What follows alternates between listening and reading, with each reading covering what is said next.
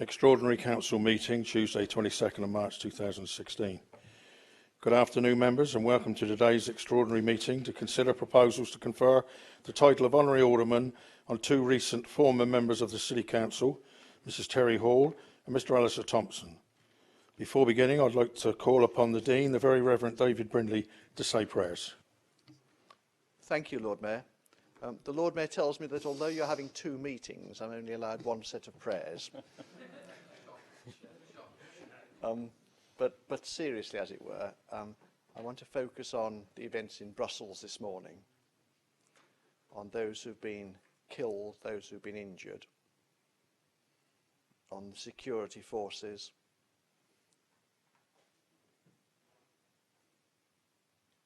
and as we pray for them and remember them, so we pray for all those in our own nation involved in the prevention of terrorism, those who seek to build a tolerant and open society, that we may work with them to bring justice and peace and equality. And in this Holy Week, when we commemorate the events of the death of Jesus and look forward to his resurrection on Easter Day, so we pray for all who are excluded from society, for those who are persecuted for their faith or their conscience. And we pray especially for the Middle East and the Holy Land, that place holy to three world faiths, to Islam, to Judaism and to Christianity, that the peace that we all long for may come to that place. We pray for this city, giving thanks for its vibrancy, its diversity, and ask that all that we say and do may be in the interests of all people. Amen. Thank you, David. You're most welcome to stay for the rest of the meeting, but we will understand if you are unable to do so. Item 1, apologies and communications. Please be seated, sorry, yeah. It's just nice, wasn't it? You'd think I'd know, wouldn't you? Apologies for absence have been received from Councillor Lee Mason. Are there any other apologies that we know of? Councillor Joe Jackson. Councillor Will Purvis is ill. Thank you. Members, filming council proceedings. Just to remind everyone that today's meeting is being filmed from a fixed location camera placed in the chamber with the intention of web streaming the recordings. The camera is being positioned so that not to visually record any members of the public who may be in attendance at the meetings. Also, for the attention of those in the galleries and in the chamber, can I strongly impress upon those present that as per the guidance displayed on the walls, the council rules strictly prohibit the filming, photography or recording of members of the public unless they are addressing the meeting, and only then if they do not actively object. Filming from gallery to gallery is also prohibited. Can I consequently remind you, or all the persons making deputations, that if any of you do not wish to be filmed, photographed or recorded when addressing the council, please indicate now so that we can advise all those present who may be intended to do so to film or photograph you to comply with your wishes accordingly. Evacuation proceeding. Also just to remind you that the evacuation assembly point is the Guildhall Square in the vicinity of the Queen Victoria statue. There are building evacuation signs displayed both in the public galleries and in the chamber itself. There is also an in-out logbook on reception for the public attending council meetings. The Guildhall staff will undertake any roll call of the public using the completed log. The officers will undertake the roll call of members and officers. Finally, signs indicating the location of the public toilets are exhibited within and outside the council chamber. Deputations. Thank you, Lord Mayor. Members, there are no deputations today relating to the business on the extraordinary agenda. Members, admission to the role of Honorary Alderman Terry Hall. Members, as you know, this extraordinary council meeting has considered proposals to confirm the title of Honorary Alderman on 2 former members of the City Council, both of whom are delighted and pleased at being considered by the members for this title. The first proposal is for Terry Hall. I call upon a proposer for the motion. Thank you. Is that motion seconded? Thank you. I'll put that motion to the vote, which to be approved will need to be passed by not less than Lord Mayor, if it's okay, I'd like to say just a few words about Terry Hall as I'm proposing it, and I know the Leader of the Council would like to say a few words about Alistair Thompson, if that would meet with your approval.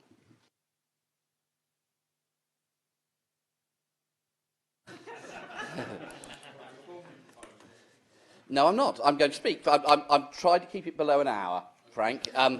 But with Terry Hall, it's difficult to speak of her qualities in less than an hour, especially as John is there. No, Lord Mayor, colleagues, I'm very happy to propose that Terry Hall is elected as an honorary alderman. She served the city well. She was elected in 2003, I think, onto the City Council. And I think she has many qualities that are very, very useful and good for us. She's championed the role of women in this city, which has been really good. So people particularly like Herta Etten, who a Portsmouth resident who invented a gas master in the First World War to protect people at the front. And she's been very keen to make sure that we don't just remember the famous men in this city that we produce, but also the famous women. Also because Terry is full of charm, intelligence, good humour, but at times she is intolerant of bad behaviour and she's intolerant of bad thought. And both of those things are good. We should not allow ourselves to be sloppy. Terry served very successfully as Cabinet Member for Culture and Leisure. And when first we went into administration, one of the first things both Terry and I saw was a report that said the King's Theatre has gone bust again.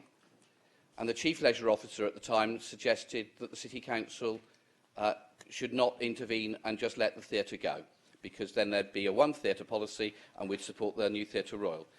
Both Terry and I thought that was wrong, but Terry's involvement has been as a long-term friend, and she's the reason there are not that many nails left sticking out of the stage is that Terry spent days, if not weeks, personally on her knees, pulling out nails out of the stage and helping restore the King's Theatre.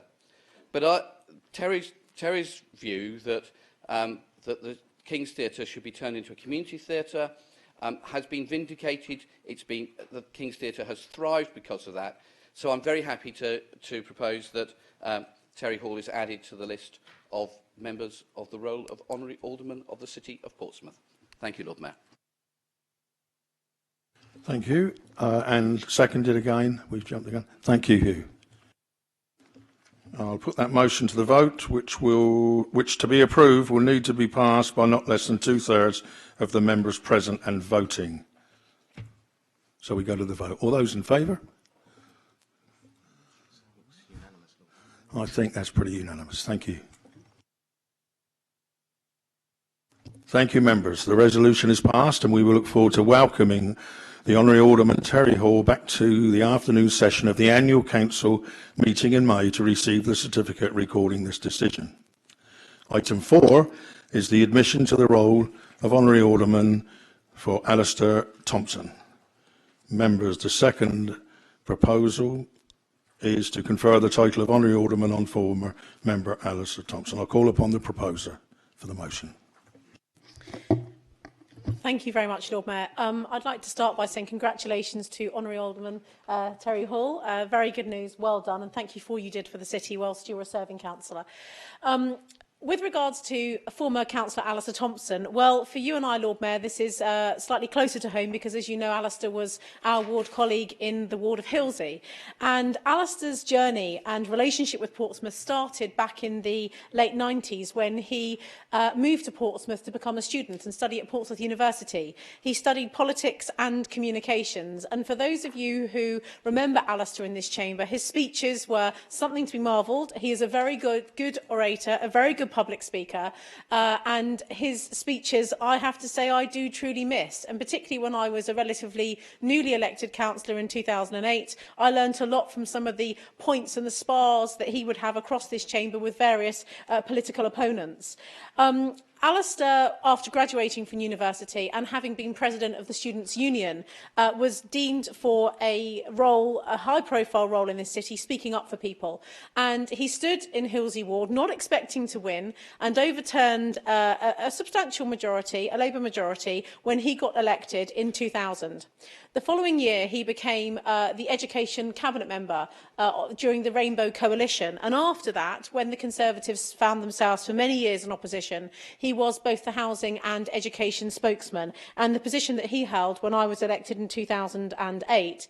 He feels very strongly about education and now has 2 children of his own and has chosen to live in Portsmouth with his wife Jess in the Eastleigh and Craneswater ward. So it really is, gives me great pleasure today to propose Councillor Alistair Thompson to the position of Honorary Alderman and to thank him formally for what he did in the 14 years that he served the City of Portsmouth here as a councillor. Thank you. Thank you. Is that motion seconded? Thank you. I'll put that motion to the vote, which is to be approved. Will need to be passed by not less than 2/3 of the members present and voting. All those in favour, members? Unanimous again. Thank you very much. Thank you, members. The resolution is passed, and we will look forward to welcoming Honorary Alderman Alistair Thompson back to the afternoon session of the annual council meeting in May to receive the certificate recording this decision. Members, that concludes the extraordinary meeting. I was just about to get up and leave, but apparently there's a bit more. We now move on to the ordinary council meeting. Members, we have now proceeded to the ordinary meeting. Apologies will be recorded as mentioned in the earlier meeting. I would like to begin today's meeting with agenda item number 1, which is declarations of interest. Members, if you have any disclosable pecuniary interest to declare in the items on the agenda before us, can you please indicate in the usual manner? Councillor Lyon.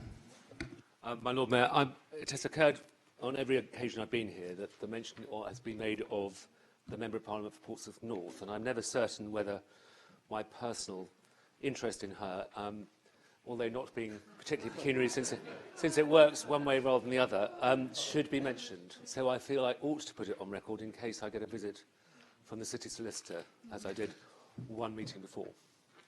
Thank you. Thank you. We're very happy for your personal interest in the member for Portsmouth North, and most of us, you know, carry on. Item 2, the minutes. It's proposed by Councillor Jones and seconded by Councillor Vernon Jackson that the minutes of the meeting held on the 9th of February 2016, previously circulated with the agenda, be confirmed as the correct record. Are the minutes agreed? Item 3, communications. I would like to advise you that the Privy Council Office has notified the Council that on the 15th of March 2016, Her Majesty the Queen was pleased to appoint Thomas Henry Floyd, Esquire, to the High Sheriff of the County of Hampshire.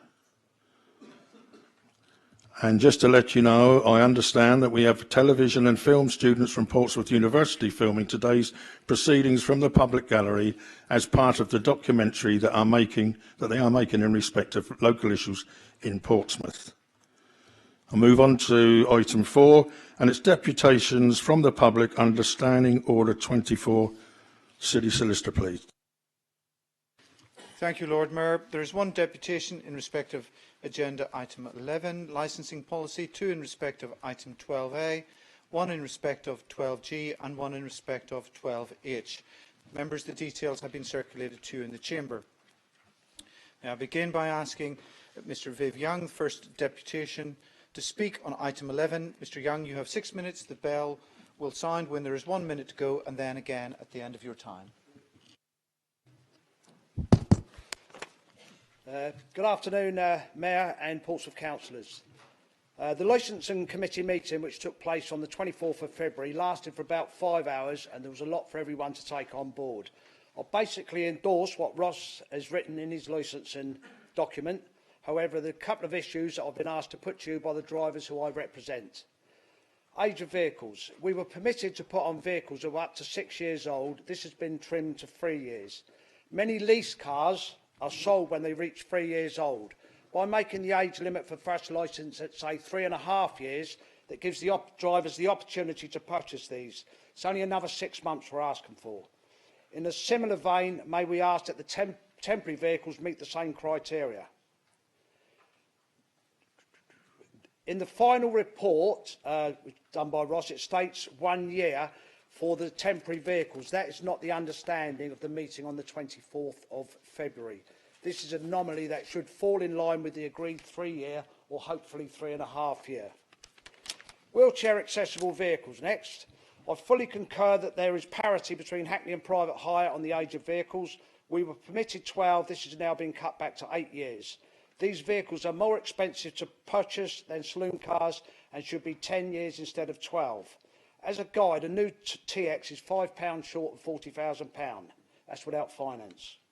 This is fairer to the proprietor as he can get another 2 years of life out of his vehicle. In Ross's document, it is quoted as saying that older vehicles tend to have a higher failure rate at the annual test and spot checks. This is correct. At the moment, I stand corrected, but a driver can appeal to the licensing committee to get extra licence time on his vehicle if he's got an exceptionally clean vehicle, etc. Is it not easier to give a 10-year licence? PCC, the council, the licensing department can always refuse to licence a vehicle if it fails a test with a catalogue of faults. What do you members suggest happens to a vehicle when it's 8 years old? Someone that spent 40 grand on a motor, when it's 8 years old, what do we do with it? In London, it is 15 years old. Many other local authorities have older age limits. CCTV. CCTV installation was inevitable. This will help the police and the council and also help to protect the driver. Portsmouth Licensing Department had met with camera supplier on the 16th of March. Myself and Scope Leasing met with them on the same day. Nothing as yet has been agreed with the supplier. We are told that all vehicles licensed after 1st of April have to have CCTV. Can I ask that this is put back 1 or 2 months to enable approved installers to get appropriate training from the approved suppliers? This can only enhance the quality of the installs. I've coped for 40 years without them. A couple of months won't do any harm, and it still achieves what PCC want. Please be aware that these units installed will be close to £600 each. Vehicles and drivers. I am going to take this opportunity to tell you about the problems we have here and at many cities up and down the country. It's called cross-border hiring. In Portsmouth City Council, we have a driver vehicle operator all under the same umbrella. But Uber and Andy cars are using vehicles from different licensing authorities. This makes a mockery of what our licensing team are trying to do, improve the image and the quality of our industry, with newer vehicles and stricter driver requirements, driving standards and disability awareness. With the anomalies we have at present, you could get a vehicle which doesn't meet Pompey Council's strict criteria, driven by a poor person with a very poor command of the English language and not knowing where Albert Road or Gunwharf is. If you want that, crack on. Finally, I would like to comment on vehicle livery. I raised this at the last licensing committee meeting and I'm unsure if this is the remit of that committee or whether the whole council has an input. We have approaching 1,300 licensed vehicles. Ross, correct me if I'm wrong on that, in our city, and I feel sure this is an avenue that merits exploring. We have numerous places of interest that could be promoted, such as the iconic Spinnaker Tower, and now we have a big wheel on the seafront. I feel that anything that promotes our city is beneficial to all of us. Thank you.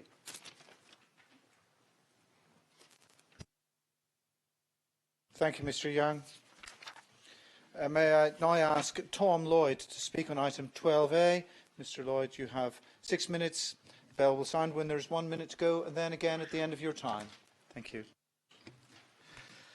Thank you, Lord Mayor and councillors. I'm going to be speaking with regards to apprenticeships. When I saw the notice of motion pertaining to the growth of apprenticeships across the city, I felt I must make a deputation, as I feel my experience and background knowledge will help elected members put the importance of apprenticeships in context. I hope to do this by discussing the importance of pathways.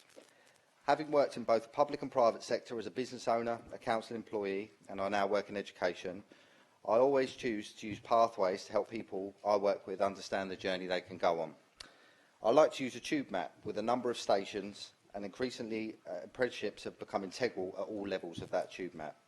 The reason for this is that society, in my opinion, is beginning to realise that apprenticeships are not just a medium to create a cheap labour force, but a tangible way to upskill a workforce at all levels. For me, it is absolutely essential that the elected members debate this national topic and support the growth of apprenticeships in the city, so that they become integral to all public services and private sector industry. This includes getting the correct delivery methodology, so horses for courses, to use a term there, for the right type of apprenticeship for the right industry sector.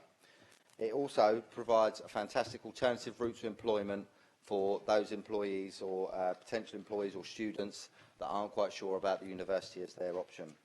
And there are also a range of different ways that I've found apprenticeships can work. So for the sector that I work in, we found that apprenticeships can often be used as a year gap opportunity for students before going to university to apply some of the knowledge they've learned. And I thought it's also important that we sign up to the We Love Apprenticeships pledge to show that these are a high quality, sustainable provision. For me, it's important that these changes happen so that there is a change in culture across Portsmouth and across the nation. High quality, relevant training. I think that there are some that need to be weaned out, but it's also that we develop a pledge to support that across the city. I think it's important that we offer better exit routes from work experience and colleges, so that when students are given that opportunity, or university as well, students are given that opportunity to experience a placement, that can then lead as part of that pathway straight into the world of work. Wages linked to knowledge and experience. Too often people take the baseline and say £3.30 it is currently at the moment, we'll pay that. Whereas I feel good quality apprenticeships will be linked to the level of knowledge and experience that individual has, and therefore the organisation is either giving time or money to support the role. And a pathway to full-time employment or an opportunity to apply knowledge, as I said. I think there will be great benefits across the city for the local economy. Obviously that's a clear win from that side, but also to raise attainment. I'm aware of a teaching assistant programme that's going on across the city that's students are going in and supporting English and maths agenda, and developing an interest in primary school teaching for males. So there's a whole range of opportunities that apprenticeships can become embedded across the city to support that pathway to employment. That's me. Thank you very much. Thank you, Mr Lloyd. Can I ask Faye Carpenter to speak on item 12A? You have 6 minutes. The bell will sound when there is 1 minute to go, and then again at the end of your time. Ms Carpenter. Thank you, Lord Mayor and councillors. I'm currently a business and admin apprentice. I'm doing a level 3 course. I work within a education sector. I started my apprenticeship in November last year, having attended college for a short while before. During school, I was always an academic student. I was deputy head girl, and I was always expected at school to go on to uni. However, I was adamant that that wasn't my chosen pathway. In year 10, I had 2 weeks of work experience at Kia Motors, doing marketing and other business admin duties. That sort of confirmed to me then that that was the chosen pathway for me, and I wanted to be within the workplace learning that. While attending college, I studied on a business level 3 course. The knowledge I gained was very useful. However, I quickly realised I'd learn more by putting it into practice. I've always been a practical learner, and I've always preferred doing things and then learning and putting it in with experience. And I find putting myself into a real-life situation helps a lot. At that point in time, it's clear that an apprenticeship was the right route for me. However, I did want to try other roles for me just to see if that was, just because of the stigma that was behind apprenticeships. I feel I was in a position at that time to compare the academia of both, as my course at college is pretty much the same as the MVQ I'm studying now. A common view of apprenticeships is that they're not academic. However, I am in the unique position to compare the two, having done the course at college. Logic told me that you can gain as many qualifications as you like and that you're able to in A-levels and degrees, but a lot of employees still look for the experience above the qualifications. I don't doubt that qualifications are really important, but I think the work experience is what sets you apart from others. Within 5 months of being in my apprenticeship, I've noticed that I've been exposed to many different working aspects within the environment. I've been trusted with the responsibility of information systems, attending meetings with external and internal colleagues. The apprenticeship has given me the insight to different fields and the different success within apprenticeships. I oversee processes at the moment with enrolments to apprenticeships, which is really interesting. It has a direct effect on the success of them. That has increased my confidence and my ability to do things like that and the self-esteem. Many people can benefit from apprenticeships, especially the apprenticeships I feel that encourage people to absorb the ethos and value of communities and the company itself, which allows the employer the opportunity to shape and effectively form and mould that apprentice into a desired employee with the soft and transformable skills needed to prosper. Apprenticeships are crucial for the economic development, which meets the needs agenda, encouraging young people to progress and develop. Improving attainment citywide is also important in Maths, English and ICT, which can be achieved as apprentices will have the opportunity to either resit their GCSEs and functional skills. I myself am currently resitting my Maths GCSE, and it helps me to get the whole package, which I will need to take on further in life. It's better for the community as well for young adults to be employed and in training. I feel it improves the communication and networking between local businesses, colleges and schools.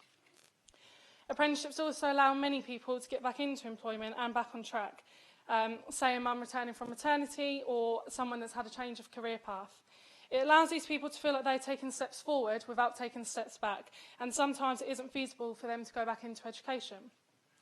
Personally, I feel I'm very well driven, and even though I'm not certain of my exact career destination or goal, I know that I want to be learning every day to holistically improve my prospects.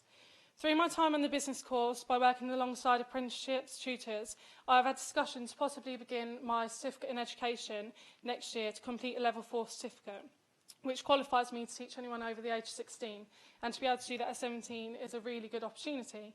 I don't think I would have got that if I'd have stayed at Highbury College doing the course I was doing there. Through the time, in terms of anecdotal evidence, personally, I don't know anyone that hasn't been successful within their apprenticeship or that hasn't been able to find a career in their chosen path. In my personal experience, I feel often many young people are lost in the league table of results and numbers through school and mainstream college, and the focus on personal professional development and progression is obscured. The idea of an apprenticeship is that learner-focused, and we are learner-focused and it is learner-led. And as the apprentices, we are the pivotal point for any decisions that are made through our learning and development. And that's why I think apprenticeships are very important for us all. Thank you, Ms Carpenter.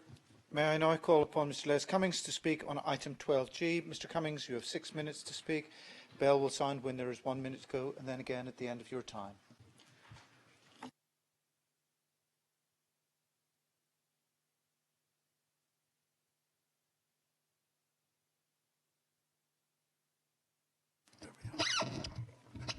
Oh, there we go. Right. Good afternoon, everybody.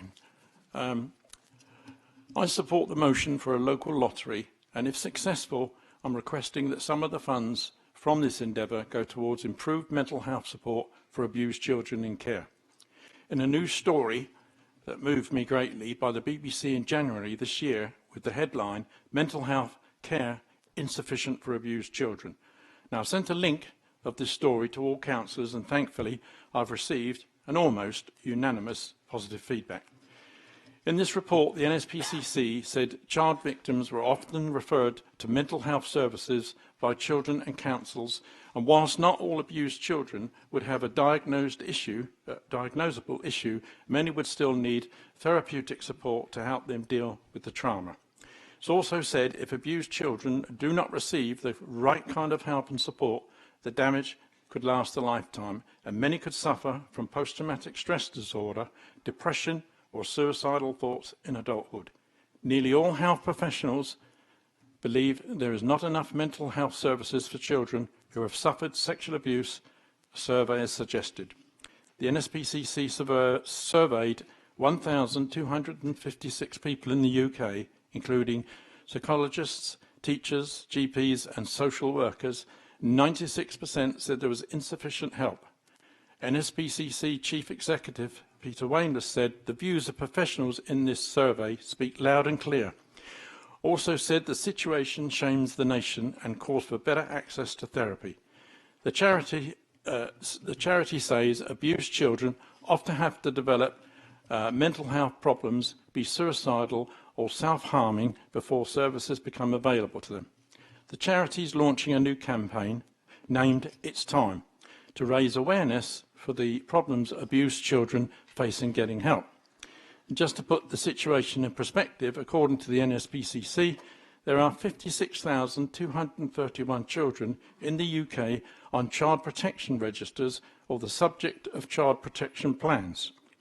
Police recorded 36,429 sexual abuse offences against children in the UK in 2014 and further reports year-on-year increases in these offences. It's also a local issue here in Portsmouth. I invite you all to put aside political differences and take the lead in assisting these children. Therefore, I'd like consideration for some of the funds from this lottery, if approved, to assist children in Portsmouth who are in desperate need for therapy to deal with their traumatic young lives before some of them are forced to take desperate measures, as cited in this BBC report. Sure, it's possible for someone to liaison with the NSPCC with a view to setting up some kind of rigid directive to the NSPCC that these funds be strictly designated for the therapy of abused children. It really can't be that difficult for a structured and professional setup to be put in motion. There's a desperate need for professional help for these vulnerable young children so that the terrible experiences they've had to endure in their young lives do not make them become embittered or disillusioned in adult life. As some of you are aware, I'm personally very experienced in childhood post-traumatic stress disorder, post-traumatic stress disorder, and that hasn't been professionally addressed and the long-lasting ramifications. This surely is a brilliant opportunity for this council to come together in unison to demonstrate what togetherness can truly achieve. It's not about me, and it's personally not about you, but for those many lost children and broken children who can only hope that people like you care enough to help alleviate their pain and give these children a brighter future. So please give this serious consideration to my proposal today. And on a final note, I want to offer, it would be hypocritical of me not to do this, I'd like to take the opportunity to offer an unreserved, genuine apology to anybody that I may have offended over the 8-year-long campaign that I had fighting for my day of justice from Portsmouth City Council. I'm giving that genuinely. I hope it's accepted genuinely. Thank you very much.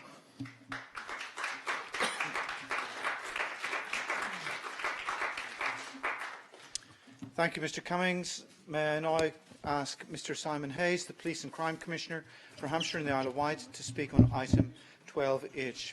Mr Hayes, you have 6 minutes. The bell will sound when there is 1 minute to go, again and then again at the end of your time. Thank you, Mr Hayes. Lord Mayor, thank you very much. I'm very pleased to have the opportunity to speak this afternoon because over the last few weeks I've become quite disturbed about the impression that the residents of the city are being given as to the future of police stations within the city boundaries. And you'll have seen headlines in recent Portsmouth news that the city could be left without a police station. Well, this is piffle, and I've come here to tell you that and explain to you exactly what we're proposing for the city. Now, shortly after I was elected in 2013, I reviewed the estate strategy for Hampshire Constabulary, which covers the area of all of the County of Hampshire and the Isle of Wight.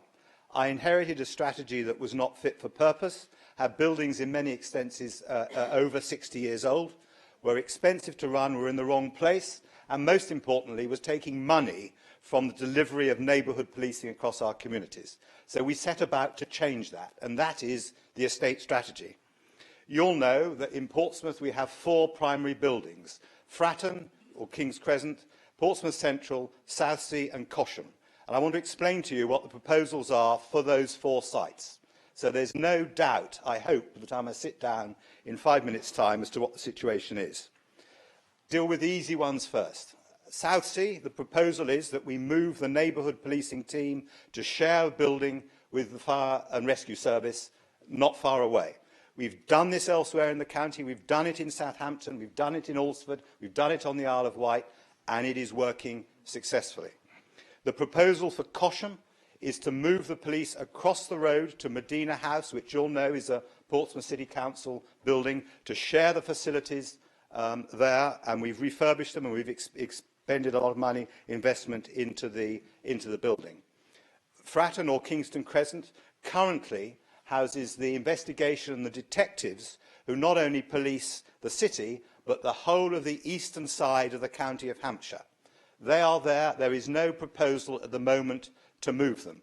There is no, and there hasn't been for some while, public access to that building. It is for detectives and other necessary administrative parts of policing.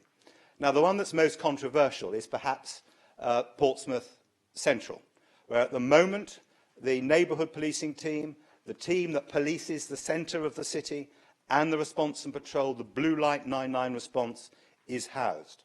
The proposal, in fact, it's more than that, is going to happen. By the end of this year, it will have moved into offices that we're refurbishing at a cost of nearly £1 million at the back of the Civic Centre and occupying the car park that is at the rear of that building. And that is being done in partnership with the City Council. So the neighbourhood policing team, which polices the centre of the city of Portsmouth, will be based across the road from here, wherever that, over there. So it's in the city. So there's no suggestion of it moving to Havant or to anywhere else. That's where they're going to be. That will leave in the current 9-cell custody block, which not only deals with the city of Portsmouth, but also people who come from a wider area. That is what we're proposing at the moment. Where we're having difficulty is the desire to bring together what I've just described exists in Fratton, Kingston Crescent, with what is going to be left over in Portsmouth Central.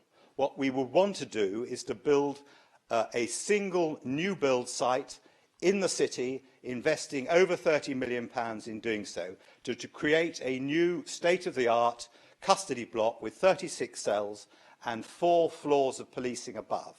Original intention was to have an identical building to that which we're currently building in Basingstoke. And we're calling these police investigation centres because they have the investigation team on it, they have the cells below, and other bits of policing, including the capability of storing and preserving evidence as necessary. Now, the problem that we've had uniquely in the city is unique in many ways, and this is one of them, is that we cannot find 3.5 acres of land within the curtilage of the city that meets our requirements. The requirements are that it doesn't flood, that it has a 15-minute response time or travelling distance from anywhere within the city, and also slightly north, because this custody centre will have visitors from outside the city as well. That's what we want. That's what we're looking for. That's what we haven't been able to find. Now, last week I announced that with the support of the city, we've identified a site. I believe this is the last opportunity that we will be able to find a 3.5 acre site that suits our needs within the city area. If we can't agree this, if we can't get a deal, then plan B will be not to move out of the city. I'm committed, and I have been from the beginning, that policing will remain in the city. Plan B is that we look for 2 sites. One, to rebuild or to build a new 36-cell custody centre, and another to accommodate in a more efficient way what is currently at Fratton, Kingston. Lord Mayor, I hope that that will inform the discussion that you're having on this issue later on. And I would say finally that the cost of doing all that is coming from the sale of assets that we currently have. There is no additional cost to the taxpayer or to the residents of the city of Portsmouth. Thank you very much. Thank you, Mr Hayes. May I thank you all for your deputations today, and that brings those to the end for this meeting. If you'd now like to retire to the public gallery, please do so if you wish to listen to the rest of the meeting. Lord Mayor.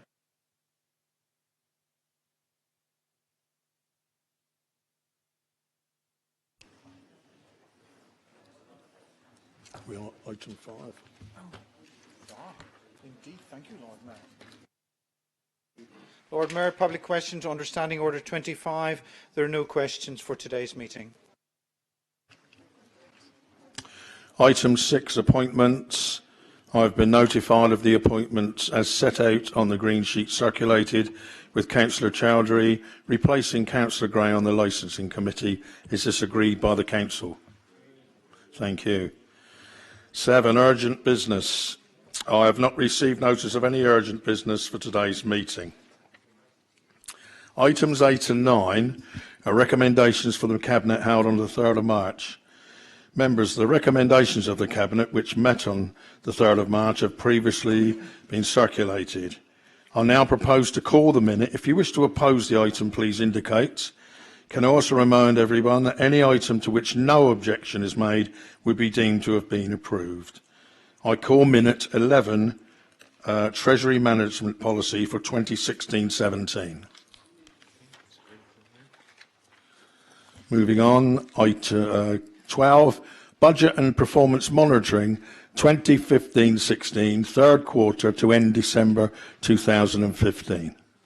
Oppose, my Lord Mayor. Thank you. Where's this? As it's been opposed, you now call on the leader. Yeah, as there is an objection to the minutes, I now call upon the leader. Thank you very much, Lord Mayor. In front of you, you have the City Council budget, Council Tax 2016-17 medium-term budget forecast, taking us up to 2017-18, 19-20. This has been through the Cabinet meeting last week, following the Council meeting in February, where we set the budget, the revenue budget and the capital budget. And so the report stands before you as agreed by Cabinet last week.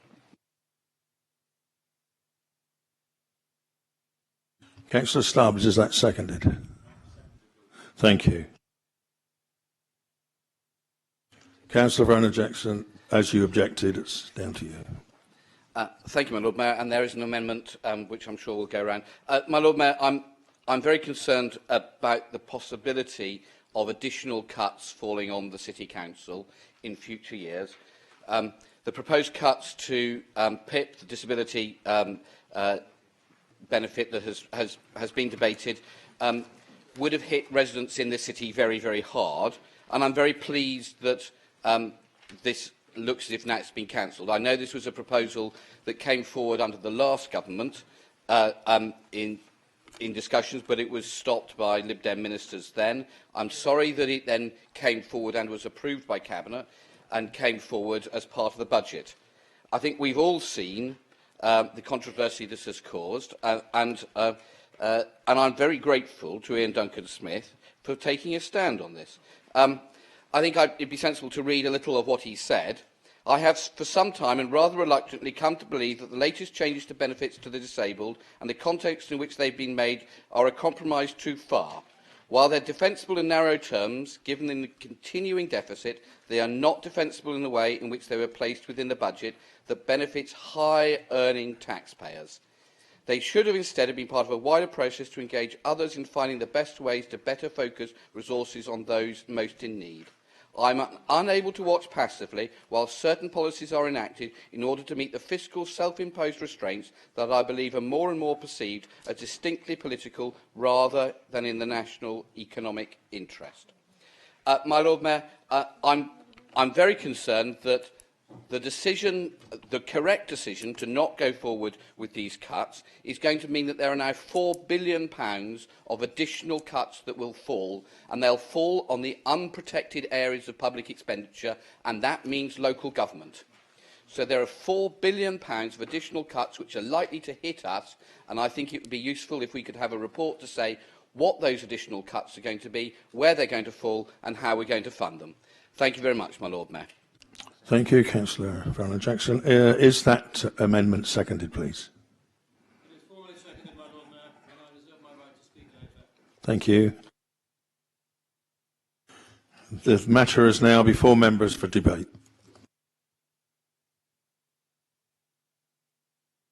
Councillor Stubbs.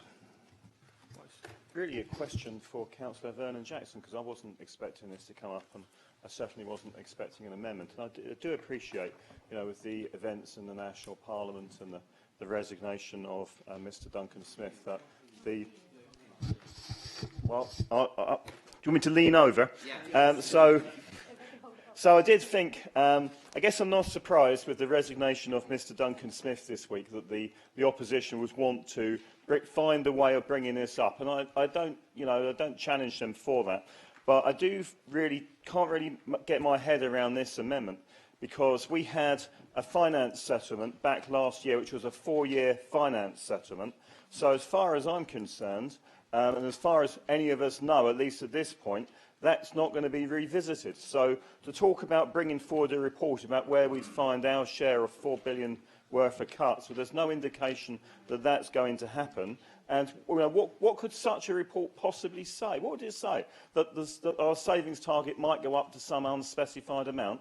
I mean, that's not really adding any value as a report. It reads to me really about trying to make a political point and about wanting to say something about events in Westminster when we're just trying to somehow find any excuse to tie that into the local authority budget. But for me, these two items are not connected, and I find it very difficult to see how a report could have anything meaningful in it and would just be a waste of time to prepare and to debate.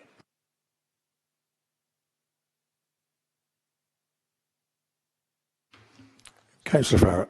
John. Thank you, Lord Mayor. A bit like Councillor Stubbs, I wasn't expecting this to come forward, although not entirely surprised at the opportunity that Councillor Vernon Jackson has taken to put this forward. I recognise we've got a long agenda today, and you know me, Lord Mayor, I wouldn't want to extend proceedings. I know you missed me last month, and that still didn't shorten proceedings. So there you are. It's not all down to me, but I feel that I have to get up and say something on this because of the opportunity that Councillor Vernon Jackson has taken on this. We can all see the chaos that we have at the moment at the top of government. I don't think that's helpful, certainly not helpful to the Conservative Party. It's not good for the country at the moment to be in that position where the government's budget collapses within a week. And there is a point here, what's going to happen in terms of the £4 billion that was set aside and was going to be raised. I don't think the Chancellor's got a clue what he's going to do about that. I don't think the Prime Minister has got a clue, and that's clearly rather worrying. But the Liberal Democrats, I'm sure I don't need to remind people are well aware of the Liberal Democrats' role under the last government, but maybe just a reminder to people about the bedroom tax, for example, which we as a Labour group have opposed persistently here in this council chamber and moved motions and given the Liberal Democrats every opportunity to oppose that pernicious bit of legislation, and they have refused to do so. They were part of the last government that set the direction of travel in terms of the welfare cuts, and to attempt now to try and disclaim any responsibility is chutzpah at the highest order. They were part of that government. The Deputy Prime Minister, Nick Clegg, remember him, Liberal Democrat, the guy that Councillor Vernon Jackson used to have a hotline to when he was the 22nd most important Liberal Democrat in the country. That was just over a year ago. They were part of that. So please don't try and deny that. So I think this amendment is pure opportunism. We will abstain because clearly we disagree with the cuts that the government have been implementing. We're pleased to see, actually, that the welfare cuts aren't going to go through, but we're concerned about where they're going to find them. But we cannot support this amendment.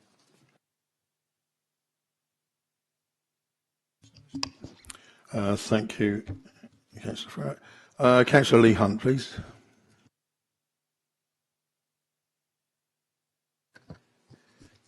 Lord Mayor, I think that in answer to Councillor Ferret, because he does make an attack on us, he always makes an attack on us and very rarely makes an attack on the Conservatives.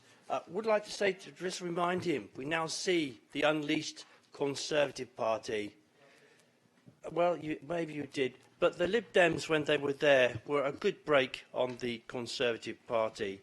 and we heard David Laws talking about that over the weekend, and we heard from no less a person than the Minister for Pensions and Work, Ian Duncan Smith, and he agreed that the Liberal Democrats in government were indeed a brake on what the Conservatives were doing. And we do hear, as Councillor Vernon Jackson said, that the Conservatives would rather tax and cut the benefits and harm the less well off, as Ian Duncan Smith said, less able to pay, and pass those benefits and those taxes across to people who can pay. Now, I'm not saying that, although I agree with it. That is the Minister of State, a Conservative Minister of State, somebody who is well, we're told, has a marvellous track record at improving welfare for people across our country. It's not us saying that, it is the Conservative Minister, the former Conservative Minister, Ian Duncan Smith. But, thankfully, he has caused, amongst others, to get the PIPS cuts, the benefits cuts, reversed. But it does mean these welfare cuts that were going to be imposed, of course, have got to be found. And from everything that he has said and from everything that new Secretary of State has said, they have made it clear they're going to make it from the unprotected areas. And as Councillor Ferret says, that, and Councillor Vernon Jackson says, that means local government. And that means local councils. So at least forewarned is forearmed. It would be a very good thing for the council to look into the future now and see what savings can be made. And by being forewarned and forearmed, it just might well mean that if we look at it now and see how we can work cross-services across the city with partners and begin it now rather than salami slice when it comes along in a hurry in the autumn, that we would be better prepared rather than just waiting for it. So I think the amendment from the Liberal Democrats is a sensible thing to do, to look ahead. I suspect probably the officers will probably go away and start looking in any event because they know that these cuts are going to come. But really and truly, if you do it together with the people who are going to be affected, it would be a good thing to do. We've already seen children's centres closing, fire engines gone, police numbers reducing, a whole host of children's services gone, youth services deleted. There's a lot more worse to come now. So I hope at the upcoming elections people will send a very strong message to this Conservative government. Thank you, Councillor Hunt. Councillor Hugh Mason, please.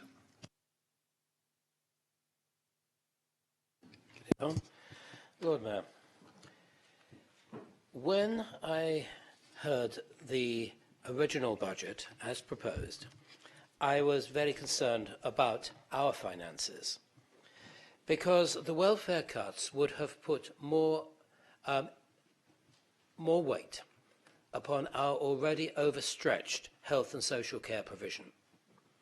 As you will note from page 125, section 5.2 of the papers in front of you, the health and social care budget, we have an overspend of 2.5 million. The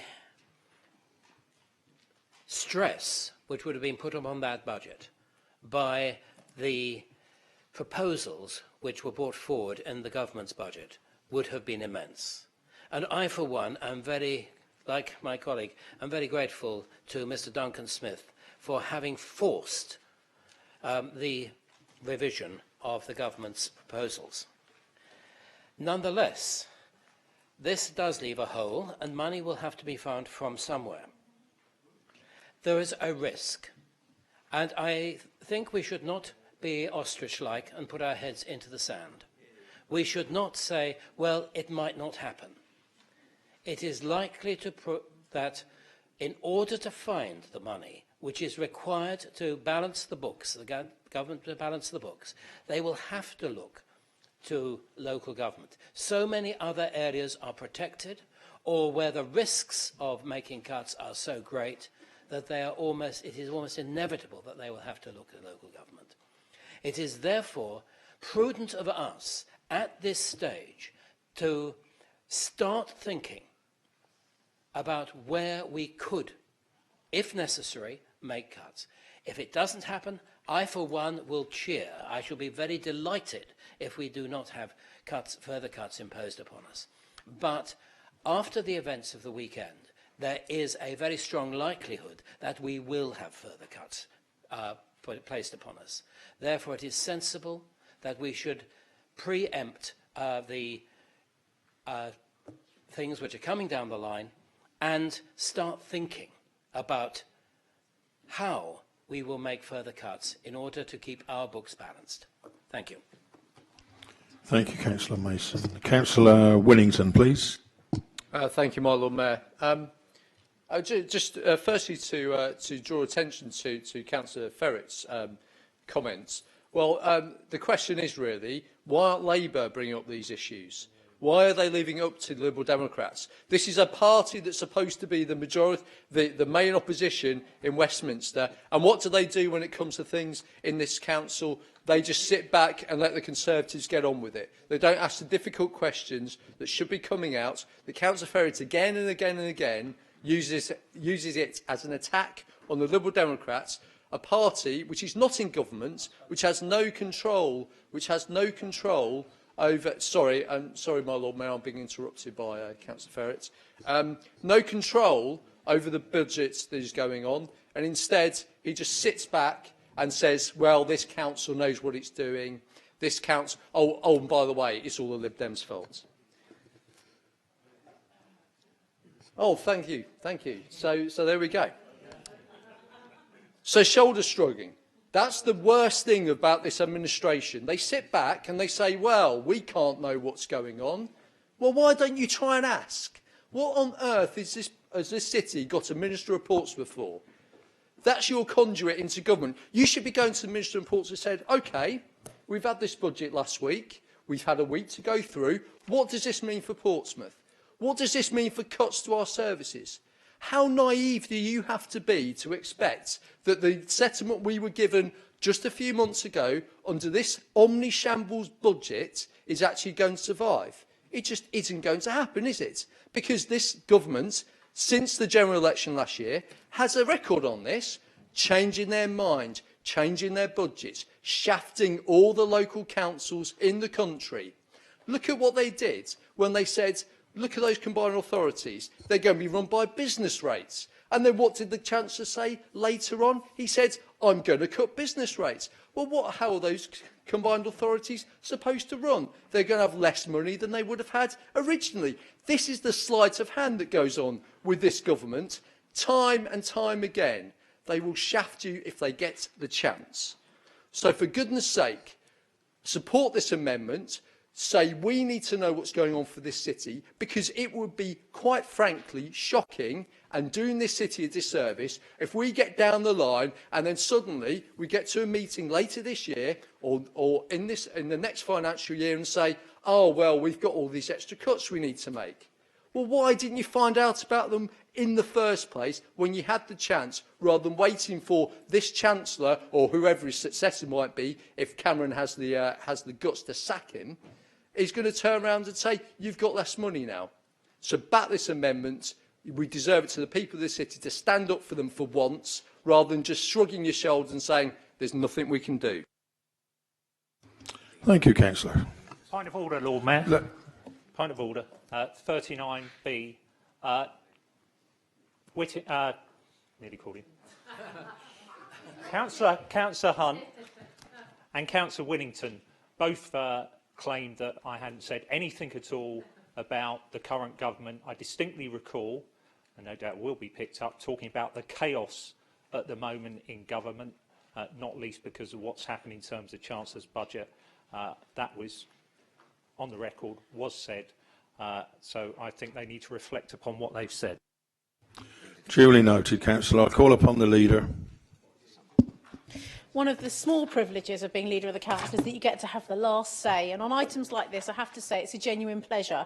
I'm going to start with the ninth most important Liberal Democrat in the country now, after the fact they only have 8 MPs, and that's Gerald Vernon-Jackson, to say that actually I'm happy to subsume the motion here, asking for a report to be brought to Cabinet, because quite frankly, it won't take us very long to read it anyway. And I shall come on to the reason why in a minute. And that's because this government has given local government for the first time a 4-year settlement. That's very important because it allows us to plan ahead with our financial spending and how the cuts will be made over the next 4 years for the remainder of the government. And I do welcome that very much. There is no indication that the £4 billion that needs to be saved will be coming from local government. And in actual fact, the Chancellor made a point of saying in his speech that local government has taken the lion's share of the cuts so far. And I know that the Secretary of State, because I met with him 2 weeks ago, is very focused on this point, Mr Greg Clark, and he appreciates that we have done a huge amount to help the government since 2010 rebalance the books. What I would like to say, Lord Mayor, about the report before us today, about this third quarter budget monitoring report, is that you will notice that this is the first Conservative budget that we will be closing down on the 31st of March in a quarter of a century in this city. We set this budget, we're closing it down. You'll remember last year we inherited a budget from the Liberal Democrats and we closed down their budget. And I will come on to that in a moment. But in this budget report you have before you today, very disappointed that colleagues from the Liberal Democrat Party in Portsmouth have failed to mention that we are transferring over £2.2 million into reserves because we have been able to manage the city's coffers so well. And this is at the end of the third quarter. And let me tell you, that's going to go up by the end of the fourth quarter. In addition to that, we're also transferring over £1.4 million into our capital reserves because we appreciate that this lot neglected our children's schools for a decade. And so we will be investing in them.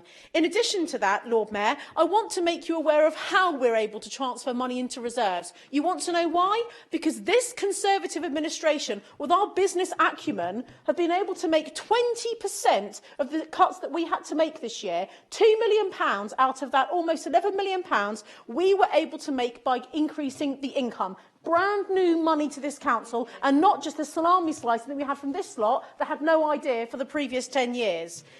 In addition to that, Lord Mayor, I think it's slightly rich that the ninth most important Liberal Democrat in the country, because they don't have many, and that's the Liberal Democrat parliamentary candidate for Fareham, Councillor Matthew Winnington, is giving us lectures on the Conservative government and on the Labour Party. I think he's alluding to them being irresponsible today in the council chamber for not attacking the Conservative administration and for not attacking the Conservative government. But actually what we have here are councillors in this council chamber who have year after year, month after month, put Portsmouth before their own vanity party politics. And I would like to say thank you very much for your maturity and grown-up attitude towards the running of this beautiful and amazing city.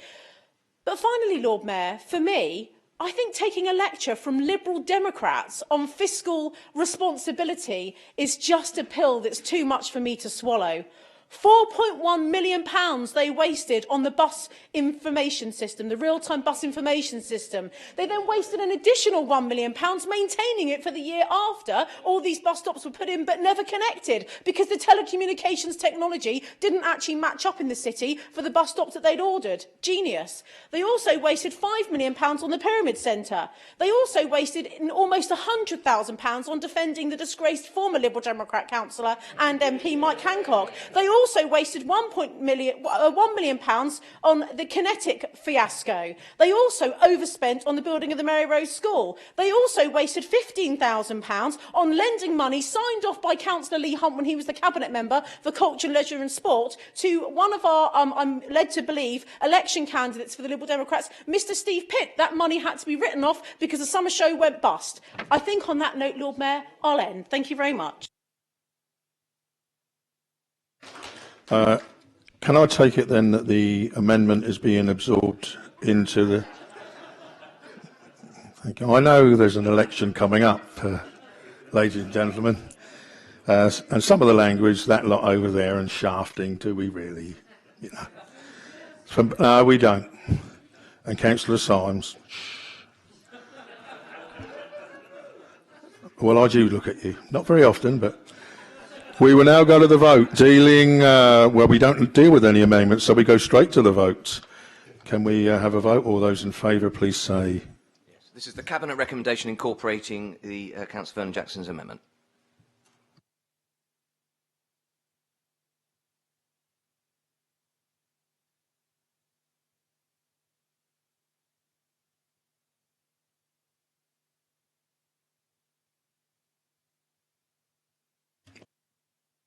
Those against? Any abstentions? 2 abstentions, that's carried. We move on to item 10. Recommendations from the Employment Committee held on the 15th of March. Members, the recommendations of the Employment Committee, which met on the 15th of March, are previously circulated and are attached to the green sheet for ease of reference. I now propose to call the minute. If you wish to oppose the item, please indicate. Can I also remind anyone that any item to which no objection is made will be deemed to have been approved. I call minutes for the pay policy statement. Object.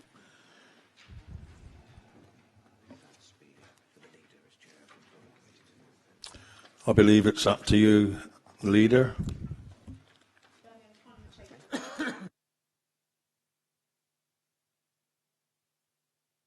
Thank you very much, Lord Mayor. We had this report at the Employment Committee last week, and I understand that it went through with unanimous support at the Employment Committee. This is a retrospective report, actually, that comes before full council at the end of the year, which is slightly odd, I have to say, to indicate how we pay staff, different levels, senior managers, lowest paid, how it works across the whole of the organisation.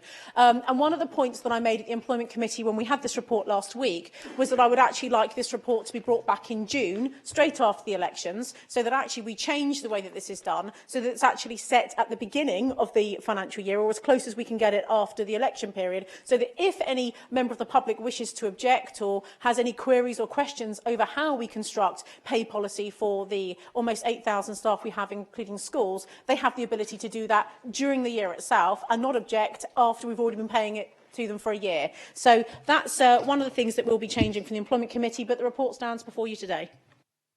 Thank you. Is there a seconder to this? Thank you, Councillor Starr. Councillor Vernon Jackson. Colleagues, I think Donna is absolutely right with all of that, and this is a report that we have to look at, and it's retrospective. But if I could take colleagues to page 157 in their agenda, and then to the third paragraph down, you will see their reference to, I think, one of the things the Council has done best over recent years, and something we did last year, which was agree that we would pay the living wage to all our employees as defined by the Living Wage Foundation. Colleagues, I had asked to put forward an amendment to say that I'd like something to be a report to go back to the Employment Committee, but Mr Lawther says that according to our rules we're not allowed to do that. The reason I'm rising to say is that I think we did a really good thing in 2014 when we decided to pay the living wage, and I'm really disappointed that this year we've decided to stop paying the living wage. So we're stopping paying the living wage to our lowest paid employees. The report that came said that there were 3 options we could look at in terms of what would happen to those people who were being paid the living wage. And the conclusion the Employment Committee came to was that we would freeze their wage. We'd freeze their wage at £7.85 an hour. We would not uprate it, as the recommendations of the Living Wage Foundation say. We would freeze it. And my concern is that, having done a really good thing to address low pay in this council, after 1 year we're walking away from that. And everybody else in the council, every other employee, will get a wage rise, except those people on the very, very lowest wages, £7.85p an hour. And we've decided as a council that those people on the lowest possible wages will get a wage freeze, not a wage rise. Everybody else will get as part of the national conditions. So, my Lord Mayor, I would hope that we could look again at this. I think the majority of councillors here would want to pay the living wage, as defined by the Living Wage Foundation, to the lowest paid workers who work for the City Council. And this is my only route to try to say to people, can we think about this again? Can we look at making sure that the lowest paid people in this city who work for this council do get a pay rise, along with everybody else from the chief executive downwards, and in the report it shows what we pay to our highest paid staff.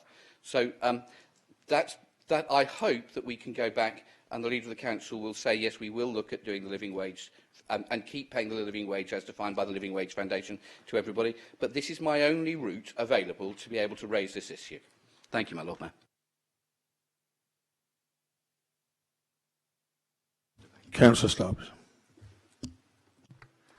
Thank you, Lord Mayor. I think I must be having a bit of a failure of logic here, because not 10 minutes ago I was listening to Councillor Winnington, Councillor Vernon-Jackson and others saying, well, we had to be prepared to, in order to make much larger savings, we had to plan ahead, we had to be prepared and able to absorb millions in new savings. And here we are, a couple of minutes later, talking about new expenditure.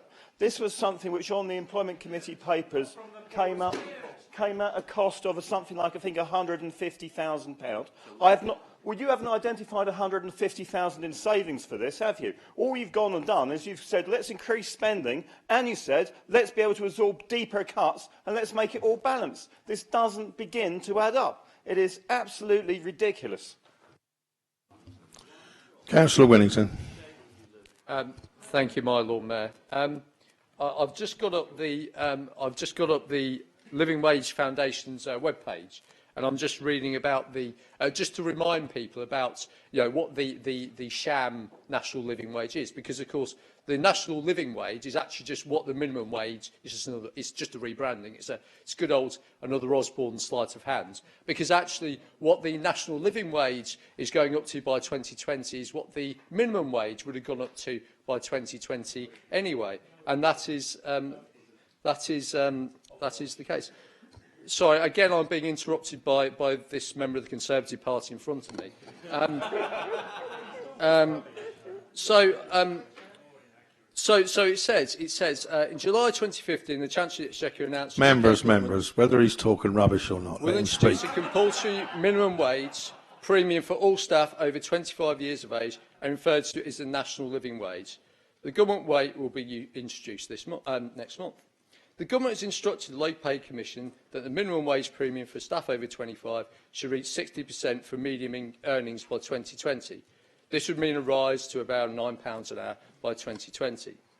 The government rate is separate to the living wage rate calculated by the Living Wage Foundation. The government rate is based on median earnings, while the Living Wage Foundation rate is calculated according to the cost of living. So there we go.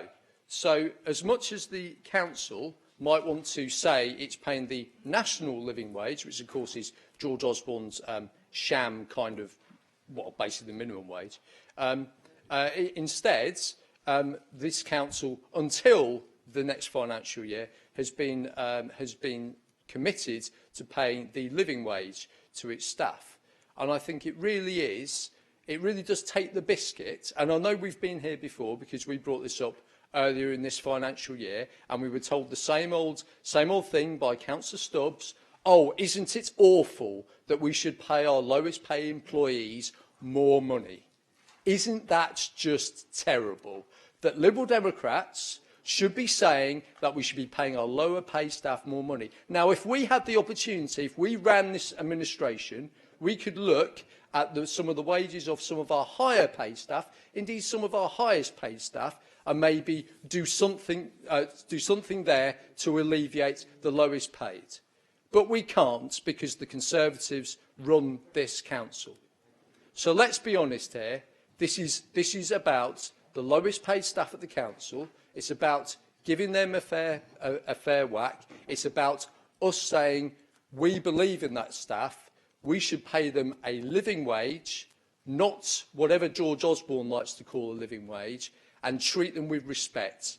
If that doesn't happen, if we're going to say we're not a living wage employer anymore, then what kind of impression does that give to anyone else in the city, any other business that is also thinks, well, if it's okay for the council, it's okay for any business, we can pay them peanuts. Thank you, my Lord Mayor. Thank you very much. I call on Councillor Hunt, please. Well, Lord Mayor, thank you for calling me. Absolutely right. We've got the obscene spectacle of a Conservative party, the Conservative, well, I'm running into the nasty party. They really are the nasty party. The Conservative Party in Portsmouth does not want to pay the living wage. That's it, full stop. And Luke Stubbs, Councillor Stubbs, I beg your pardon, Luke, jumps up and says, oh, it's going to cost £150,000 a year. Well, out of a budget the size of Portsmouth, we can find £150,000 a year. Or I can find it for you straight away, Luke, because you deleted the parking zones in central Southsea at a cost of £150,000 a year. So I found it for you straight away, didn't I? But on top of that, you go on about us wasting money. Yeah, local government makes mistakes. Everybody makes mistakes. But the point is, you point to our mistakes already. You brought a park and ride to Southsea, which we were told by the professionals who run the executive in the city wouldn't work. You spent £100,000 on that. You're spending another £140,000 on reversing the North End changes. So we can find the money for you too. But also, what else are you doing to our city? You claim income streams. OK, they are there. But we look at the one that Councillor Symes imposed this week. £1,200 a year now to run about on Southsea Common, if that's what you want to do. To run about on Southsea Common, you've got to get a licence from the City Council from now onwards, and you've got to pay them £400 a quarter. And what was worse about it was she thought it was a year, till I pointed out to her she hadn't read her report. It's actually £1,200 a year. Absolute incompetence from the administration. She didn't even know, yet she still made that decision to charge people £1,200 a year to run about on Southsea Common. And look what they did. One of the first things that they did when they got in was to put up the parking permits for people on the Southsea seafront from £275 a year to £1,200 a year. So no wonder they're getting more income streams. And I would argue to pay the living wage. Point of order, Lord Mayor. Misrepresentation 39B. When I made the decision, Councillor Hunt, I was well aware of how much it would be, and £1,200 to ensure the safety of people on the common, to ensure that the person taking them for their training has adequate qualifications, is very important. To make sure they have public liability insurance, so they don't, in effect, sue us when they fall over, I think is the most laudable thing to do. Well, forgive me for getting into both councillors actually were straying away from the minimum wage, the living wage, or any other wage. Thank you, Lord Mayor. Councillor Swan was there. She knows full well that Councillor Symes did not know that she was making. She knew it at the end because the officers told her. She cocked it up, Lord Mayor. So, Lord Mayor. Lord Mayor. Thank you, Councillor Symes. So, Lord Mayor, we've got a position. The living wage is going to cost the City Council £150,000 a year. It's about priorities.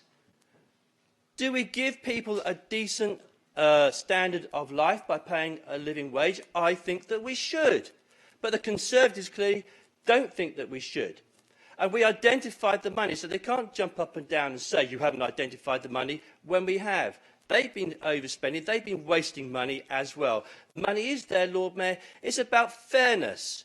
It's about fairness for the people that we employ, and the living wage is about fairness, and we should pay the living wage, Lord Mayor. Thank you for letting me speak.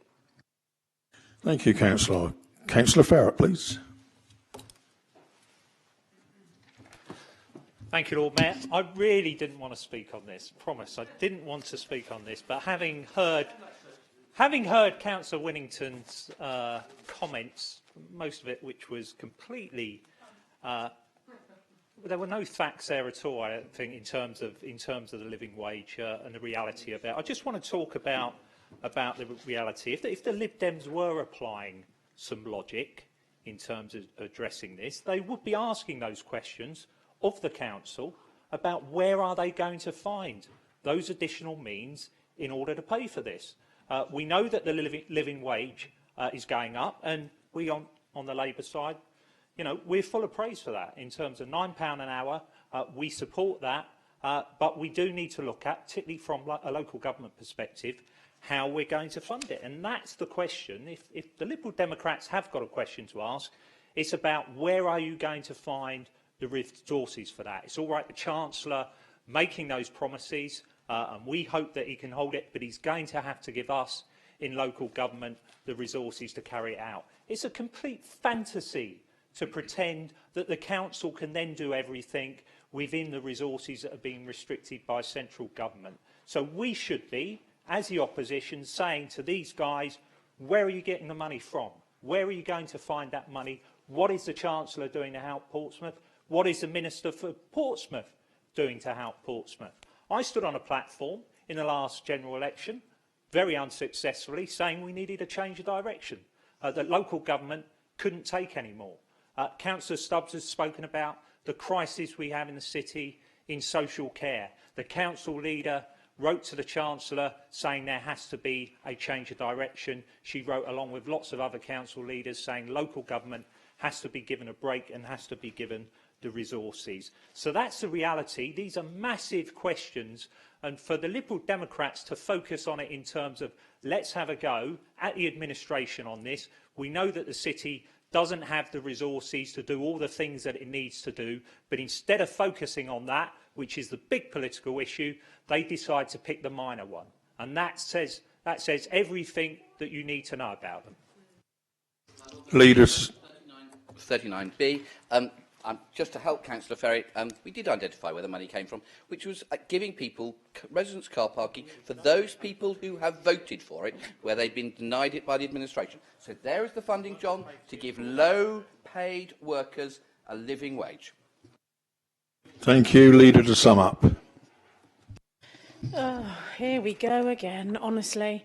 Right, OK, a relatively straightforward report that comes through every single year. And guess what? The last one before the election, the Liberal Democrats have found a political attack line in it. Well, there's a surprise. Well, what I've got to say is this. Yes, disappointingly, Councillor Vernon-Jackson isn't able to make an amendment to the report before you today, which is here for noting, being sent from the Employment Committee. So that's to explain people up in the gallery, particularly students, the technicality around that. However, Councillor Vernon-Jackson and some of his colleagues were present at the Employment Committee and voted unanimously on what's before you today. You probably can't believe that, but they did. But instead, they chose to bring it here today when they've got a bigger audience and the press to actually make their amendment supporting the national living wage. Now, I want to clarify some facts around the report that's before us today, and that is that no employee of this direct City Council, Portsmouth City Council, is paid the minimum wage in the UK. I'd like to place on record my thanks to the government, who have just increased the minimum wage in the United Kingdom from, I think it was £6.90, it's gone up to £7.20. And that increase for some people will make all of the difference each month and each year. So I'd like to place on record my thanks. In addition to that, I'd like to make absolutely crystal clear that we are paying the living wage in this city. We are not paying the minimum wage. We pay our staff, our lowest paid staff in this council are paid considerably more than the minimum wage in the United Kingdom. The National Living Wage Foundation, that the Liberal Democrats are now such supporters of that they are no longer running the City of Portsmouth, are a very active political lobbying organisation who are trying to do good for the lowest paid people. We understand that. But I've spoken to people and had advice that they think the National Living Wage Foundation would like the minimum wage to be somewhere in excess of £10 by the end of this term of government. And I can tell you at the moment it's £7.85. They are asking for it to go up to £8.20. And for this council, I can tell you what putting people up to £8.20 right now will cost us. It's not actually the figure that you've had quoted to you. When you include the schools that we also have employment and statutory responsibility for, it's actually £595,000. That's made up of £456,000 of the lowest paid school staff, so dinner ladies, cleaners, etc., and then £139,000 for direct PCC staff. So actually, it's almost £600,000 that we would have to find when we we already have a struggling children's social care department. So this is yet another opportunity by the Liberal Democrats to stick that political knife in, give it another twist and waste yet more taxpayers' money today when this report should have sailed through, because you had your opportunity in the Employment Committee last week and you failed to say a single word about it. Point of order 39B. My Lord Mayor, the figures are entirely incorrect. As the Leader of the Council says, we would have to find £130,000 from the City Council. The rest of the money comes from schools. So trying to say the Council has to fund it is entirely incorrect and not true. Lord Mayor, point of order 39B. The head of HR is sat here and he's given us very, very specific advice over the employment risk to this council as the employer, because legally we have the employment and statutory responsibility for schools, and at the moment we cannot force schools to pay £8.20 an hour, and actually they need that money to run the schools, because not this lot. My colleagues from the Liberal Democrats left education in this city in such a diabolical state that the schools are spending a lot of their reserves at the moment. They've given us almost £2.5 million of their reserves to help build classrooms and improve the state of the schools in this city, because they are in such a shambolic, in some of the schools are very, very badly looked after indeed. But we're sorting it out. The Tories are here now and we're getting on with it, Lord Mayor. Point of order 39B. My Lord, again, completely incorrect. The advice we had from the head of HR was exactly the same when we brought in the living wage. It said that there was a risk that schools might take us to court. Nothing happened. Nothing happened. We were protected from it. What has changed? I'm sorry, members. So, my Lord Mayor, let's come to a conclusion. Are we going to pay the living wage or not? Councillors, have we got two HR sections in the council? So we're talking, but it seems like we're talking to two different people. And on that, Lord we will Mayor, move 39B, to the I'm vote. entitled to be heard. 39B. That is incorrect advice. It's been passed by the Leader of the Opposition. Legal advice he's trying to misrepresent. That is not what the head of HR said. The head of HR said that there could be a legal challenge to us as the ultimate employer if there is a disparity of payment to the lowest paid staff between PCC and schools. He did not say that the schools would challenge us. Moving to the vote. Employment Committee recommendation. All those in favour?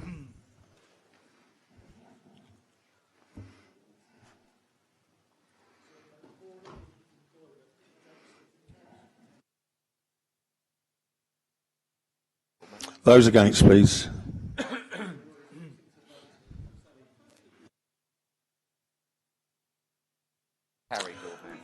Members, that's carried. We're moving on.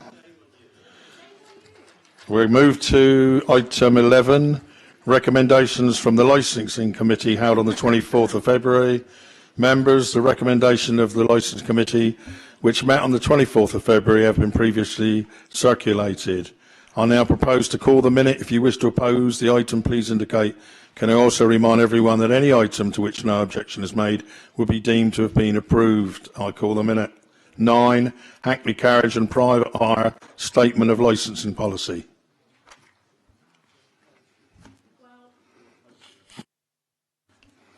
Leader. Thank you, Lord Mayor. Yes, I'd like to have an amendment in my name passed around the chamber, please. It's a very simple one, and it's to... OK, I'm going to wait for her to introduce.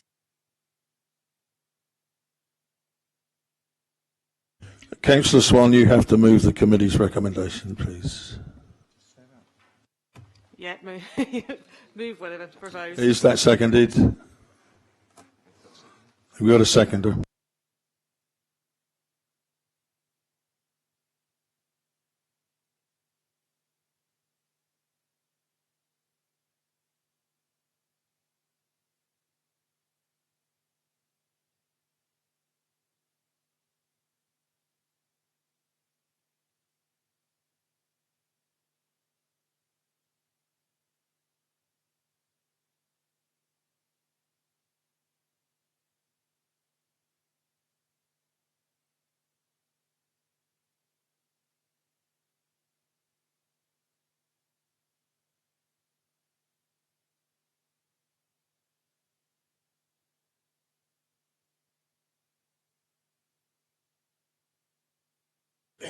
Would you like to move?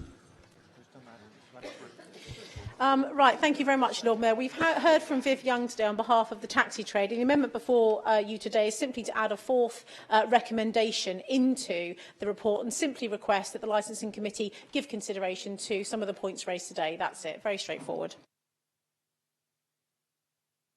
Councillor Vernon-Jackson.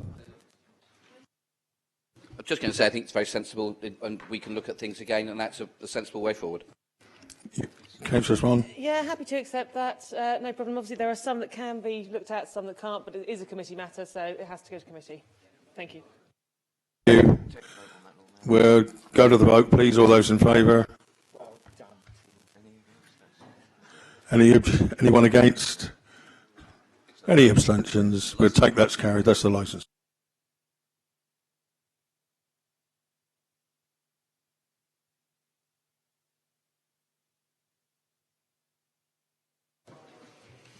No, I'm about to say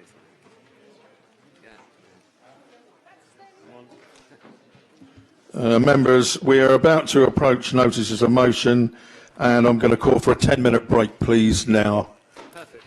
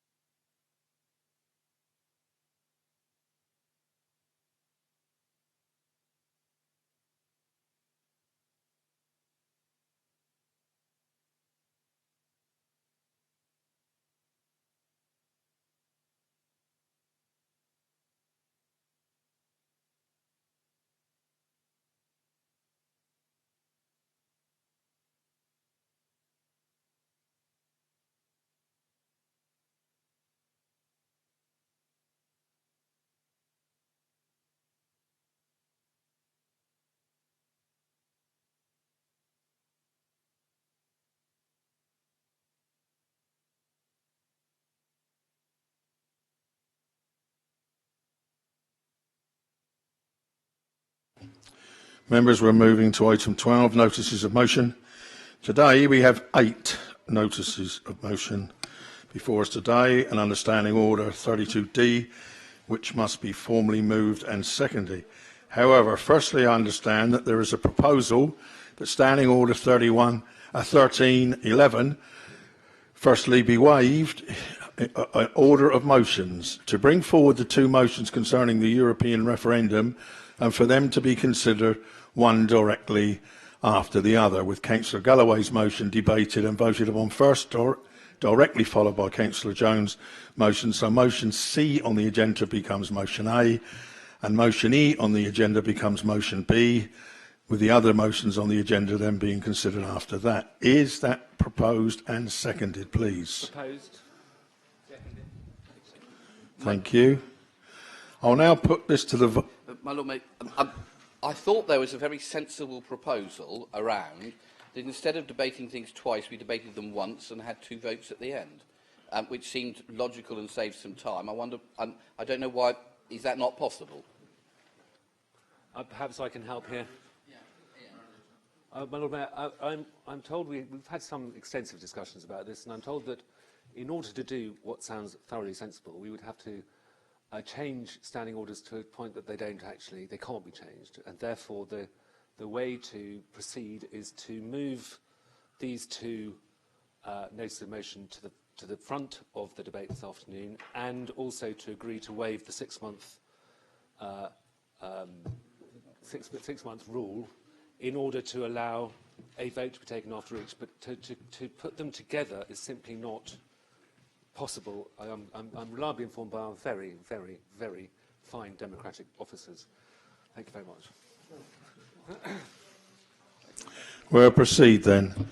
I will now put to the vote, and if approved, this will be action subject to the Council formally agreeing to debate these items at today's meeting once they have heard from the respective motion proposers for 3 minutes as per usual rules, and to a further waiver of standing orders, which I will deal with afterwards.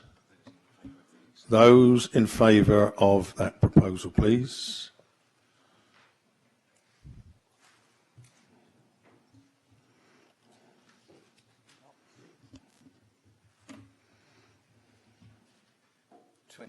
Lord Mayor. Are those against, please? That standing order's been waived. With that, we'll move on to...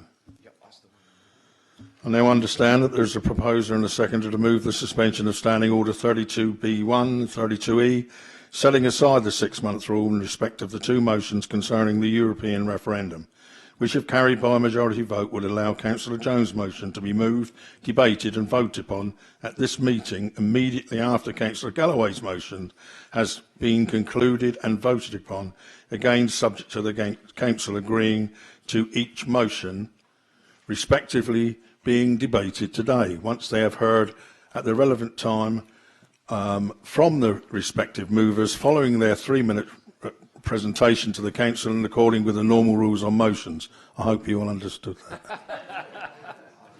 Do I have a mover and a seconder to suspend Standing Order 32B1 and 32E? Councillor Lyons, seconded. Thank you. I will now put that to the vote. All those in favour, please.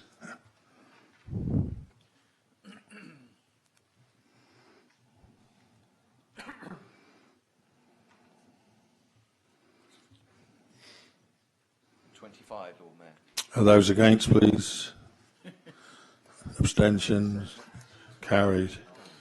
As this has been approved, we will go to A. Is the EU referendum motion proposed by Councillor Galloway and seconded by Councillor Swan.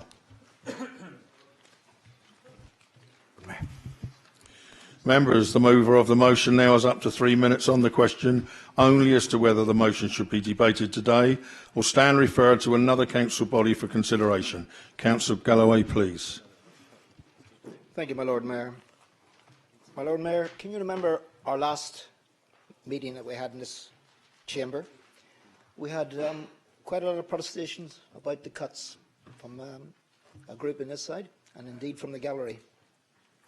These cuts were obviously affecting all of us, and indeed passions runs very high. But these cuts are real and they're going to continue. Expenses incurred by the employees of the council, running any business, are going to feel these cuts. What this motion is doing, we're just picking up 3 particular directives from the EU which impact on employers, and indeed the council is an employer. But there are many, many more rules and regulations which add to the employer's costs. So if we take the ones that we've established here, and we take each of them individually and talk about them very briefly, we could in actual fact talk about them at great lengths, and indeed they would run into very dry and more boring than this chamber is used to. Let's take the agency workers regulations. These impose a great lot of stress and pressures on the employer to submit their terms and conditions to every agency that they will negotiate with, an expense which most companies and employers cannot afford. The EU Waste Framework Directive runs into many sets and subsets, from demanding waste collection for recycling to be kept separate like glass, paper, metal and plastic. The directive even demands the collection of recycling waste must be on a different day from other wastes. So that means your big trucks are going to come rumbling down your street to collect your disposable waste, the one that has no value, and then rumble on the next day to collect other types of waste. The EU Waste Framework Directive is extremely expensive for any employer. And indeed, it's certainly not a very green directive because it costs so much in collection. These are things which basically are very basic, which we touch on in the EU rules and regulations. It all costs this country a lot of money. And indeed, during the debate, if indeed we wish to debate it, we can touch on many of those points. Thank you, Lord. The Council will now vote on whether the motion should be dealt with today. Those in favour of debating it now, please.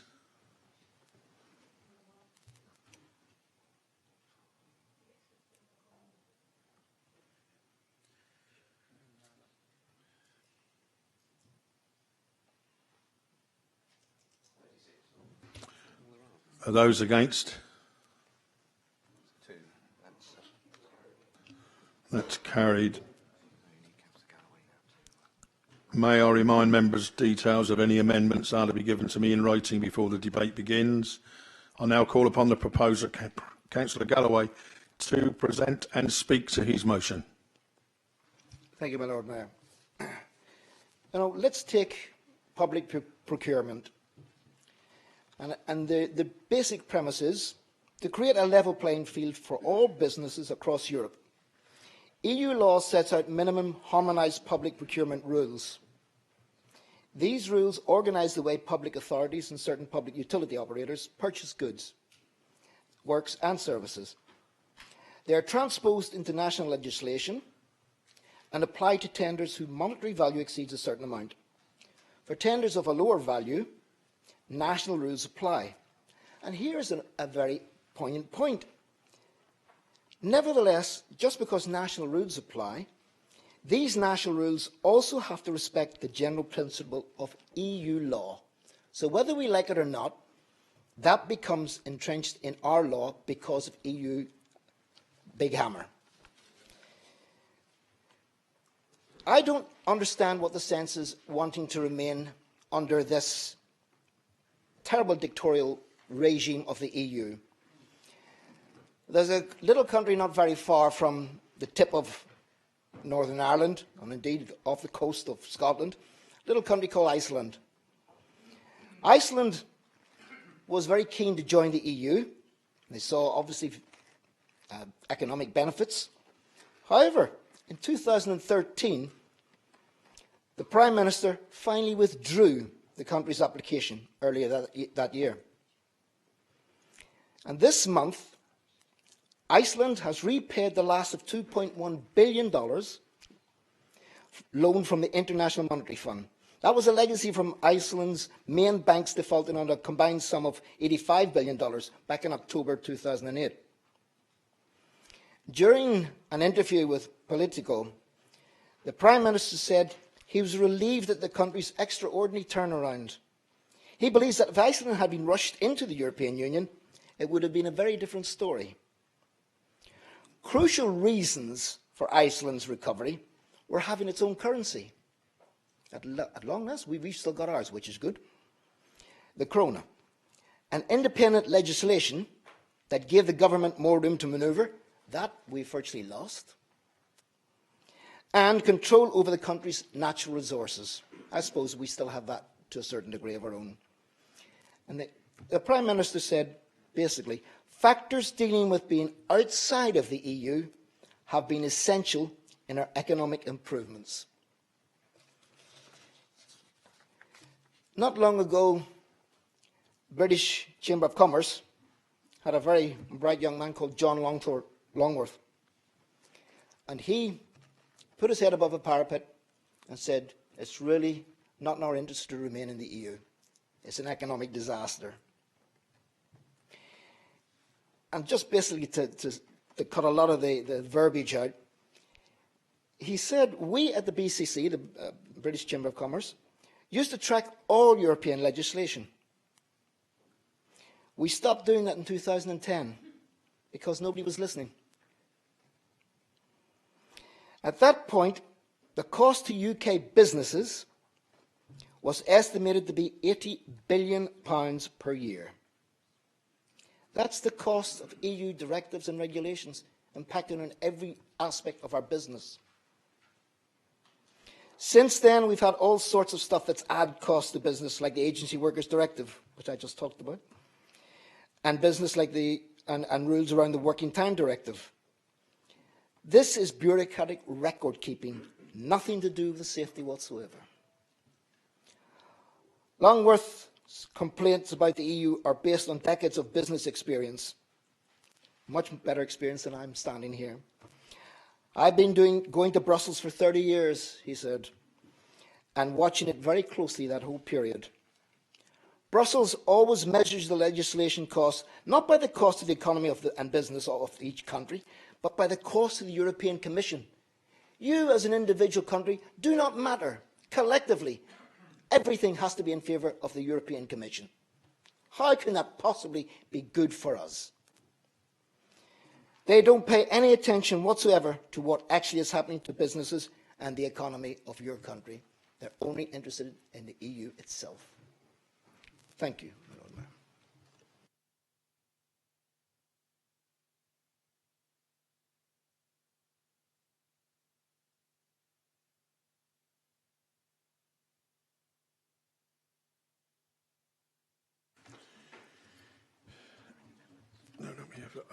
Actually, Councillor Swan, please. Yeah, we need you to second that before we move I was waiting further. for that. Seconded, my Lord Mayor. I reserve my right to speak.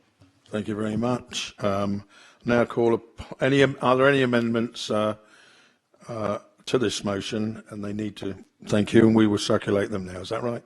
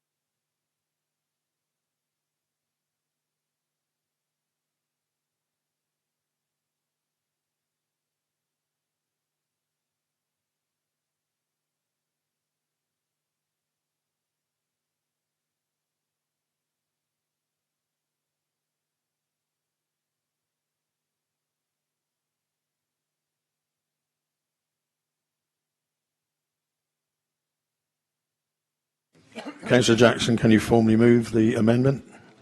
I'm happy to move it, my Lord Mayor. Is that seconded, please? It is, Councillor.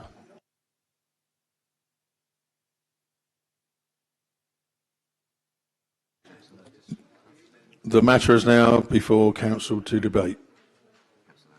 Councillor Vernon-Jackson. Thank you, my Lord Mayor. I have the same view about the two motions that are coming forward. I think it's an interesting area to debate. But I'm conscious that at the last meeting of this council, we debated a thing that was very important and had a real impact on the lives of people in Portsmouth. A thing that was to do with their lives and deaths. A thing that affected them, could affect them every day of the week in Portsmouth. And the decision of the council, particularly the proposal put forward by the Conservative and UKIP group, was that this was not something that was relevant to the council. This was not something that the council had a view on, because it's not something the council did. And I will read you the words that were put forward and voted through by our colleagues in the Conservative and Labour groups. Portsmouth City Council, this is on page 6 of your agenda, if you'd like to look, in the minutes. Portsmouth City Council has no control over the final decision on how to reform the service. It's not a decision this council has any jurisdiction over. And therefore we should take no view. That was the view of our Conservative and UKIP colleagues about cuts to the fire service. Cuts to the fire service here in Portsmouth. 16 firefighters' jobs that were cut. Fire engines that were removed, and fire engines that have been left with nobody to staff them. And the view of our Conservative and UKIP colleagues was that this was not something that the City Council had direct control over, it was not something relevant for us to discuss, and therefore the Council should take no position. If that is so, on life and death of people in this city because of lack of fire cover, how can it be right, colleagues? Members, let the councillor speak, please. How can it be right, colleagues, for you to come back here, and Linda, if you want to heckle, please be. I'm sorry, a little manners would be useful, madam. My Lord Mayor, you've come here with something to see if we can debate it. This is not something we have any control over. I think it's absolutely right, and I applaud both of the motions to say people should go and vote in the EU referendum. That's absolutely the right thing to do. But it is not right for the City Council to sit here and tell people in this city how they should and should not vote. That, I think, is absolutely wrong. My personal view, and it's my personal view, is that we're better in, but that's not relevant. The City Council should not be telling the people of the city how to vote. Otherwise, what's going to happen at the general election? We've set this precedent, we're going to tell people how to vote. We'll have an amendment. Mayor, point of order 39B. Carry on. The council are not trying to tell the people what to do. We're just trying to give them information on what is going on. If you're so frightened of actually standing up and being counted and actually run this country how it's meant to be run and this city, then, you know, you shouldn't be here. Stuart, if I could read you the words in the proposal. Please do, go on. Yeah, to read you the words in the proposal. That it says here that the Council agrees that Portsmouth, indeed all of Britain, should be better off outside the EU. We're telling people how to vote. That's the words from your motion. We are giving the people... Through me, Councillor Potter, what is the point of order? The point of order was 39B, yeah.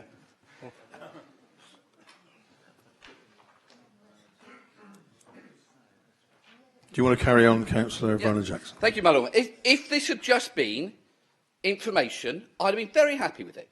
But this is not information, this is telling people how to vote. Now, my personal view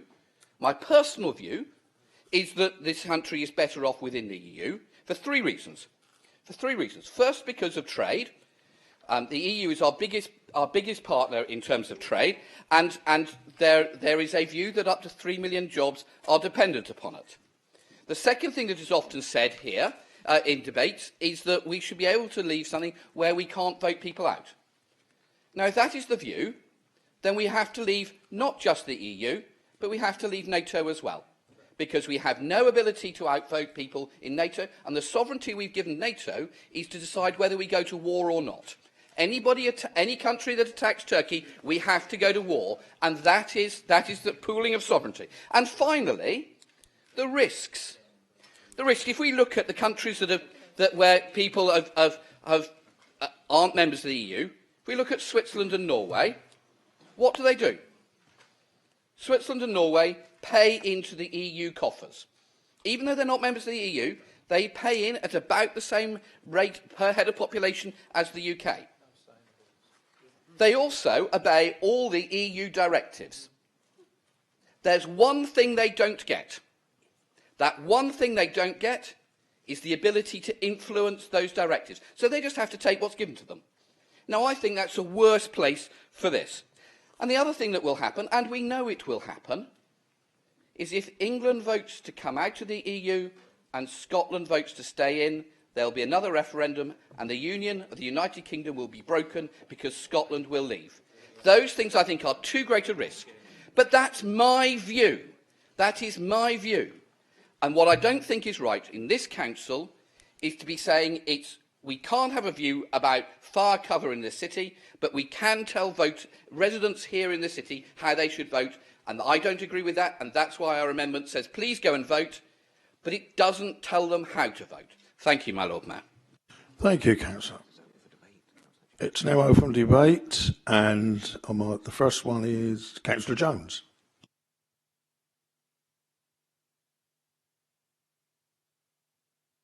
Thank you very much, Lord Mayor. It's slightly odd, isn't it, that Councillor Vernon Jackson thinks it's absolutely right and appropriate that this council chamber should be forming a position on the fire cuts, and that every single councillor in this council chamber should be stating whether they were pro or against the cuts by Hampshire Fire and Rescue Service, and we should absolutely communicate that with our electorate, but we shouldn't, however, give them our views on Europe, and it does have an absolute effect on this city. Lord Mayor, the date has been set for one of the biggest votes in over 100 years in Britain. The decisions taken by Parliament to go to war in the last century were important and protected the United Kingdom. The referendum vote on Britain's membership of the European Union is arguably the most important in a generation. The last time there was a vote in the United Kingdom on our membership of the European Union was in 1975. A referendum was held shortly after we had joined the European Union, or the Common Market as it was then called. The country voted to stay in. Over the last 40 years, there have been growing calls for another vote, mostly due to the fact that the European Union has changed so much. More countries have joined, and the organisation now extending beyond its control over many aspects of people's daily lives. A European currency has since been established, and the strength of the European Parliament is beyond any recognition of the EU established 40 years ago. I fully support the principle of a single market for trading. The strength of British businesses and our competitiveness is not just in Europe, but around the world, and it's something that I am acutely aware of, especially when leading a city with an international reputation such as Portsmouth, and the Solent being the UK lead for the marine and maritime industry. However, we must recognise that Britain will always be a country in Europe. Europe is different to the European Union, and the constraints that come with it mean we must seriously consider the alternatives of a Britain outside of the European Union. To decide whether membership of the EU is right for the UK, we need to understand how it affects our day-to-day lives and the cost that we pay for the membership that we hold. The European Union is an economic and political partnership involving some 28 European countries, allowing goods and people to move freely, as if the member states were as one country. Through its own parliament, it now sets rules on a wide range of areas, including on the environment, transport, consumer rights, and even things down to mobile phone chargers. This was not what Britain signed up for. As the leader of Portsmouth City Council and one of the biggest employers in the city with over 8,000 staff, including schools, I have experienced firsthand the costs of the overbearing legislation of the European Union. It also extends to businesses we own, such as the International Ferry Port and MMD, the fruit importing company, with the effects that we have suffered through the EU sulphur emissions regulations imposed on companies last year. Before deciding my position on whether to join the campaign to remain or to leave, I have spoken to a number of people across the city.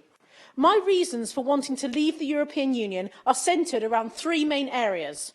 Firstly, I want Britain to have control of its own borders again. The free movement of people around Europe has been disproportionate towards the UK due to our sophisticated benefit system. Whilst the Prime Minister has managed to achieve some breaks on the level and length of time an immigrant can claim benefits in the UK, we have not yet reached a position in my mind that would convince me to vote to stay. The strength of our benefit system, even after the changes, will still mean immigrants will disproportionately move around Europe to the United Kingdom to settle here. Secondly, I want Britain to be able to set all of its own laws, all of them, without fear of judges in Europe ruling them out of order and meaning our judiciary and Parliament are in some cases overruled. Thirdly, I want judges in the UK to be able to decide if they think it is legal and right to be able to deport international terrorists like Abu Hamza and not have legal challenges spanning 10 years, meaning he was living protected and paid for by the British people. This is wrong and it has to stop. We have heard from the Remain campaign that we are safer and stronger remaining in the European Union. The safety that Britain has around the world comes from our membership of NATO and the United Nations, and not directly from Europe. When the EU was set up after the Second World War, it was undoubtedly to create stability in Europe and to reduce the risk of countries in Europe invading each other. That risk is no longer present, and our international strength comes from the organisations I have mentioned. Finally, around competitiveness. We are told that British businesses will be disadvantaged if we leave the EU due to levies and trading taxes that could be imposed. I simply do not buy this. Britain buys more from Europe than we sell to it. Because of this fact, it would be senseless of the European Union to impose, let's say, a 5% tax on purchases, as it would affect businesses in the European Union more than British businesses. We will reach a trading agreement with the EU if we vote to leave, and added to the money that will be saved in the EU membership fee, the UK will most certainly be better off out of the European Union. This will be the first time in my life that I have had the opportunity to vote on one of the biggest issues facing Britain in the 21st century, and I will be voting for Britain to leave the European Union. And finally, Lord Mayor, I think it's worth pointing out that the Liberal Democrat colleagues in this chamber are a party that stands on a policy of fully integrating Britain into the European Union. They ran in 2010 on a policy of scrapping the pound and us all being paid our wages in euros. So please, everyone, when you go out and vote in the EU referendum, and for that matter in the local elections in 5 weeks' time, vote wisely. We strayed a bit towards the end here. But as it's the last meeting, I'm going to call on Councillor Hunt. Well, isn't it funny? Only earlier on we heard Councillor Donna Jones complaining that Lib Dems were doing things and bringing issues forward and being very political and so on. So we know what I'm talking to the Tory one in particular at the moment. We know what it's about. She thinks she leaves the room every time I speak, but never mind. I wear that as a badge of honour, I really do. Anyway, so it's about, she thinks she's going to garner a few more Conservative votes towards the local elections. She can pin the whole sorry EU thing on the Lib Dems. It completely forgets that it's the Conservative Party that took us into Europe, didn't it, members? Was it not the Conservative Party that took us into Europe? Mrs Thatcher took us into Europe. She consolidated us into Europe. And Mr Heath, he took us in, didn't he? I think they were Tories. Were they Tories? Yeah, they certainly were Tories. But, well, no, I'm not, thank goodness. I learnt my lesson. But the thing is, who doesn't agree Members, listen. with Donna Jones? I mean, quite frankly, nowadays, if you read the comments on the News' website and Portsmouth Politics, and so, if Donna Jones says, don't vote don't vote to stay in the EU, everybody's going to vote out. So, because they don't take much notice of her lately. And let's look at this too. Who doesn't agree with her? Well, let's look at the man at the top. The Tory Prime Minister does not agree with her. The Chancellor of the Exchequer, a Conservative, he does not agree with her or with your notice of motion. The only person who actually agrees with your notice of motion probably is that buffoon Boris Johnson, who came here a few years back and said that everybody, well, Portsmouth was full of fat people and people on drugs. Hardly something to commend this notice of motion to Portsmouth. The Social Services Minister disagrees with this notice of motion. The Culture and Media and Sports Minister disagrees with this Tory notice of motion. But I think what's more interesting for me is the sheer hypocrisy. And I'm afraid I have to include our UKIP colleagues on this, because Councillor Vernon Jackson's absolutely right when he said that previously, and people who watch this forum frequently, they know that on several occasions recently we brought forward proposals or notices of motion, which is what this is, to talk about the fire service in Portsmouth, to talk about Guildhall Walk in Portsmouth, things that affect people's daily lives. Europe doesn't actually affect people's daily lives all that much. They don't see it if it does, particularly. But the fire service, the health service, and indeed if this was a notice of motion about this upcoming combined authority, we would want to talk about it. But they didn't. They kicked the motions into the long grass. You shouldn't have done it. You really shouldn't have done it. You shouldn't do that time, then come back a few weeks later and talk about something like this. Personally, I welcome it. I think it's really great. We should talk about this in the Council. It's a valuable thing to talk about, and I like to talk about it, not least because it exposes this massive divide within the Conservative Party. They are split top to bottom on this particular matter, and everybody knows that a divided party does not win elections. The Tory infighting and the running sore that is Europe within the Conservative Party is exposed very sorely here again today in Portsmouth. They might be all for it on this notice of motion simply because they think they can win a few more local votes about it, which we heard toward the end of Donna Jones's speech.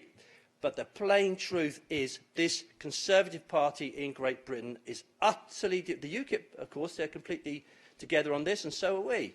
We're on different sides of the argument. But the Conservative Party is completely and utterly split down the middle. And I don't care if a few of them are uncomfortable over there. It is absolutely true. They may all be together in this little right-wing Tory cabal that we got here in Portsmouth, is one reason I left. But the Tory party across the country is absolutely split asunder. And we know from watching the TV that split parties do not win votes. So thank you all very much for bringing this notice of motion to us today, exposing the fact that the Tory party is split completely over Europe. And I'm very grateful to have the opportunity to talk about it a little bit, and in particular the hypocrisy when you tell us we can't debate local issues here, then you want to talk about European issues. I hope we never see that again. I hope that some of you have learned from it, because some of you are quite new. We should debate things which affect the Council, including Europe, including Guildhall Walk, including the things that people want us to talk about, and I hope that in future that you won't try and kick some of the local notices of motion into the long grass again. And I dearly look forward to see what Councillor Linda Symes now has to say. Thank you, Councillor Hunt. We call on Councillor Symes. Councillor Lyon, please. My Lord Mayor, I'd like to thank you for allowing those of us who consider the EU referendum to be a defining moment in our political lifetimes this opportunity to speak for some of us twice on the subject. I intend to talk about, first, Britain's relationship with the EU, and later, the EU's relationship with Britain, because in both cases, I believe that there are compelling reasons for the citizens of Portsmouth to decide to leave the EU. It is true that Britain has had a turbulent relationship with the EU, starting with the EEC, then the EC, as it used to be, and even before we joined the then EEC, the French were very reluctant to include us in their strange political wedding with Germany, where they were the bride and Germany the groom. While the rest of us, EEC, EC, EU member states, were to play various parts as groomsmen and bridesmaids, inevitably it is the happy couple who then go on to consummate a marriage, while the rest of us do not. And so it has been more or less for the past half-century. They've had the fun and we haven't. Our job, it seems, has been to stump up for this wedding, ever since. Apart from Germany, no one has contributed more in cash and in GDP equivalent terms than the UK, even taking into account our much maligned budget rebates, stridently negotiated by Margaret Thatcher, but acquiescently sacrificed in part by New Labour. So what have we received as a result of this apparently unsatisfactory arrangement? Some argue that it has been far more bang for our buck than we otherwise would have done, but I wonder which buck is banging whom. My Lord Mayor, when they are not talking about 3 million jobs and trade advantages, of which more in my second submission, enthusiasts tell us that the EU is primarily responsible for peace in our time, the influence in the world that a combined population of 500 million people brings, the comfort of trade barriers to the outside world that keeps prices down for consumers, and, for all I know, solid evidence that Father Christmas is alive, kicking and wholeheartedly behind the EU project. Peace in our time. Really, my Lord Mayor? So our leaving will spark a third world war? Well, just to remind those who don't know their history, Britain didn't start either of the first two, but did help to finish them. If any organisation can take the credit for peace, it is NATO. And if there is a single reason that humanity now indulges in contained conflicts, supplemented, I'm afraid, by acts of terrorism, it is that nuclear weapons have made the principal reason for going to war in every case, namely to gain economic advantage over and above what it costs, altogether meaningless. This is because the Holocaust that such war entails has incalculable long-term consequences for the populations and treasuries of both sides. Then we come to the influence of a combined population of 500 million. Well, we don't do that particularly effectively. After all, the EU failed in the Balkans, relying instead on British and US action. And the EU's aggressive policy of bringing the Ukraine into its fold has done that country no favours at all. Imagine, for a minute, our having lost Scotland in the recent referendum, and thus our land route to our nuclear deterrence at Faz Lane, and then consider the strategic, if unforgivably enforced, repatriation of Russia's land route to its primary Black Sea port. And then there come the trade barriers to non-EU or EU affiliate members. These have destroyed economies from the Commonwealth to continental Africa and are a principal reason for economic migration. If we inhibit their livelihoods, how can we complain when their people seek their fortunes at the fount of their economic ruination? As for Father Christmas, well, that brings me to the fantasy world of our political opponents. My Lord Mayor, I begin with the Liberal Democrats. Their very name is a contradiction, since it is impossible to be truly liberal, and thus allowing the individual to act as he or she pleases, and at the same time truly democratic, where the majority of view holds, and of course vice versa.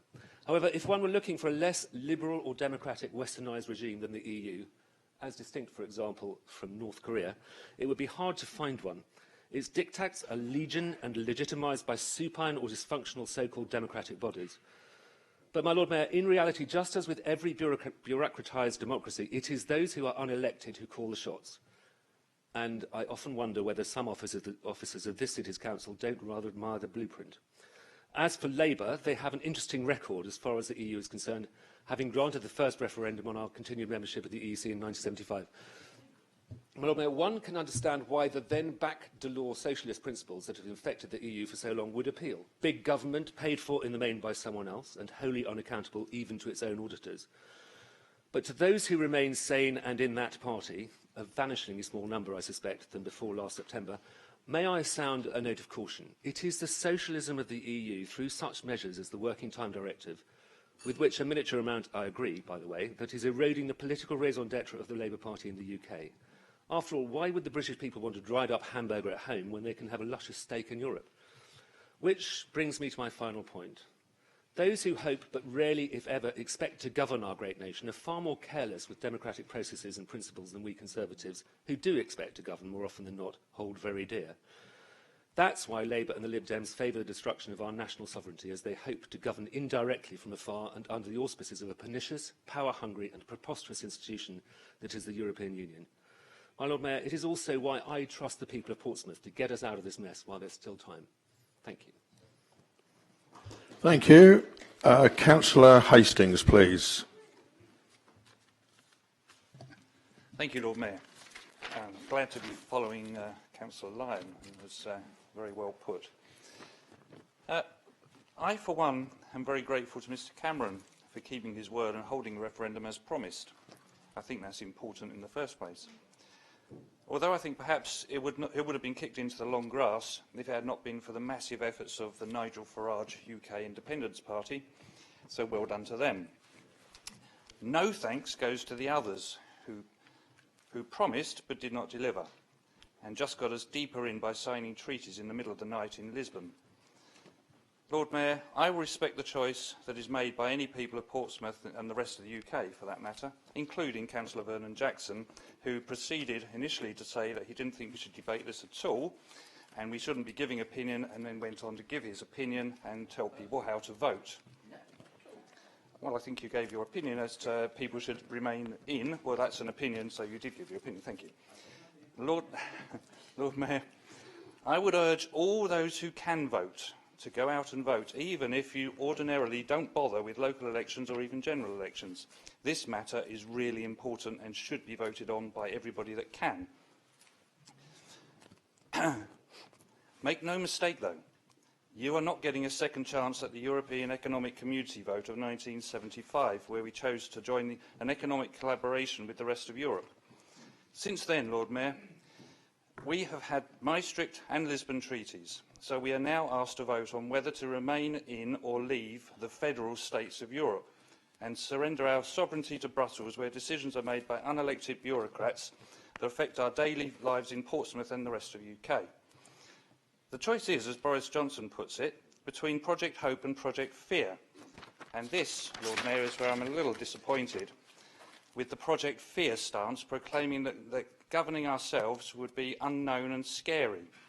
I believe that nobody should be thinking that we couldn't run our own affairs and stand strong in the world without the governance of Europe telling us what to do and how to do it and when to do it, because I think we are better than that. And I am very optimistic for the future outside of the EU. Some have asked what happens after we vote to leave the EU. If it happens, well, I can tell you, Lord Mayor, nothing terrible. We regain control of our sovereignty and would no longer have to do as Brussels requires. We would have our own elected ministers that can once again make decisions that they were there to make. Lord Mayor, once again we would have control over what we spend our money on, rather than handing over billions of pounds to the EU for them to decide what happens to it, and our own ministers being told what to do and with no say. This would still leave us in all manner of treaties and financial agreements, some of which we would like to stay with and others we may like to come away from. That's where negotiations would begin. The wheels of industry and commerce would still be revolving, not only with Europe, but more freely with the rest of the world. In conclusion, Lord Mayor, I think there is a lot to be optimistic about for the future of this country, and I am proud to be part of it. And we need to keep our heads high independently in the world. Thank you, Lord Mayor. Thank you. Councillor Potter, please. Thank you, Lord Mayor. I would like to talk about the local economy, if I may, and to do with the EU, obviously. First of all, I'm going to speak about these things. Vaping, which I do quite often instead of smoking. Okay? The European Parliament wanted to bring out a rule or legislations to govern these. They couldn't bring it through because the MEPs and that wouldn't vote it through. So what did? They wrapped it all up in the tobacco directive that basically hid the regulations in there and voted it through the back door. So come May 2016, these will be heavily regulated. As you can see, it's got quite a big tank in it. It's just, I use it just as a substitute to tobacco. These containers will be dropped down to 2 millilitres. You'll be heavily restricted on what you can do. Is that someone's phone? Oh. I'm very sorry, Lord Mayor. Yeah, that was Nigel on the phone. So basically what that directive is doing, that will force people back onto tobacco. What it also is going to do, the myriad of vape shops that have sprung up over Portsmouth, there's quite a few of them. So it's going to force, I can't say how many, but a lot of them are going to go out of business. So the financial effect of that to the City Council is loss of business rates and also loss of jobs. That's just a little sneaky thing that the EU is slinging through, which is going to affect our local economy and jobs. And also, I'd like to speak about the fishing industry, which I have got experience of that, because my son was a commercial fisherman. No longer is he a commercial fisherman. He was made redundant.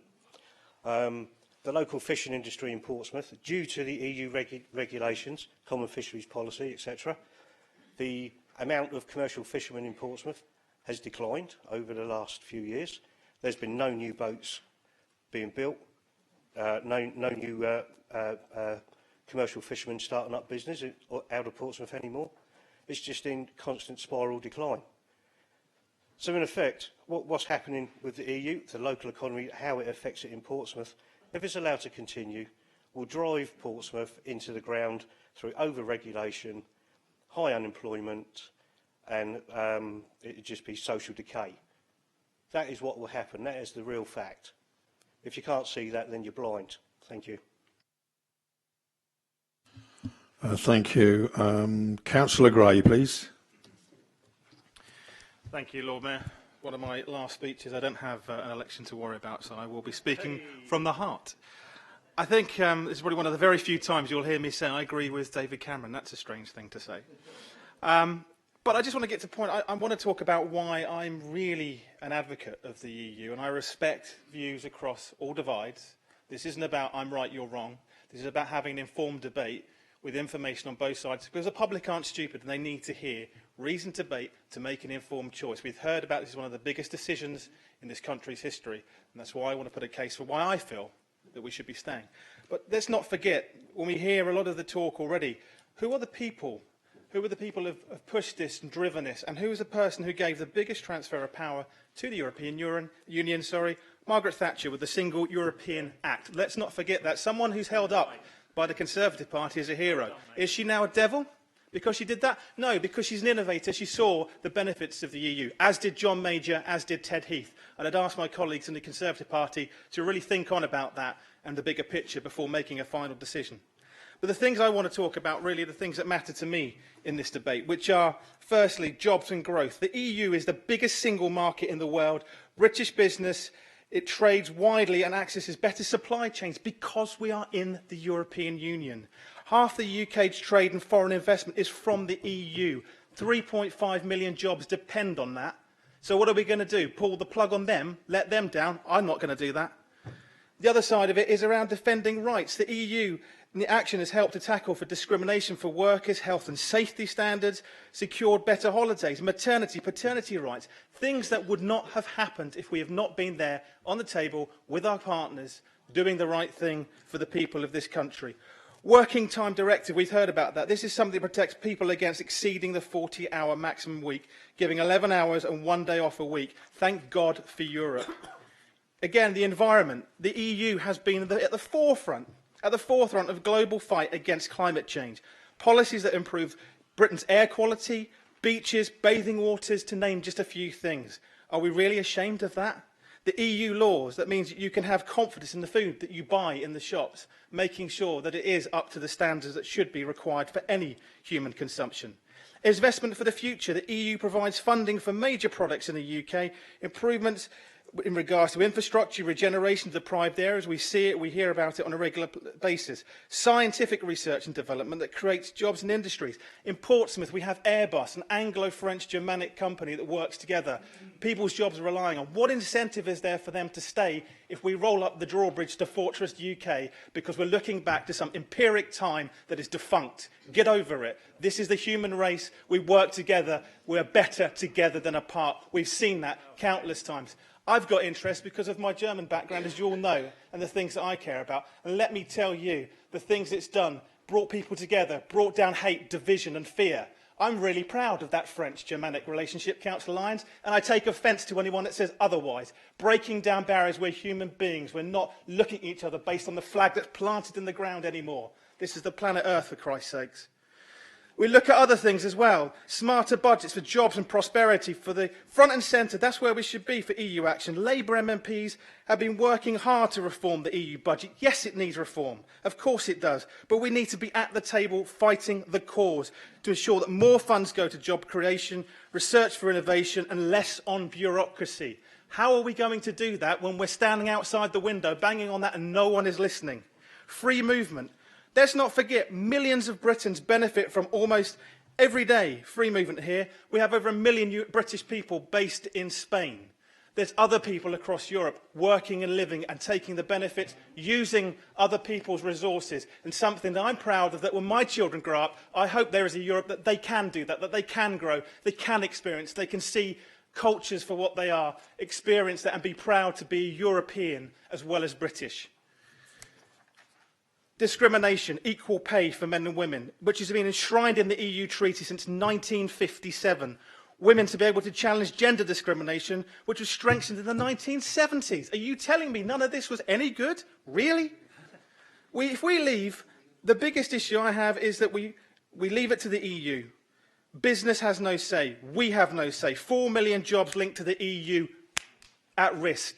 The economy thrown into chaos. There is no second avenue. We are not in the 1500s. We are not this big empiric country. We seem to somehow have this insular mentality when you go to Europe and you see how people have progressed and moved on. Please embrace that. Embrace the fact that together we are a powerhouse against the United States, against Russia. There are so many things that we work and we can do so much more, so much more. Yes, it needs reform, but we need to be at that table, front and centre, driving what makes Britain great and bringing people with us, not behind us. Thank you, Lord Mayor. Thank you, Councillor Gray. I'll now call on Councillor Paul Gollier, please.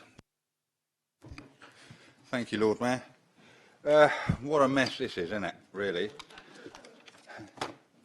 Let me tell you now, I'm very proud, British, nationalist, patriotic, love multicultural society. I come from the Midlands, where in many parts of that society you're a minority.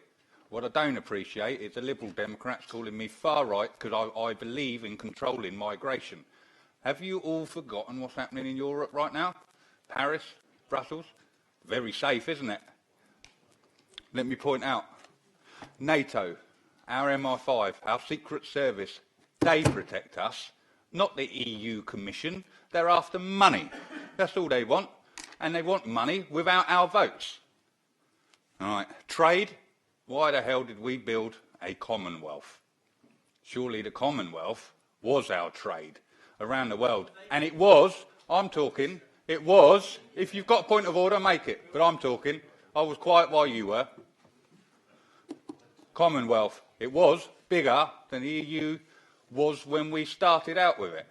The reason the EU is bigger now is because it's swallowing up more states, bringing in states like Greece, who were bankrupt, and we're still floating them up. Yeah? The next state to come in is blooming Turkey. 75 million ISIS supporters. Bring them to our door. Because I tell you what, Labour and the Liberal Democrats will open our door and let them all calm through. down. Yeah? Open door policy. What a load of rubbish. You've turned your back on the most needy, the working class, and everything, and you sit there and you prout. Point of order, Lord Mayor. That is absolutely disgraceful to refer to a whole nation in that way. Councillor Godier has to take that back. That is disgraceful. Lord Mayor, please. He said 75 million ISIS supporters of Turkey. He's got to withdraw Councillor that. Hunt, Councillor, we're dealing with it. Councillor Gollier, will you withdraw the remark on I will withdraw Turkey, that please? remark and rectify it. Thank you. In Turkey, at football matches, they chant ISIS. As we know, Turkey have been buying the oil from Syria, ISIS-controlled land. So you're right, I was naive to mention it, but I'm angry at the fact that we would even consider letting them through the door, whilst they don't even consider what the ramifications are. Because I tell you what, open door policy and letting in the poor states and badly managed states is going to swallow up the working class, the people you two parties claim to blooming represent. Right, I will continue. Plenty to say. Yeah, got lost. Don't be rude. Yeah, Councillor Hunt, there's no need for that. Don't forget you called me far right because I believe in controlled immigration. How am I far right? Explain yourself. Councillor Gollier and Councillor Hunt, please. Councillor Gollier's got the stand. And through me, if you don't mind, please. Sorry, Lord Mayor. As you say, it doesn't represent daily lives in Portsmouth City. Let me let you know something.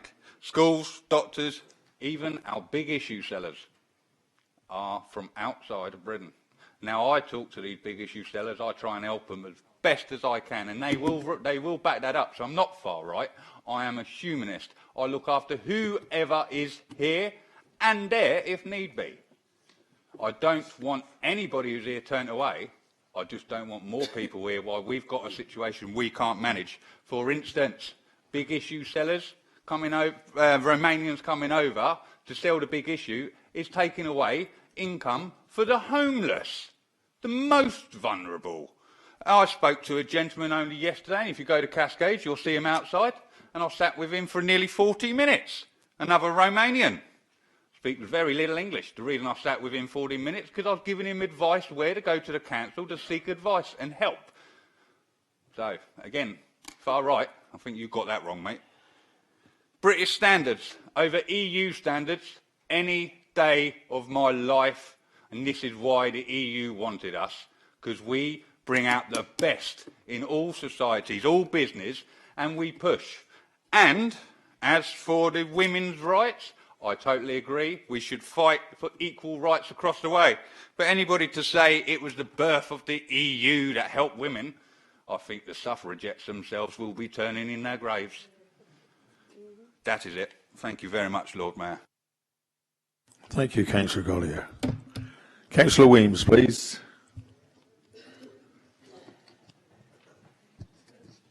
Thank you, Lord Mayor.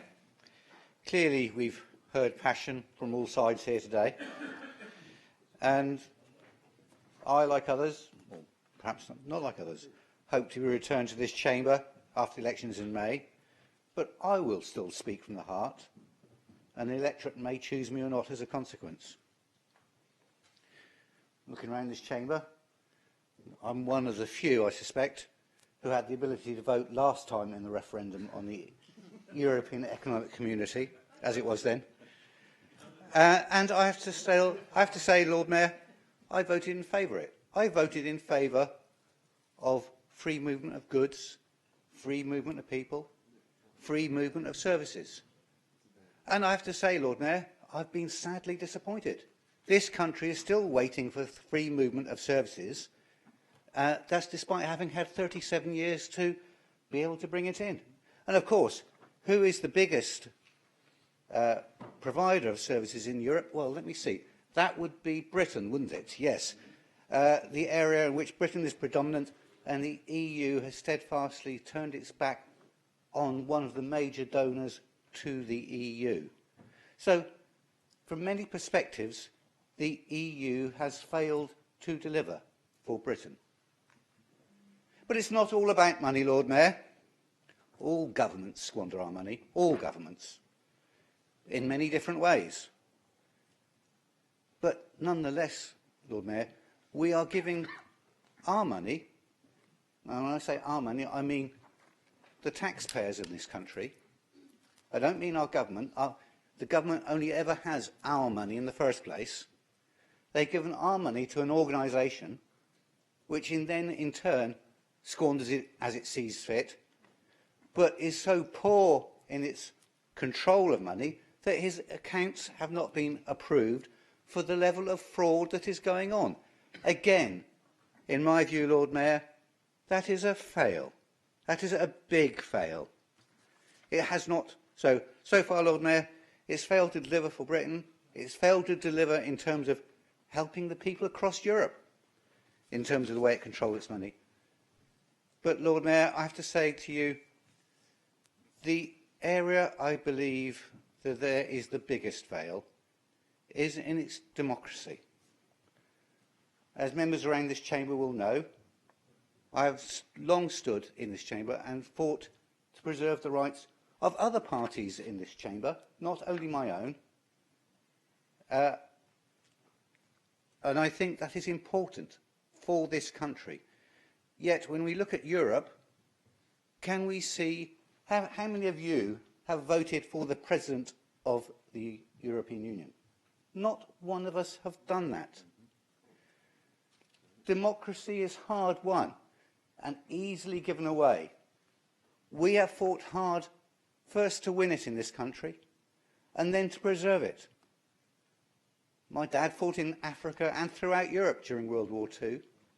He would turn in his grave if I stood in this chamber and said, oh, we'll just let our democracy slide away as a consequence of what I failed to do or how I failed to vote when it comes to the day.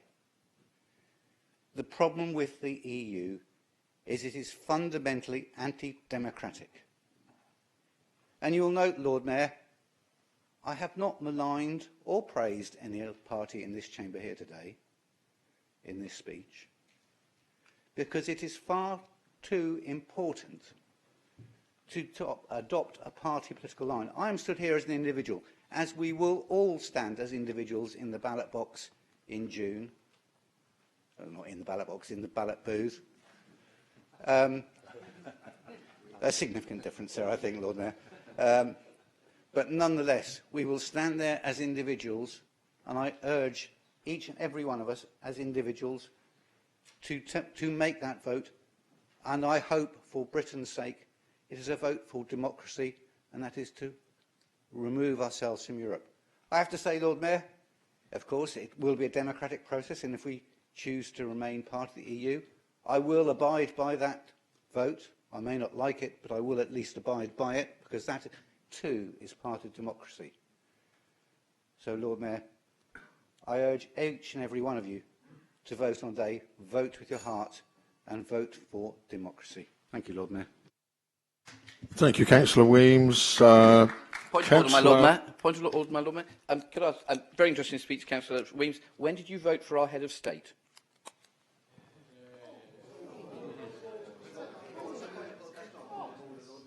As a point of interest, so we'll pass on to Councillor Farrett, please. Get rid of her because I haven't voted for her. Thank you, Lord Mayor. Unfortunately, Lord Mayor, sorry, if I do beg your pardon, Councillor Farrett. Sorry, Councillor Farrett. I was asked a question. Of course, Lord Mayor, if I did not want our particular head of state, I could vote for a party who chose to remove her as head of state. So there is a democratic way in this country to do that, Lord Mayor. Thank you. Councillor Farrett, carry on, please. Thank you once again, Lord Mayor.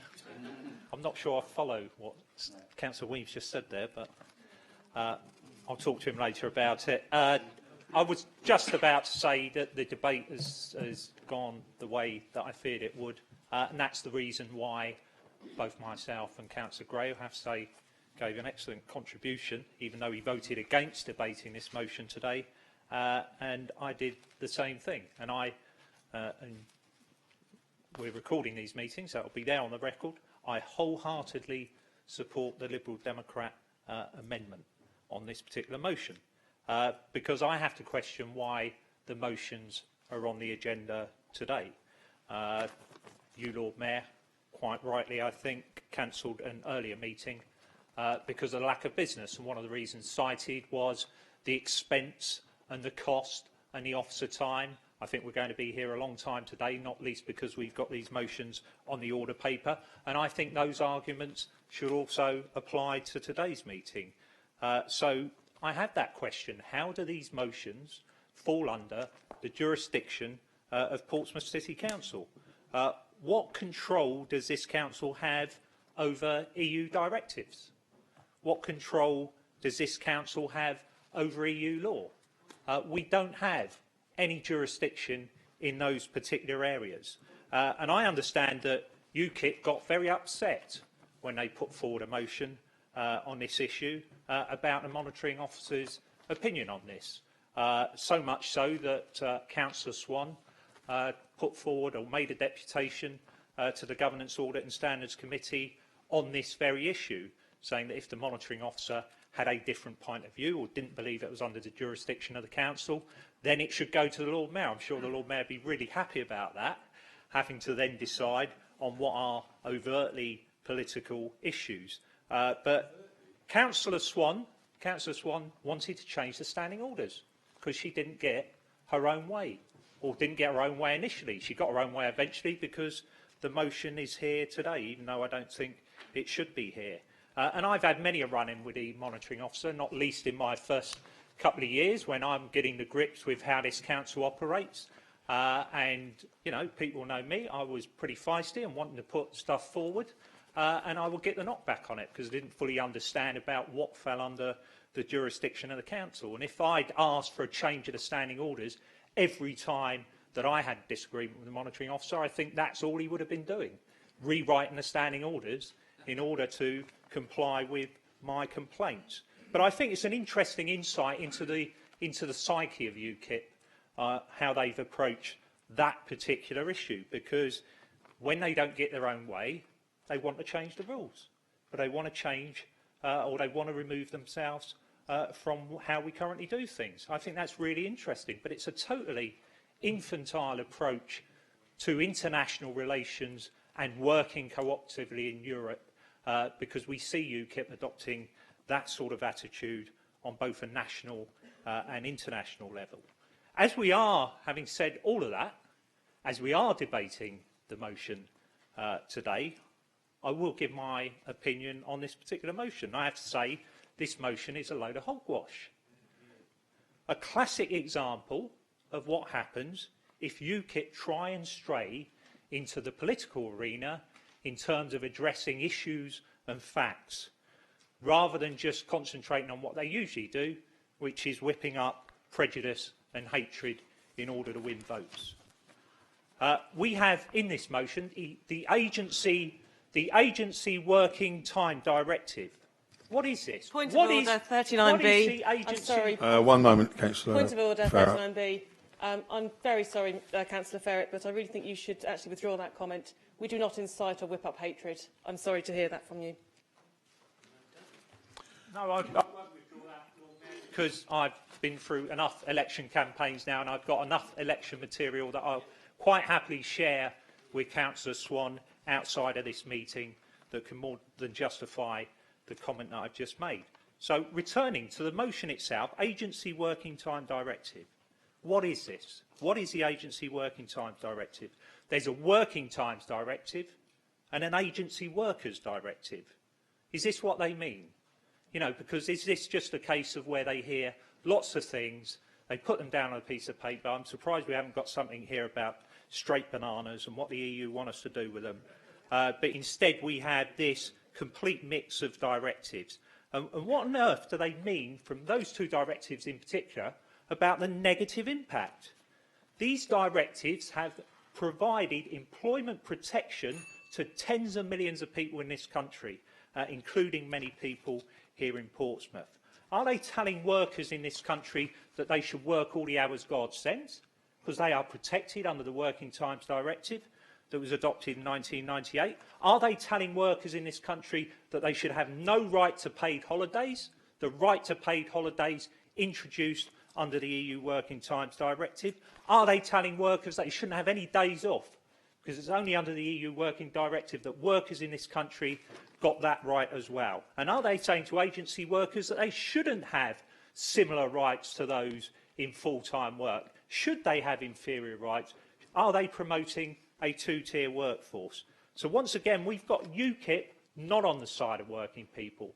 They put it out there that they are for working people when quite patently they're not. They're quite happy to see the exploitation of workers, and they're quite happy to see workers lose their rights. The referendum is of monumental importance to this country's future, and the last people I would advise anybody to listen to in the run-up to the referendum is UKIP. Thank you. Councillor Denny, please. Thank you, Lord Mayor. Well, obviously, nothing I say is going to change anybody's opinion whatsoever, because we've all got totally entrenched views. But I think it has been important to have this debate, and there's no reason why we shouldn't, particularly for us UKIP councillors, because we were actually voted by people in our wards to represent a particular political party and a particular view. So therefore, we can say that we are representing the people of our wards in this very important issue. Now, I'm not going to go through all the whys and wherefores of all the debate. In fact, some of my colleagues on this side of the room have already done it far better than I would. I will say to those who fear this thing that we will now suddenly stop having workers' protection and all the other wonderful and inverted comma things that the EU has brought us, is there's no reason why we shouldn't have done this as our own government if we'd had our own democratic government running our affairs as we should have done. I'm like Councillor Weems. 40 years ago, I was a lot slimmer, my hair was a lot longer, but I voted to stay in a trading agreement. Things have changed a lot since then, you know, for all of us. It was a totally different world in 1975, and the EU itself is totally different. This country is different, and there's no reason why we can't make further changes as we are. Again, I'm totally with Councillor Weems, mainly on the democratic side of this. We should have no taxation without representation, and we don't have proper representation in Brussels. There are 27 nations out there who've all got a voice. Yes, we've got a powerful voice, but what's that if we haven't got majority voting whereby what we say goes? It's quite different to talking in this council chamber where everybody has a vote, because Britain's voice will not be heard in Brussels, regardless now, because the EU has become such a monster. It's no good saying that, you know, well, we must keep our voice at the table, because our voice just isn't loud enough now. Agreed, it probably was in 75, because we were part of a much, much smaller, more cohesive group then, and it's not happening now.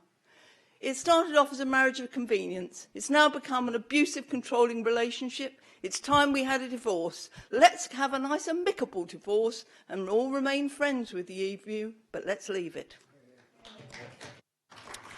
Thank you, Councillor Denny. Councillor Alcombe, please. Thank you, my Lord Mayor. I think in 1975 I still had hair, but other than that I was probably still the same size. I've heard some good points today, for and against. I've also heard some absolute rubbish. So I'll try and work through in my 6 minutes which bits are which. 1975, Ted Heath, Maggie Thatcher and John Major have been slated for taking us into Europe. I think, as other people around the Chamber have said, it was completely different in 75. We're entering a trade agreement with 12 other similar nations. That has long gone. We're now into 28 nations of various abilities and sizes, various financial difficulties, and it's not the same thing we agreed to join all those years ago. In fact, in some ways, I believe this referendum is a waste of time, because it's only a matter of time before the EU goes bust anyway. It's already creaking at the seams. Greece, I think as somebody else has said, has been in financial difficulty long before the migrant crisis, which is only going to get worse. Spain and Portugal aren't far behind. Not far behind them is Italy, which leaves us, Germany and France in the main, to pick up the bill. And picking up the bill we are to a huge extent. One of the things I think, you know, was mentioned earlier, and I know we've still got the great in Great Britain, and as far as I'm concerned, okay, it may not be as great as it was years ago, but as far as I'm concerned, it's still Great Britain. We functioned before the EU, even with our own BS standards rather than European standards, with our own legislation for days off, holidays, etc. And we will function exactly the same way long after a decision to exit the EU. Some of the alarmist stuff I've heard today, that if we're not in the EU, we can't be in NATO. Well, the last time I looked, the United States of America wasn't in Europe. It's part of NATO. We might want a United States of Europe, or at least some people do. That's not what I want. I want independence.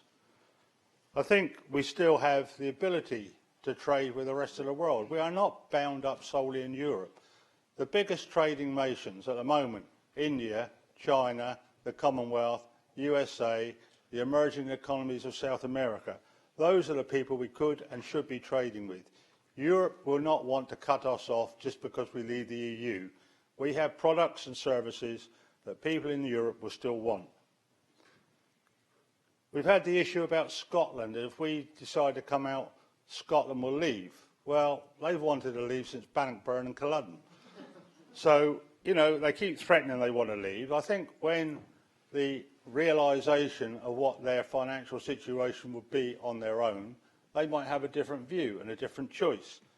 You know, it's not that easy. North Sea oil running out, where would their income come from? Where would they be able to match the agreements that they promise people in terms of wages, etc., north of the border? It might even benefit Portsmouth. Might have the nuclear subs come here instead of there. So, you know, I think there's various things that we can look at.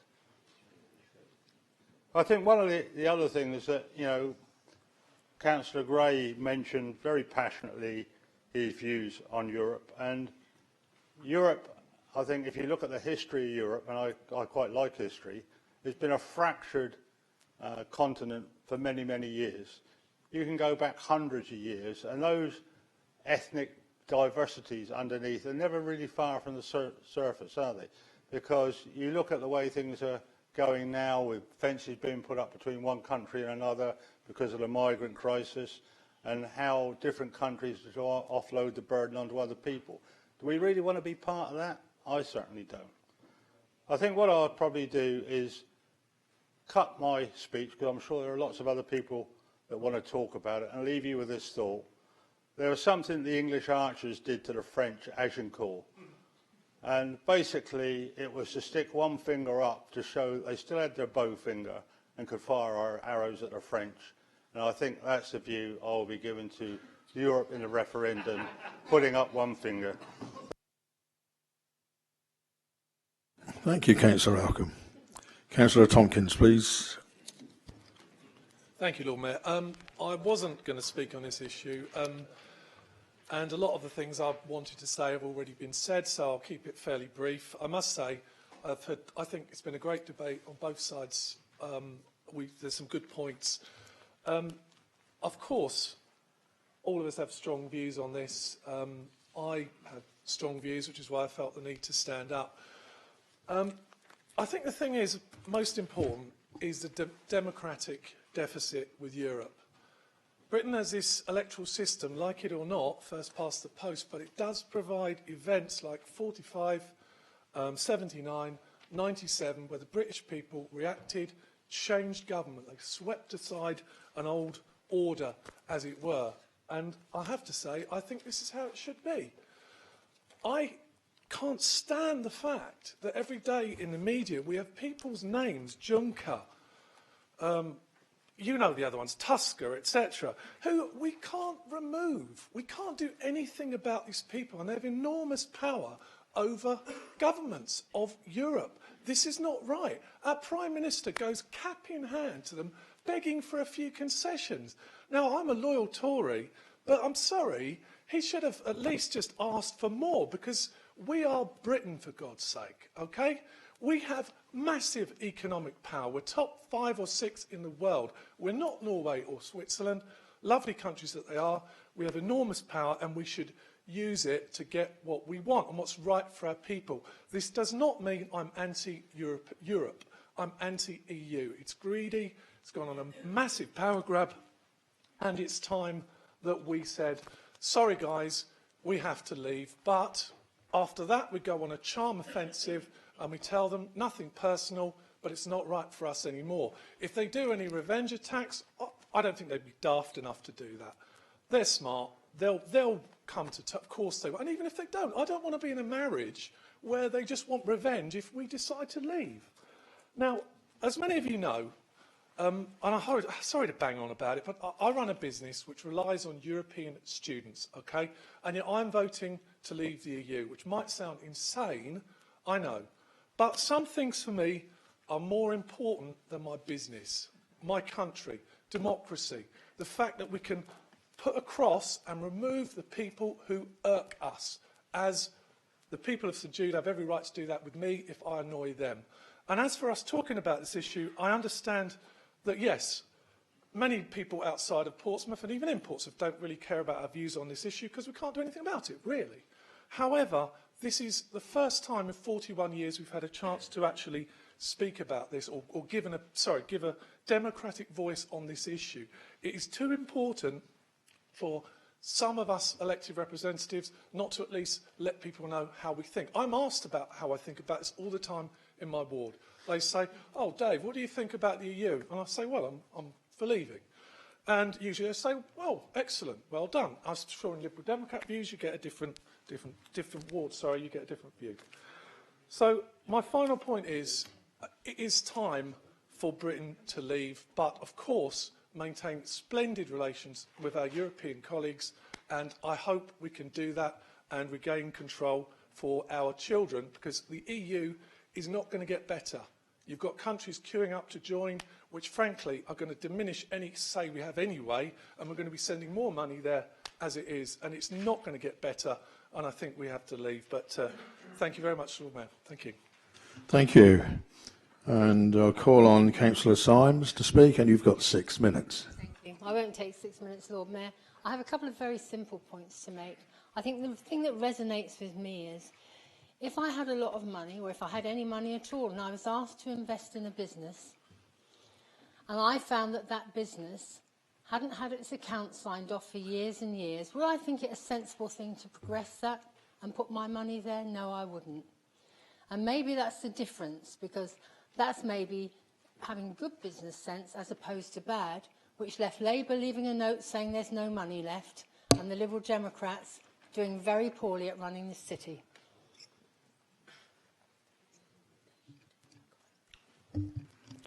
Thank you. Councillor Swan, please.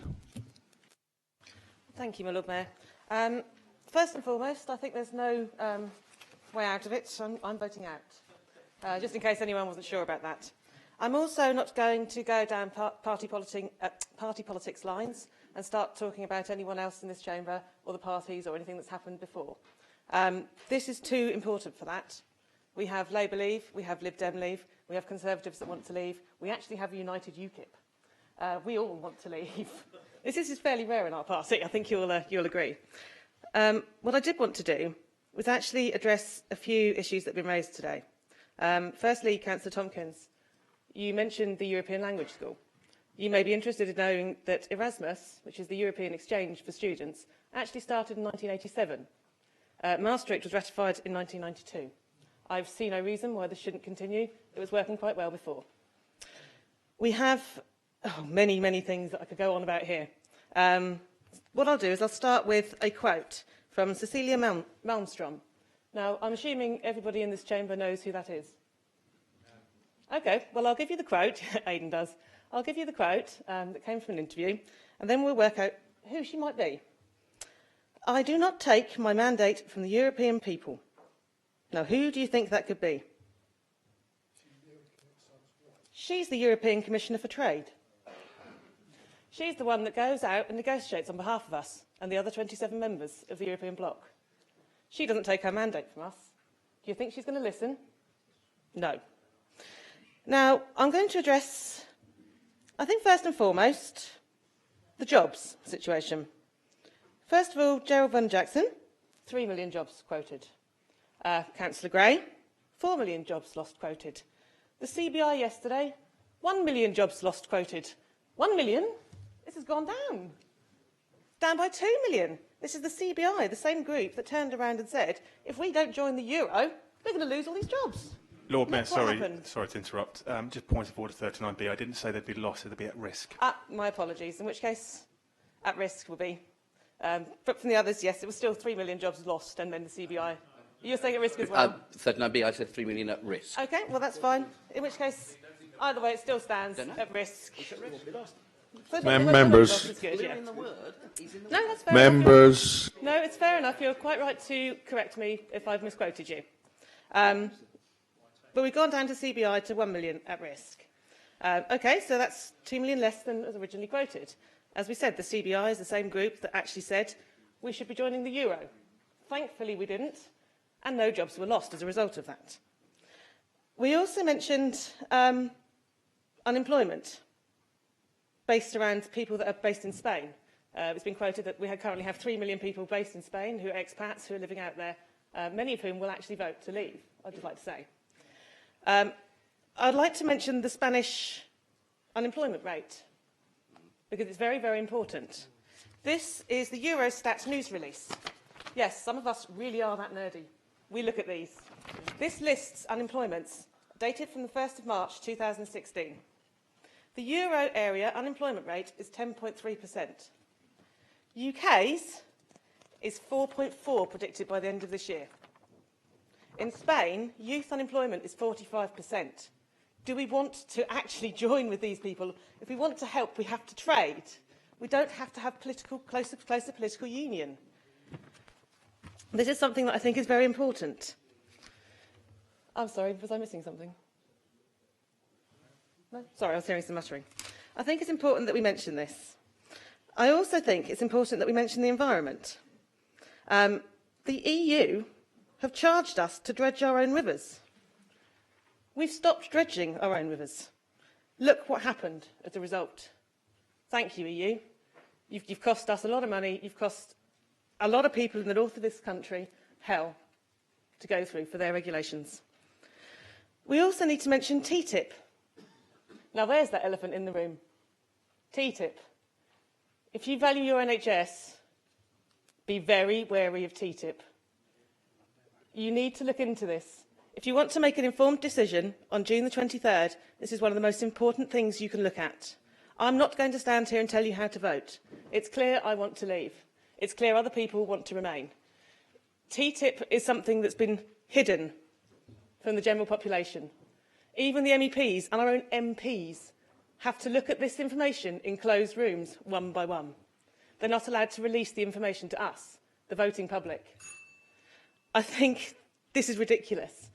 This is EU bureaucracy gone mad. This is something that will affect us and our future generations for years and years to come. This is why I think we need to seriously look at the EU. Yes, I think we should be part of Europe. We are part of Europe. We should negotiate trade deals with them.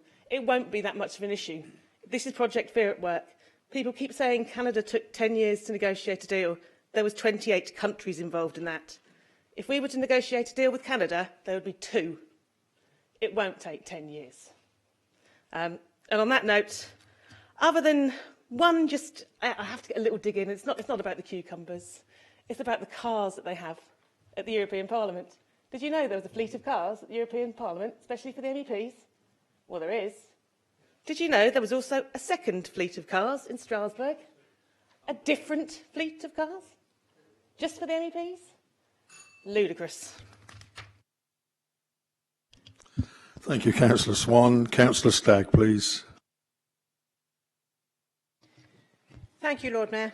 It's been a very interesting debate, very interesting listening to different people's views. But the one thing I'm not in the least bit interested in is the party political sniping that's been going on, not just during the debate, but also through the whole, it goes on every session we have. I'd like to go back to the Lib Dem amendment and the reason behind it. In other words, the EU referendum is not the business of Portsmouth City Council, and we as City Councillors do not have the right to tell the residents of Portsmouth how to vote in the referendum. If asked, give people the facts, but backed with evidence, not opinions and emotions, and unbiased, and tell them the pros and the cons, but I repeat, we do not have the right to tell people how to vote. Thank you. Thank you, Councillor Stagg. Councillor New, please. Thank you, Lord Mayor. I just wanted to speak a little bit about my own experiences, because probably more so than anybody else in this room, I spend more time in Europe than probably most people combined here, purely because I have a manufacturing facility in Germany. And I just wanted to tell you a little bit about this and some of my feelings about what we're debating here today. I think that a lot of us get confused with what the European Union is and Europe. I love Europe. I love visiting all of those countries. I spend a lot of time there, from whether it's from Norway to Denmark, through to Germany, France, Belgium. And it's really quite interesting to see that in the UK that we do live in a bit of a bubble. The civil unrest that's happening in Europe isn't widely reported here. And so, of course, everything that we're fed here is straight from our media, which I have to say on both sides of this debate is actually, I've been quite alarmed by how factually incorrect it's been, actually, for the pro staying, for the pro out campaign. And I think for myself personally, like Councillor Tompkins, I shared some reservations about what was going to happen. And after the Prime Minister announced that we were going to have the referendum, they set the date. When I went over to Cologne and met with my research and development manager, the very first thing that he asked me was, what does this mean for us? What does this mean for the staff that we have here? The staff in the UK that we have will be absolutely fine. To which I said to him, if we were to leave, what we would do, as an EU member state, we have the right to negotiate a trade deal. But let me be very clear, it doesn't matter how long that takes, nothing will change until such a trade deal was negotiated, i.e. we would carry on as normal until that deal was settled between the EU and the government. And I think a lot of people aren't even aware of this.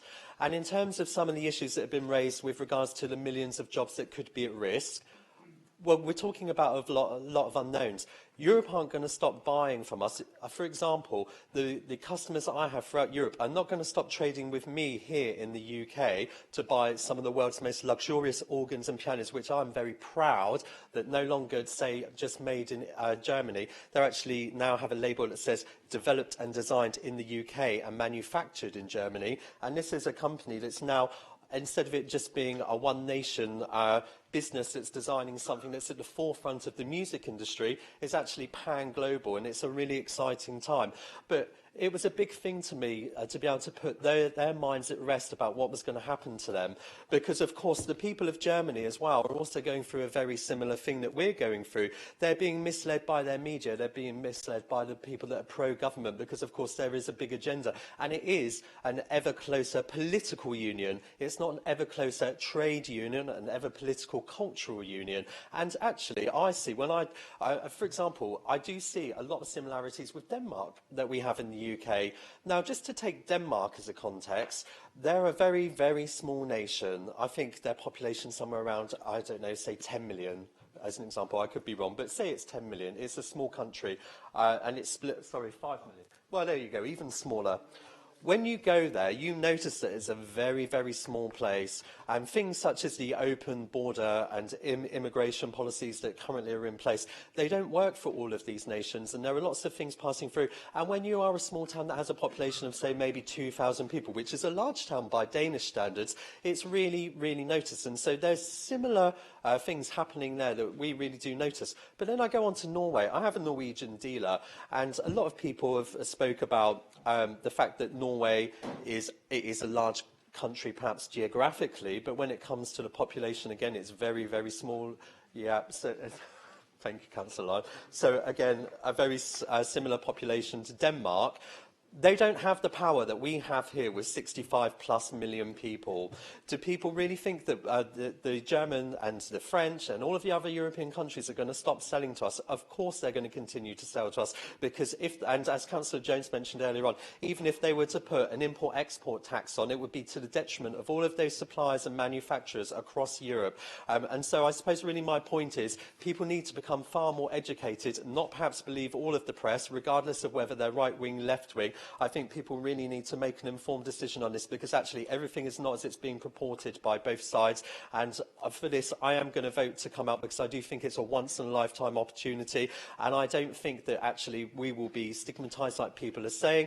We're not a country that absolutely hates people. Of course we're going to have our own Bill of Rights to protect workers, etc. Myself as a director, I'm not protected by these EU laws. I have to work every hour God sends, you know, and if I'm not working, essentially I don't get paid. And that's the same for all of the small working business people across this great country. If they don't work, they don't get paid. But however, we are in the business of protecting people, and I can't believe that any government moving forward, if we were to vote to leave the European Union, would not come up with a British Bill of Rights to protect our workers. Thank you. Councillor Harris, please.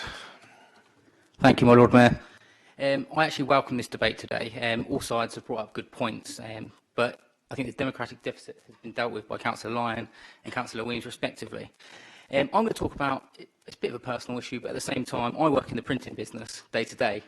I'm not going to try and sell anyone anything in election season, don't worry. But as working for a printer, we are tied by EU regulation. It is a fact of our day-to-day life. For example, we invested in a new press recently.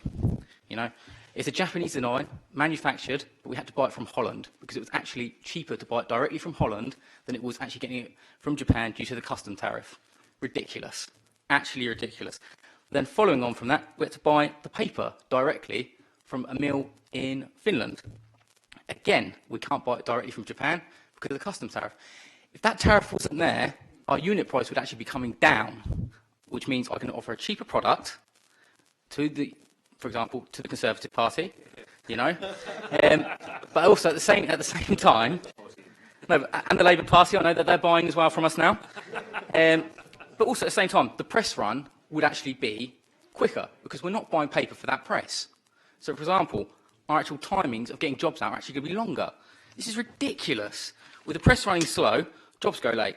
For example, if a bulb goes on the press, we can't actually buy the bulb directly from Japan because they're outlawed by the EU, so we have to buy a bulb that actually doesn't fit the press, which is ridiculous. You know, so we have to buy something from Holland, which actually isn't really what it's for, but it works, you know. And the money that we would save in doing this, we've worked it out actually when we bought our new press. We'd have a new finishing line, a new stitcher, a new folding machine. That's 8 jobs. 8 extra jobs that we could actually employ. And I'm not just saying this for myself as a printer. We've got 6 printers in the area. It's a dying industry. Unfortunately, I reckon in the next 2 years, there are probably about 3 printers left because the industry is dying out. And it is due to EU red tape. I have a client of mine. I cannot buy, if I want to print broke, which is basically if they want mugs, pens or anything, I buy from somebody else and get the markup. I have to buy from within the European Union.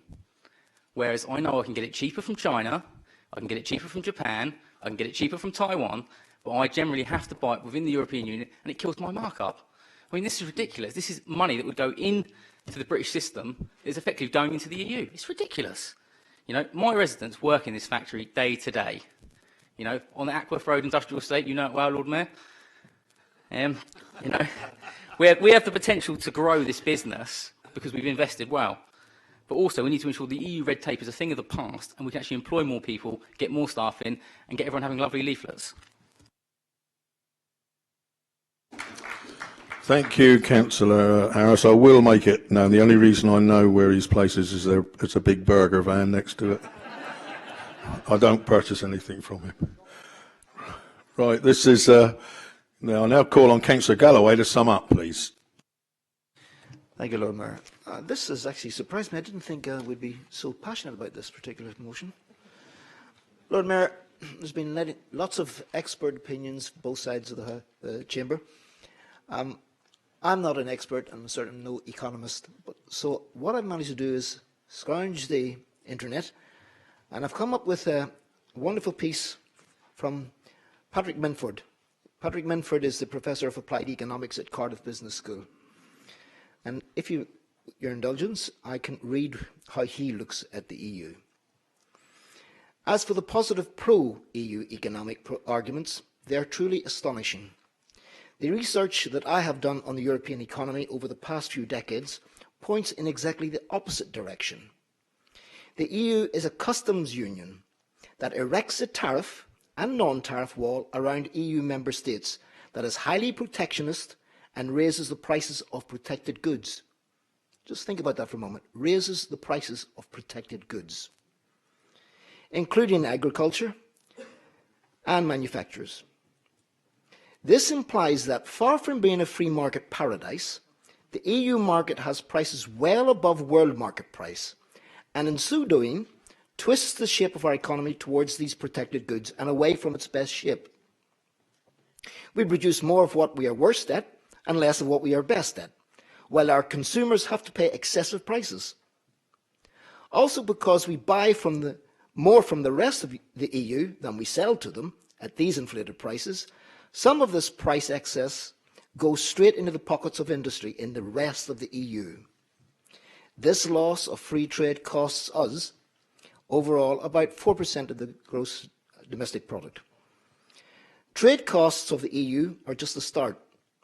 Whether one looks at climate change and energy, finance, labour market rules, or any of the myriad details of industrial standards, one finds numerous ways in which these deviate from what the UK would put in place. It is said that we have to keep these regulations if we were to continue to export to the EU. but this is manifestly false. Our exporters to the EU, about a tenth of UK GDP, would have to adhere to EU rules for imported goods, but the other 90% of the economy would not. Our findings of the EU regulation could cause massive damage to our economy. So what are the scares about the foreign direct investment, FDI, and job losses? These arguments are simply fallacies. FDI enters because there are returns to foreign capital here. Of course it will continue, but into the different sectors favoured by world free trade. Jobs too will expand in these sectors to replace those lost in the previous protected sectors. With rising real wages, jobs will expand. Then there is the political problem of migration. Limits on immigration, given priority for scarce skilled workers and families of UK citizens, cannot be sensibly implemented when there is no control at all over immigration from those 27 close neighbours, let alone over the refugees of the EU that the EU is trying to allocate to its member states. UK citizens know the economic benefits of sensibly managed immigration, have always welcomed foreigners and have been generous to refugees. What they rail against is the way in which the EU runs a coach and horses through any such management. It is clear that our establishment is keen to bamboozle the common man out of self-government with fallacies about economics. The truth is that UK citizens will not only regain their political freedom outside the EU, but they will also be a lot better off. Thank you, my Lord Mayor. Thank you, Councillor Galloway. We're now going to vote on the amendment. If 8 people stand, that's quite an order.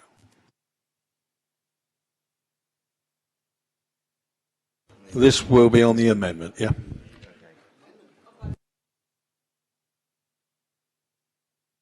Okay. We now vote on the amendment. Those in favour, please indicate. Yes, will they please stand and will they sit as their names are called out? This is in favour of...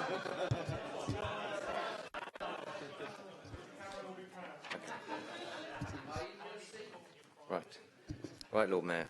Those in favour of the amendment as follows, as I say, if they'll sit as their names called out. Councillor Hunt, Councillor Smith, Councillor Fuller, Councillor Sanders, Councillor Winnington, Councillor Gray, Councillor Ferret, Councillor Mason, Councillor Vernon Jackson, Councillor Foster, Councillor Wood, Councillor Dowling, Councillor Horton, Councillor Ashmore. Were you were you in your position? Okay. Okay. All right. Councillor Stagg then. Thank you. Okay. Borderline, but you know, thanks for the cakes. Okay. Would those who are against the amendment please stand and sit as their names called? Thank you. Right. Councillor Tompkins, Councillor Stubbs, Councillor Jones, Councillor Bosher, Councillor Alcombe, Councillor Stockdale, Councillor Weems, Councillor Hastings, Councillor Symes, Councillor Lyon, Councillor Harris, Councillor Rob New, Councillor Ryan Brent, Councillor Hockaday, Councillor Jenny Brent, Councillor Gemma New, Councillor Godier, Councillor Galloway, Councillor Swan, Councillor Denny and Councillor Potter. Are there any abstentions at all? Okay, Councillor Young. Okay, we'll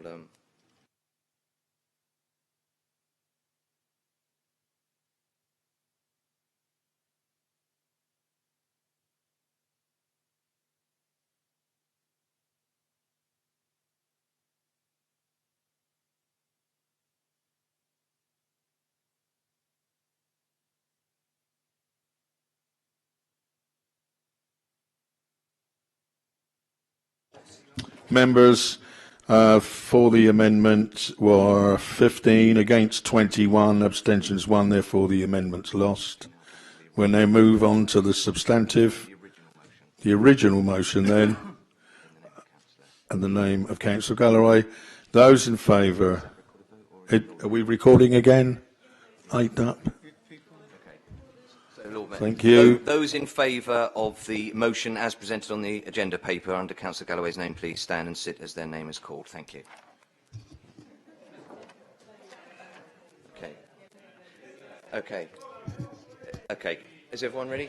Right. Councillor Tompkins, Councillor Stubbs, Councillor Jones, Councillor Bosher, Councillor Alcombe, Councillor Stockdale, Councillor Weems, Councillor Hastings, Councillor Symes, Councillor Lyon, Councillor Harris, Councillor Rodnew, Councillor Ryan Brent, Councillor Hockaday, Councillor Jenny Brent, Councillor Gemenew, Councillor Godier, Councillor Galloway, Councillor Swan, Councillor Denny and Councillor Potter.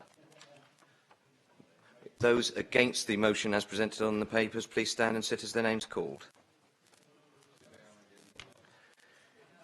Councillor Hunt, Councillor Smith, Councillor Fuller, Councillor Stagg, Councillor Sanders, Councillor Winnington, Councillor Gray, Councillor Ferret, Councillor Mason, Councillor Vernon Jackson, Councillor Foster, Councillor Wood, Councillor Dowling, Councillor Horton, Councillor Ashmore.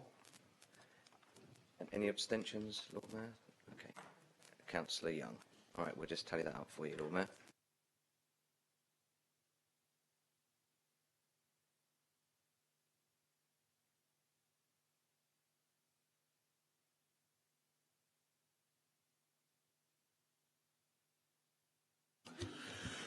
For the motion, 21, against 15, abstentions 1. The motion is carried, therefore.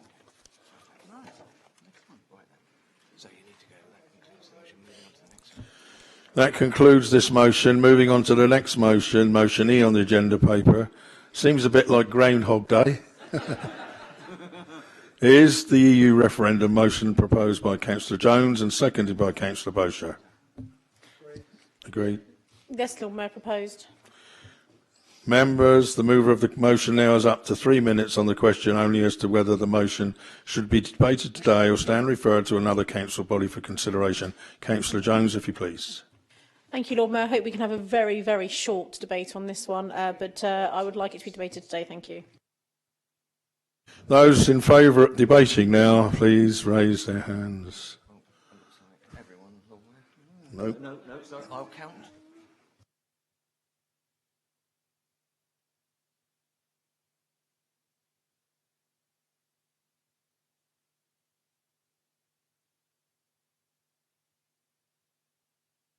Those against? 4. That'll be debated today. This will be debated today, and there's a new rule, 99B. Anyone that's spoken can't speak again. Please, lead. Motion in my name. I'll save what I've got to say for the summing up. My Lord Mayor, could I propose that we move to the vote? You have to be happy that it's probably been debated before that happens, Lord Mayor. I think you wanted to air it for a few minutes, didn't you? If we put a little time limit on this, I think you ought to. I think we ought to at least open the debate, okay? And then if we get a recommendation from one of either the proposer or the seconder, then we'll call it. Don't forget you have and the amendment, please, is that? You have an amendment, of course. I have an amendment that says exactly the same as the last one. Okay, the debate is now open. Councillor Lyon. Thank you, my Lord Mayor. Again, when I raised to speak earlier on this complex subject, I said that I would talk this time of the EU's relationship with Britain. Before I begin, I should like to congratulate the Leader of the Council for proposing such an articulate, cogent and well-argued motion. Indeed, it is so consonant with my own views on the subject that that I should have been pleased and proud substantially to have written it myself. Councillor Lyon, can you actually bend nearer to the Yes. microphone? Yes, Thank you. It's worth hearing, I promise. The fact is that the motion explodes in a nutshell the myth that is apparently almost a given for every proponent in the Remain or Leave debate, namely that the trade part of our agreement with our EU partners is all very well.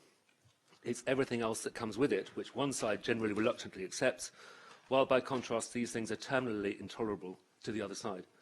No, my Lord Mayor, not even the trading relationship that we have with the EU and that we are told is at risk if we leave is acceptable in its current form.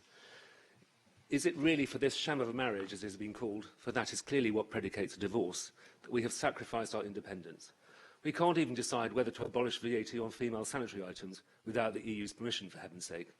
Perhaps we should be grateful there isn't a directive governing how to use these products. Or maybe there is.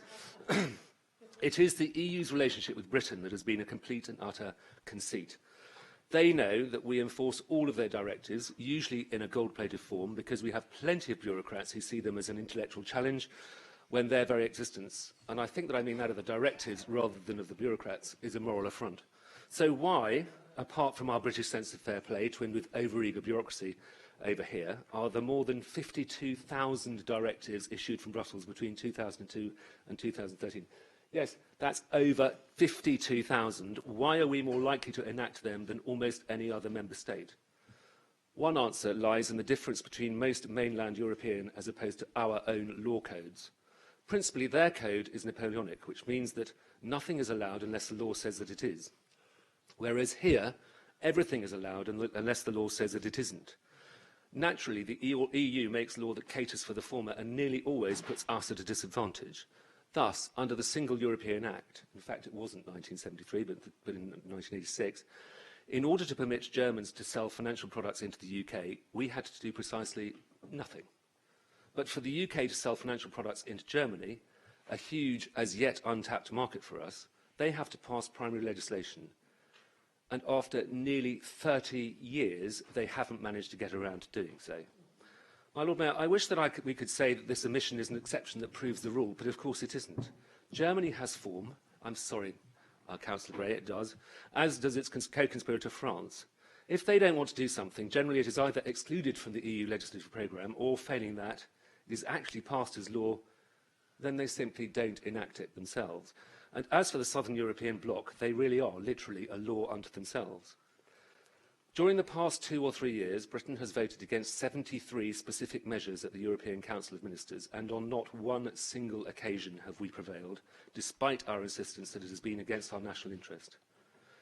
Thank goodness we opted out of the euro, and here I pay my one and only tribute to Ed Balls and Gordon Brown, prevented Blair and Mandelson, backed by all those who are still in love with the EU project, including most of Britain's big businesses, from joining it.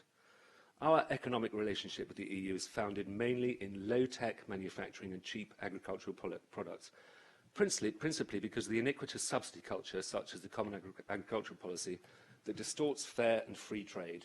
Thus, for the first time since prehistoric times, Britain can no longer feed itself. I can repeat that. It can no longer feed itself from its own farms. It can feed all of Europe's animals with cheap and medically nasty products such as rapeseed oil, the cultivating of which has produced the most hyperallergenic of plants, which is a primary cause of the tenfold increase in hay fever and other respiratory illnesses in this country. Not since the post-war Labour government of 1945-51 prolonged food rationing while selling crops abroad to gain foreign currency has our agri-economic situation been so strategically incoherent and a clear and present threat to the nation's self-reliance. And yet, to coin a phrase, we find ourselves paying the first-class fare for seats in the EU's gravy train while sitting in second class and wondering which of the EU or the UK will uncouple our carriage first. So what is there beyond the EU for this small but sceptred isle set in an emerald sea, as Shakespeare put it? We are the 5th largest economy in the world. We are permanent members of the UN Security Council. We are the linchpin of the relationship between the United States and Europe, since we share, to an extent, the same language, the same legal code, many of the same traditions, and, of course, an unfailing faith in a strong political system, and we are the head state of the Commonwealth. In addition, and unlike our EU partners, we meet the total commitment of 2% of GDP spending on defence, and furthermore, we give 0.7% of our GDP, controversially for some, to foreign aid. This has been agreed by our EU partners, but we are the only country to do so. What is there to fear? How can we know what Brexit will mean for our nation's short-term economic prospects any more than we can know the extent of the descending spiral of the loss of national sovereignty if we remain, although both are the subject of fevered speculation? What I do know is that an economy always recovers faster and with more resilience than a political system which usually changes radically at the cost of lives and liberty. If only for this reason, Britain could and should be proud to stand alone, unfettered by the cosh of the EU. And we shouldn't let the political equivalent of mental violence prevail. This is the assertion that even though we are being mistreated by the undemocratic and uncaring EU, no one else would have us. I believe that Portsmouth is well equipped to stand up to this type of bullying and look forward to their verdict on June the 23rd. Thank you, my Lord Mayor.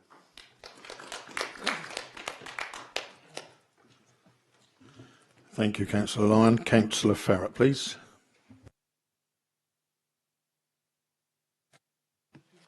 Thank you, Lord Mayor. The same points that I raised for the previous motion still hold for this one, and that's why is this before us? Why are we debating this here today? And once again, myself and Councillor Gray have voted that we shouldn't be debating this because it does not fall under the jurisdiction of the Council. And I know there's probably been some inventive wording there to slip the word Portsmouth in, but manifestly this is not something that falls under the jurisdiction of the Council, it's something that we have an ability to effect or change. And I think I just find this idea of us spending a couple of hours here, and I recognise I'm contributing to that, but I'm not prepared to let this motion pass as we have decided to debate it. But it is ridiculous that we've spent 2 hours here talking about the EU, people spouting off on all sorts of random stuff that I wasn't aware of, that they've gone away and they've done their research on Google and they've tried to look through back copies of the Daily Express and Daily Mail and come up with as many absurd scare stories as they can. But that is not the remit here of the Council. Had we spent those 2 hours talking about the imminent collapse of social care in this city, the fact that we cannot fund social care provision at the moment, we're going to have a massive shortfall when the living wage comes in and the government are not giving us the resources, and the 2% that we're raising is not going to cover that. Were we to spend those 2 hours trying to talk about solutions to that, then that would be productive time spent. I don't think it is, with people giving various quite random opinions in terms of the European Union. And I don't think that there is the expertise, and that's not impugning on anyone here, but we don't have the resources as councillors in terms of information to be able to give people the advice on the benefits and the disbenefits of EU membership. And we are, with this motion, just like the last motion, we have some random scare stories and some out of context statistics.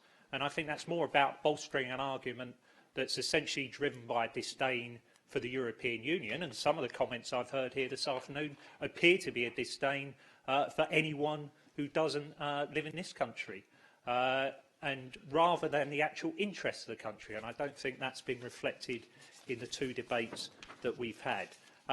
This motion seems to major on services and the fact that we are disadvantaged in terms of the trading services by our EU membership. I did my own bit of research, and I've got the House of Commons briefing note which shows us having a £20 billion surplus on the trade in services with the EU. So that is incorrect in terms of the motion. That is where we benefit from our trade with the EU. So I think I really need the Council leader to address that, and she needs to tell us what she's actually talking about in terms of the motion. The sovereignty argument, we've heard a lot about sovereignty this afternoon, and we hear about in this motion and from Councillor Lyons about the Single European Act. The Single European Act, signed in 1986, signed by Margaret Thatcher, the greatest transfer of sovereignty that this country has ever known. It was signed by Margaret Thatcher. I turned the TV on the other night and I saw the Council leader talking about shipbuilding, and she had a mug of Margaret Thatcher behind her. That's the same Margaret Thatcher, Council leader, who signed the Single European Act. And the Tory party does have a proud record. It has a proud record of working constructively within Europe. It was a Tory Prime Minister, Edward Heath, who took us into Europe, Kenneth Clarke, who's still there. Kenneth Clarke, I have to say, one of my political heroes. I think Kenneth Clarke is the voice of reason within today's Conservative Party. In a parallel universe, I could see a party that has Kenneth Clarke and Alan Johnson leading it, and we have a good social democratic government in this country. Unfortunately, he's still a member of the Tory party. And David Cameron, the Prime Minister, who has gone out, offered the referendum. He was a prisoner of the Eurosceptics and he offered the referendum, but he has been pushing the case that we're better in, and I'm foursquare behind the Prime Minister in pushing that case. Unfortunately, his own party is now turning against him. I don't know what's going on with the Tory. I don't know what's going on with the Labour Party at the moment, but that's explicable. It's inexplicable what is happening to the Conservative Party at the moment. It seems the mere mention of Europe just sends them crazy. What is going on? They've won an election. They have a majority. They're absolutely tearing themselves to pieces over this. And I asked the leader of the council to reflect upon her Euroscepticism, particularly on the issue of sovereignty. She fully understands the need to work together. She mentions it quite often in this chamber, and she's run a minority administration, and she has done a good job, I think, in very difficult circumstances. She's run that administration through cooperation. She talks about cooperation in terms of the combined authority because she knows we have to combine. Given the financial circumstances, given the direction of travel, we have to work with our neighbouring authorities. We have to cede some of our sovereignty here as a city, pool it with our neighbours in order that we can achieve better outcomes for the people of Portsmouth. If she can see that locally, why can't she see that over Europe? Thank you, Councillor Farrett. There are three more speakers, and I'm just looking at the leader. Well, the next speaker is Councillor Jadford Taxon. Thank you, my Lord. I think I have to formally move the amendment, which probably has been circulated because it's exactly the same as the last one, and I think my view has not changed in the debate at all. That it is for the people of Portsmouth to decide if they want to stay in the EU or not. It is not for the council, even for Ian, to tell them what they have to do. So, Councillor Lyons to tell them what to do. My Lord, I think there are several interesting things that's come out of out of this debate so far. If we look around Portsmouth, we look at the firms here. We have the headquarters of the UK satellite industry here in Portsmouth. Incredibly well-paid engineering jobs here in Portsmouth. But it's a European firm. If we put up customs barriers, because we're outside the EU, why stay? Bouygues Construction, big French company. They're UK arm based at 100 Lakeside. Why stay if we've said no to them and that we're not interested? Airbus. There are lots of other companies. And then we have the discussion about trade in services. I think John's right. £20 billion of trade surplus that we have. And yet we are wanting to risk stepping outside the EU so that customs can be put up to stop our trade going into Europe. We are wanting to put people's jobs at risk. But we don't know what will happen. We do not know what the other countries in the European Union would do to us if we chose to leave. It's in their political interest to show that for any country that chooses to leave the EU, things are really bad. Therefore, it's in their political interest to make sure that our economy is hurt and that jobs will be sacrificed because people are wanting to pull out of the EU. Now, I think that's a risk too far. In terms of food, we haven't had a food surplus, I don't think, in this country for years. One of the problems in the last war, which some of us remember, was that we couldn't feed ourselves. We were dependent upon food coming in. The same in the First World War. We were dependent upon imports of food, and we have been for a long, long time. So my Lord Mayor, and then we have a discussion that says the EU is terrible because some national governments implement what the EU says, but some national governments don't. That's about national governments. If we're saying that the rules are in some way optional, because it's our national governments that decide, that's about our national governments. So, my Lord Mayor, I was very interested in Colin Galloway's quote from an eminent economist who has been known for 40 years to be virulently anti-European. The Daily Mail is more balanced than the professor that you quoted. And the Daily Mail has never been thought of as balanced or logical or reasonable or using facts. So, my Lord Mayor, again, we should not be telling the people of this city how they should vote. It is not our job, and it is a bad thing for us to do. If we're starting this habit of saying how people should vote, that's a bad thing for the future, and it's not what we should be doing. Thank you, my Lord Mayor. And I'm happy to move the amendment. Well, it appears to me we are we're going over previous and repeating ourselves, so I will call upon the leader to sum up. Have a point. I abstained and I would actually like to explain why I abstained. But if we're going to Leader. Thank you very much, Lord Mayor. You know, it does actually tear my heart out when Councillor Ferret and I are not on the same page on something. And so I am very sorry, Councillor Ferret, that I'm pushing you into the arms of the Liberal Democrats in the chamber today. But in all honesty, that, you know, we have to acknowledge that there are some good things that have come out of the European Union. It's not all bad. And, for example, the European Working Time Directive. Now, you know, whilst it cost this country somewhere in excess of £6 billion per year, I don't think we can argue that there are some real merits that have come out of employment rights for people from that piece of European legislation. And actually, it has had a cost on us here as a city council, because actually, you know, one of the points that's been made today is that this is not a motion, or the European Union debate is not something that's relevant to this chamber and to us as a city council and as an employer. And actually, it's one of the most relevant things we've talked about in this chamber in a very, very long time. For example, we own MMD, the fruit importing company, just based down the road on the edge of the M275. I think the European Working Time Directive, for all of our drivers and for everything that's happened in this council as an employer, probably around £1 million, okay, when it was implemented. But you know what? I'm not knocking it, because it's a good thing. So there are some good things. Now, for example, some of the things that have come out to protect people from the Human Rights Act, again, I would never want to undo that. But what I want is British judges to be able to set amendments and enhancements and revisions to a British Bill of Rights, as Councillor Rob New has mentioned, not a judge set in The Hague ruling on why we've breached the European Human Rights Act. And I go back to the point about Abu Hamza.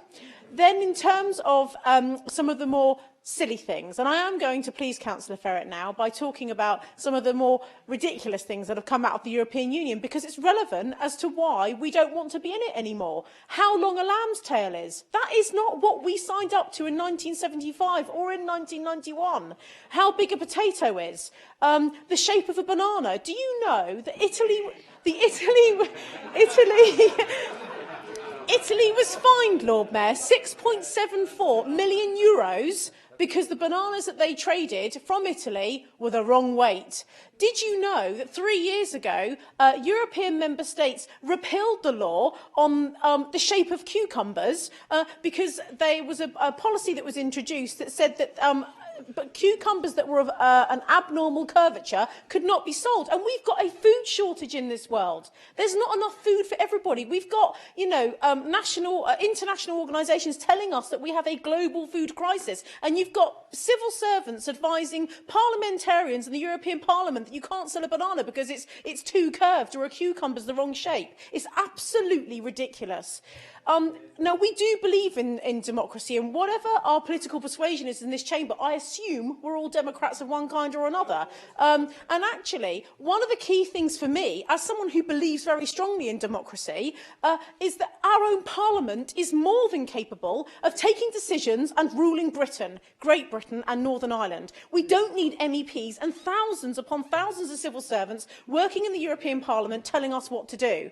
I know from friends who are government ministers that they are told daily and weekly, sorry, Minister, you can't do that because it will conflict with the European law, or sorry, Minister, we'll have to go away and check that one for you with government or departmental lawyers because I think that will conflict with European policy. That's just not what we signed up to. We're Democrats and we want to run ourselves as Britain.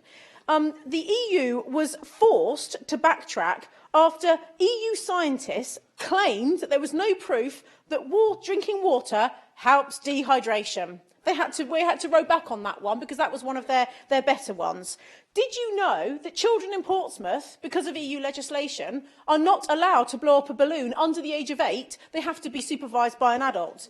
And have you ever remembered, Lord Mayor, about members of Parliament in Britain, in London, in Westminster, taking decisions and votes about the noise created by lawnmowers in the city of Portsmouth? Or maybe about the compulsory energy efficiency surveys that we have to have done when selling our house? No?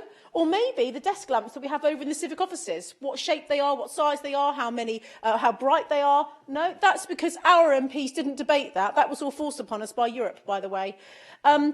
And really, from my point of view, the European Commission has created new European directives, rubber-stamped by the European Parliament, ordered to be British law about all of those silly things I've just talked about. And there's absolutely nothing we can do about it if we don't like it.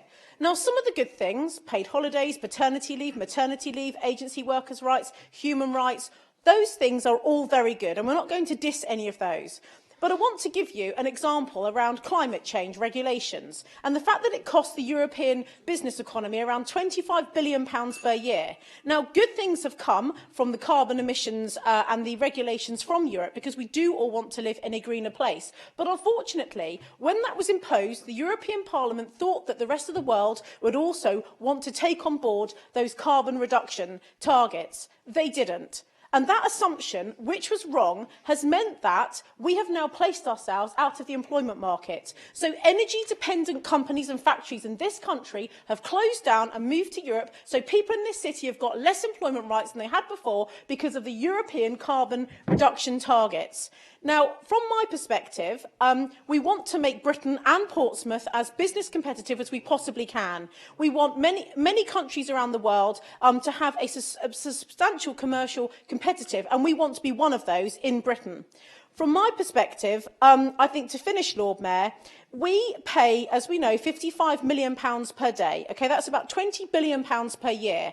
We've heard from Councillor Ferret about the cost of social care on this city. There are 69 cities in the UK. If the government withdrew from the European Union, okay, they would save £289 million per city per year.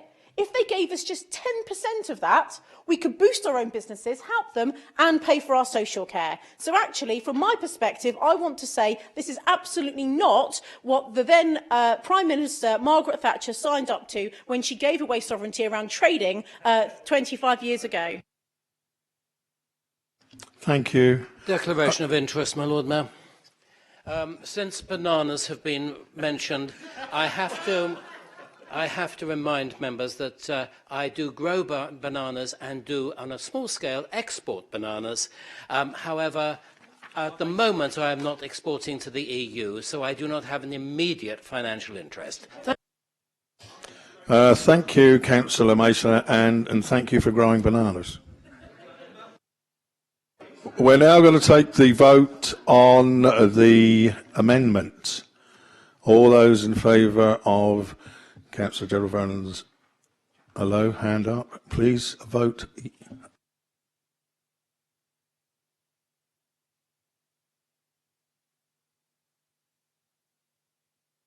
Those against.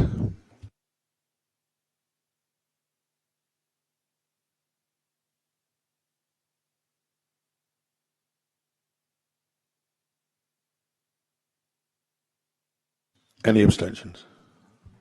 No. That's lost. We'll now go to the original motion. All those in favour, please.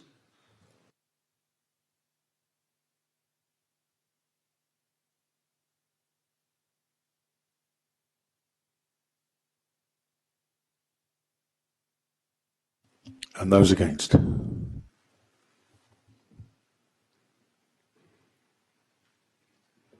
For 15. Any abstentions? By the skin of your teeth. But that's... any abstentions?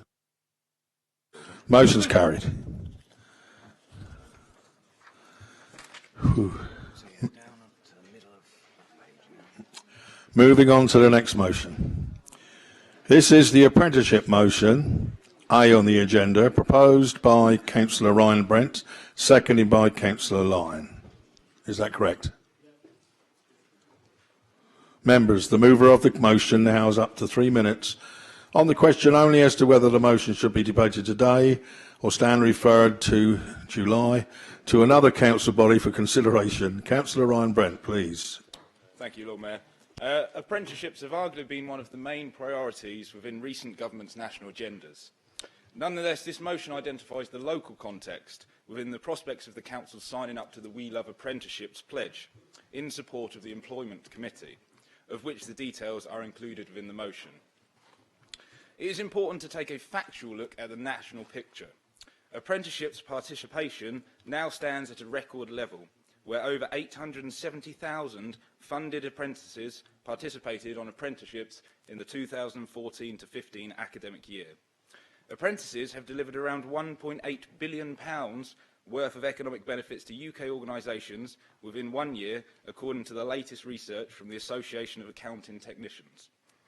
The report compiled by the Centre for Economics and Business Research found that apprentices offer UK businesses a significant return on their investment, with economic output often exceeding average wage and training costs. Research highlights that businesses do not have to wait in order to realise the financial gain of hiring an apprentice, with many companies enjoying economic benefits while their apprentice is still in training. Once the apprentice is fully qualified, employers can expect to see further productivity improvements, while apprentices can expect to benefit from increased earning potentials.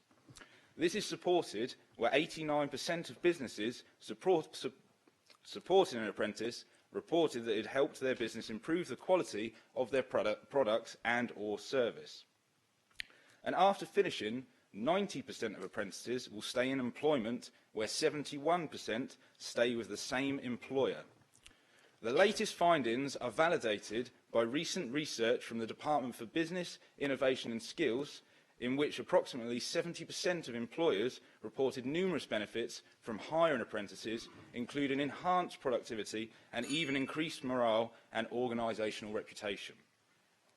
In addition to this, it is important to identify that this is clearly a cross-party political issue, especially on a local level, where the previous administration's Cabinet Member for Children and Education, Councillor Rob Wood, has stated apprenticeships are a vital route into work and important for creating skills in the local economy. They show our future strength.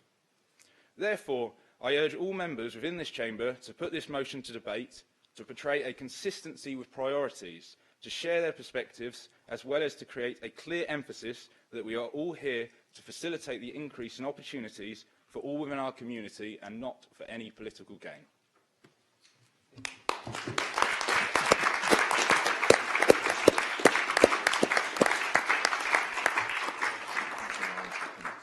Thank you, Councillor Ryan Brent. And the seconder, please. Is that seconded? I second it and reserve the right to speak later. Thank you very much. Those in favour of debating today, please signify. Any against? Back to Councillor Brent. Thank you, Lord Mayor. Nationally and regionally, the take-up of apprenticeship schemes has grown sharply over the past 5 years, as more and more organisations enjoy the benefits that apprentices can bring to the workplace. This is benefiting their businesses and bolstering economic recovery and growth. This is portrayed on a local level by Employment Committee member and leader of the Liberal Democrats, Councillor Vernon Jackson's comments, where he states, apprenticeships have risen year on year over the last 5 years from 660 to 1,970, and independent reports show Portsmouth has done better than other areas in attracting and protecting local jobs. Nonetheless, although there has been an increase, we now need to do more to engage with smaller businesses and make it easier for smaller enterprises to unlock the full potential of training apprentices in the workplace and to gain specific skills relevant to their businesses. Apprentices, far from being a cost to businesses, are often a tangible benefit, and what is more, they are flourishing in non-traditional sectors such as business, administration and law.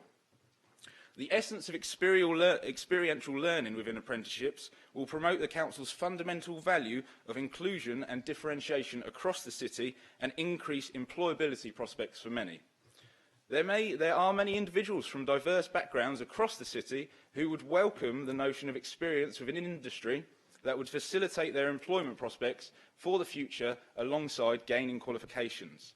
The industries that apprenticeships cover are vast. They are available in 1,500 job roles covering more than 170 industries, from advertising to youth work, and from environmental engineering to legal.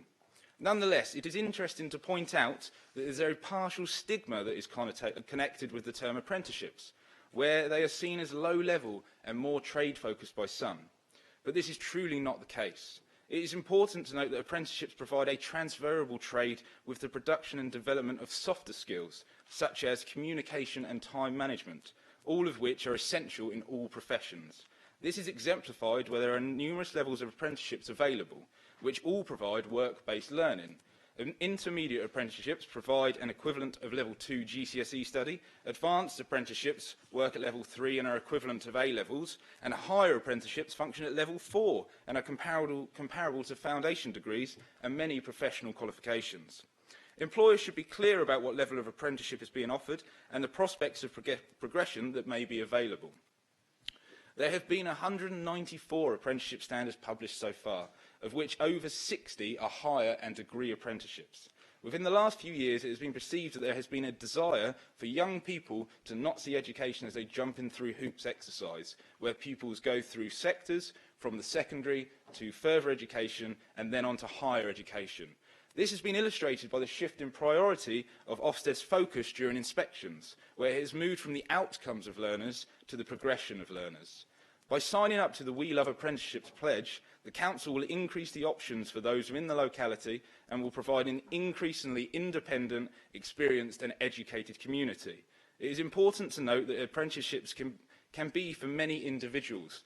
For example, those who are academically proficient but wish to gain experience rather than pursue within academia. Or more kinesthetic learners who prefer the experience of doing rather than the traditional learning classroom methods of education. There is a need to not only raise aspirations across the city, but also to increase the knowledge of possible progression routes for young people within the city that are not traditional academic routes. One could argue that apprenticeships, in fact, offer a vocationally academic option and provide the best of both worlds for some, where almost 1 in 5 advanced apprentices progress onto higher education. Nevertheless, it is easy to be too narrow in one's perspective and focus only on 16 to 24-year-olds, when individuals within the lifelong learning sector, who are students older than 24, can evidently also have a positive impact by enrolling upon apprenticeships. It may be due to personal life choices or reasons that have halted individuals' education, and they may wish to pursue this later on in life. Or in fact, that older individuals have a desire to change the direction of their career or move industry. Apprenticeships can facilitate these aspirations. Some general facts that highlight the benefits of apprenticeships. A quarter of former apprentices had received a promotion within 12 months of finishing, and for intermediate and advanced apprenticeships, 3/4 reported taking on more responsibility in their job after completing their apprenticeship. In addition to this, 89% of apprentices are satisfied with their apprenticeship. 85% said their ability to do the job had improved, and 83% said their career prospects had improved. I believe that this Council hopes to encourage all sectors of business to open up their recruitment policies and address any potential skill shortage across the community. Delivering the best skills is a crucial part of our long-term economic plan for Portsmouth, and more apprenticeships mean more opportunities for young people as well as those within the lifelong learning sector, giving them and businesses within the locality increased financial security and our community a better future as a result. There is a need for sustainability, quality assurance, differentiation and inclusion within a rapidly evolving educational system. And as a portrayal of our forward-thinking nature within this Council, it would be astute to increase the opportunities outside of traditional academic education routes, and as a result, support this motion both with its sentiment and contents.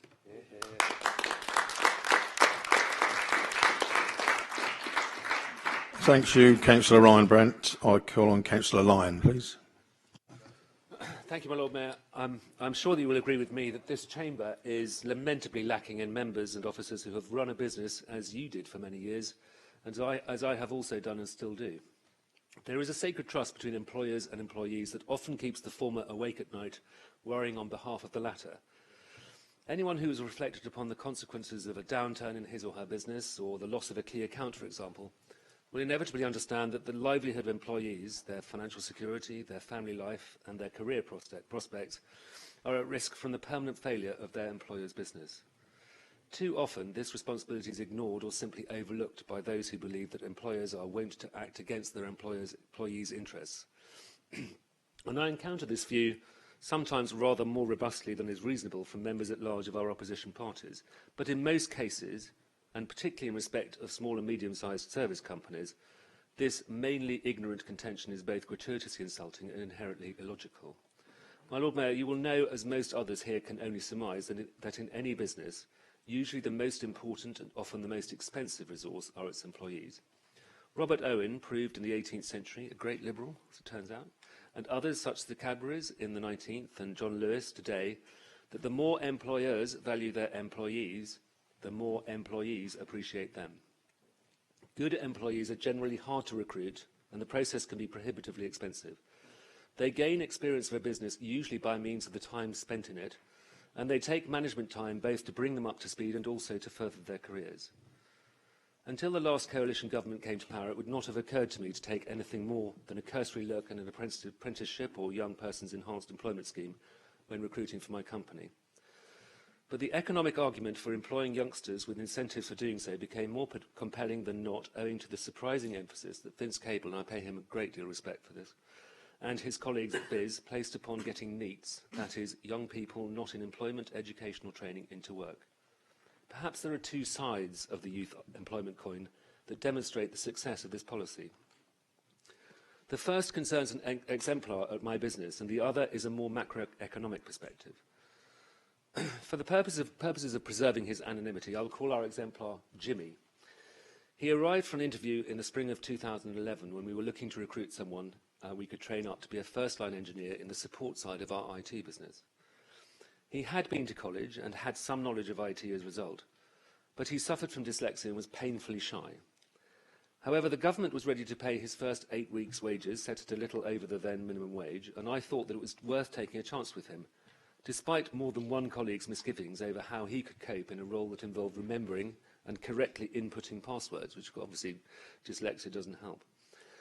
When I rang him to call him back for a second interview, Jimmy was genuinely astonished. In 2 years of trying and probably 100 or so interviews, he had never been asked back.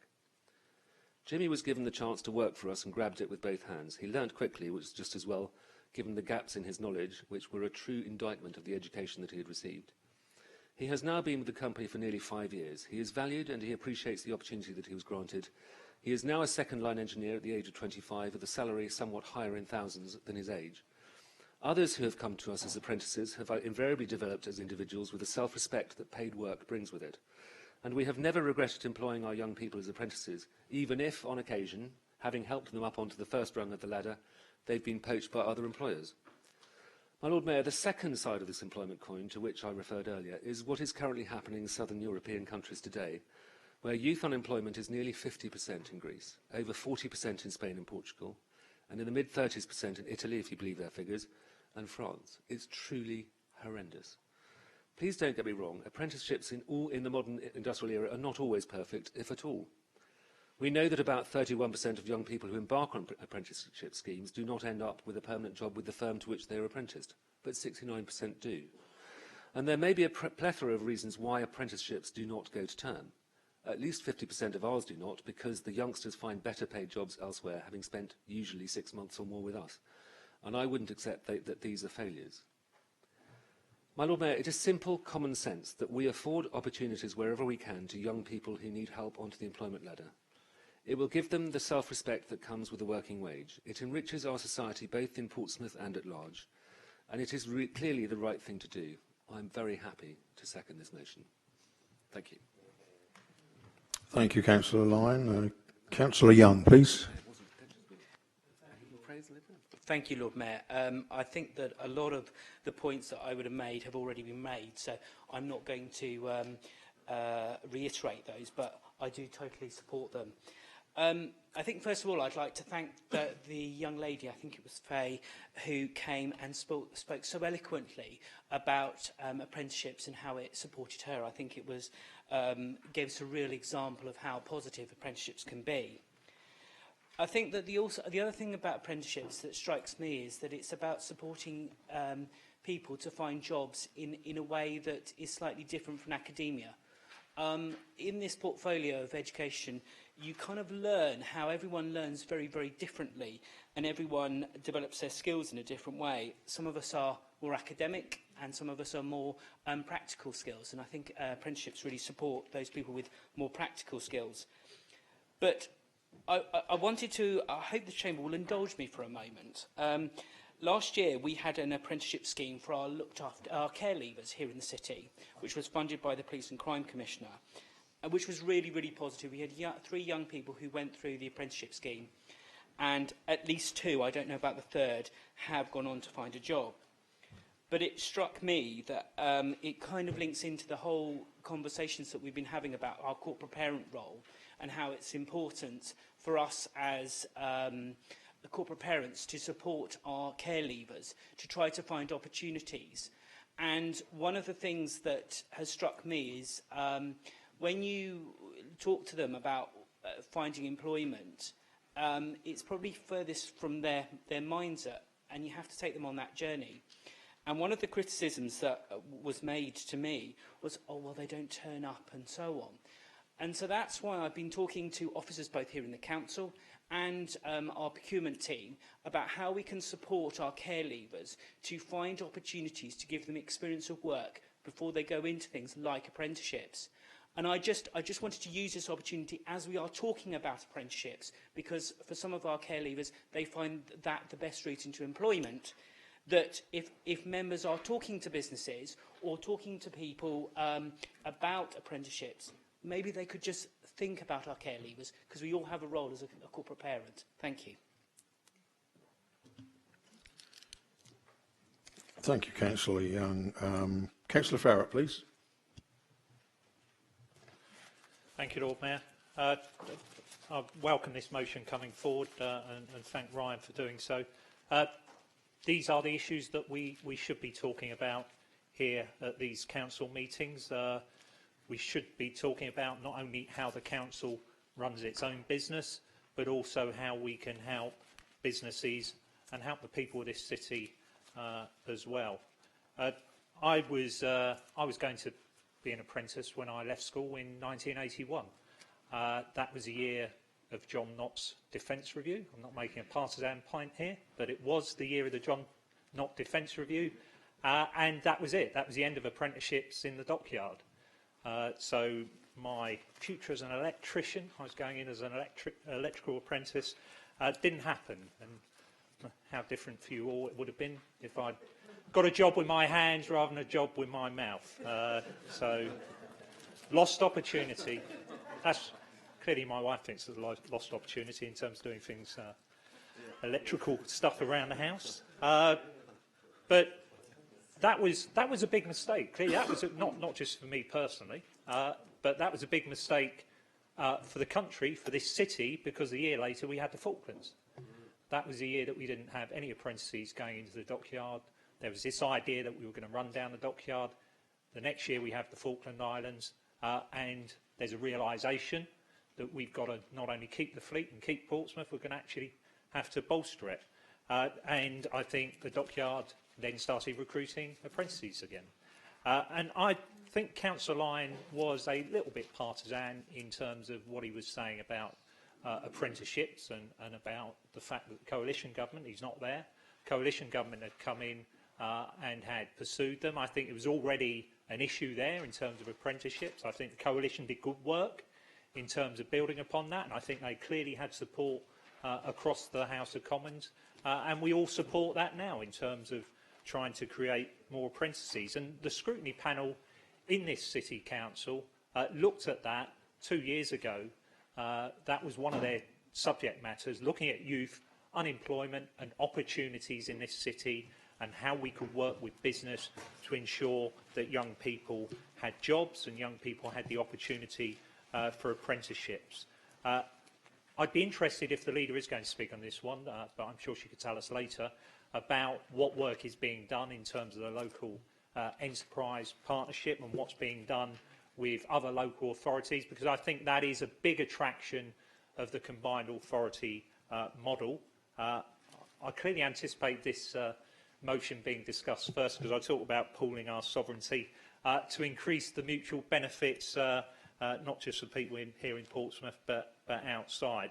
But I know that the council leader is a big supporter of us working together and taking a more strategic approach, and I hope that we can look at how learning establishments, not just here in Portsmouth, but across a wider area, be that a Solent combined authority or a wider combined authority, about how those learning establishments can be used in order to support the strategic industries that we have in this area, not least in terms of the maritime industry, because I am concerned that we do have skill shortages. There are still too few people doing engineering apprenticeships. We know what's happening in this city in terms of the aircraft carriers. We hope the Type 26, if they're going to be built, and when they're going to be built, but we hope that we're going to have Type 26 here. We do need more people, but businesses also need that certainty in terms of the order book, in terms of what's going to happen. We don't have that at the moment. Hopefully we will, but we're going to have to rapidly ramp up the number of apprentices that we have in those engineering functions. Thank you, Councillor Farrett. Councillor Dowling, please. Lord Mayor, as always, I'll keep it short. I fully support the motion. Thanks to Councillor Brent for bringing it forward. Apprenticeships are something that I've supported personally for many years, even probably before becoming political with a capital P. So very important that we have different pathways and routes for young people and older people as well. So I did say I'd keep it short, that's all. Thank you, Lord Mayor. Thank you, Councillor Dowling. Councillor Varnon-Jackson, please.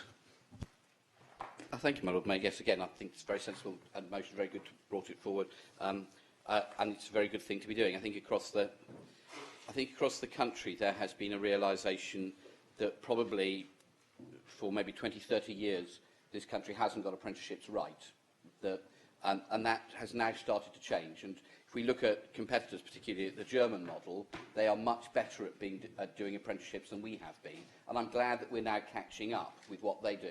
And part of the strength of their economy has been the apprenticeship model, which we're now opting into. It does go back. We kind of do this often. In 1870, the Elementary Education Act, that some of us remember well, was brought in because people were very worried that the German education system was much better than ours, and they were educating everybody to primary school level, and we weren't, and therefore their industry was doing better than ours. So in 1870, we created elementary education for everybody, and now we're having to learn again. I think it's really good, and there's great stuff that happens in the city. I met apprenticeships at the King's Theatre, learning to do things there. So it's not just about with heavy industry. The creative industries are a very important part of the economy of this country and of this city, and it's good that they've got apprenticeships there as well. I think one of the things that this government has realised and the previous government has realised is that not all employers are the best. We may be, and there are some really good employers, but there are some that aren't. So we look at employers where all the people who work there are agency workers. Nobody's an employed worker of that company. They just get agency workers in so that they don't get pension rights or anything like that. So what the government has done is to make sure that we have, is to bring in a thing to say how many apprenticeships we're going to have to provide. And we're going to have to up our number here at the City Council from 40 apprentices to 170. which is good, but it's going to cost us money. And they've also introduced, I think a couple of months ago, an apprenticeship levy.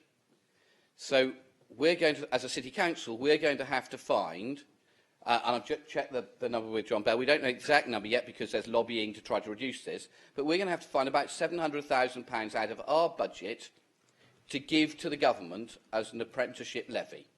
Now that means that we're going to have to cut social services more to pay an apprenticeship levy.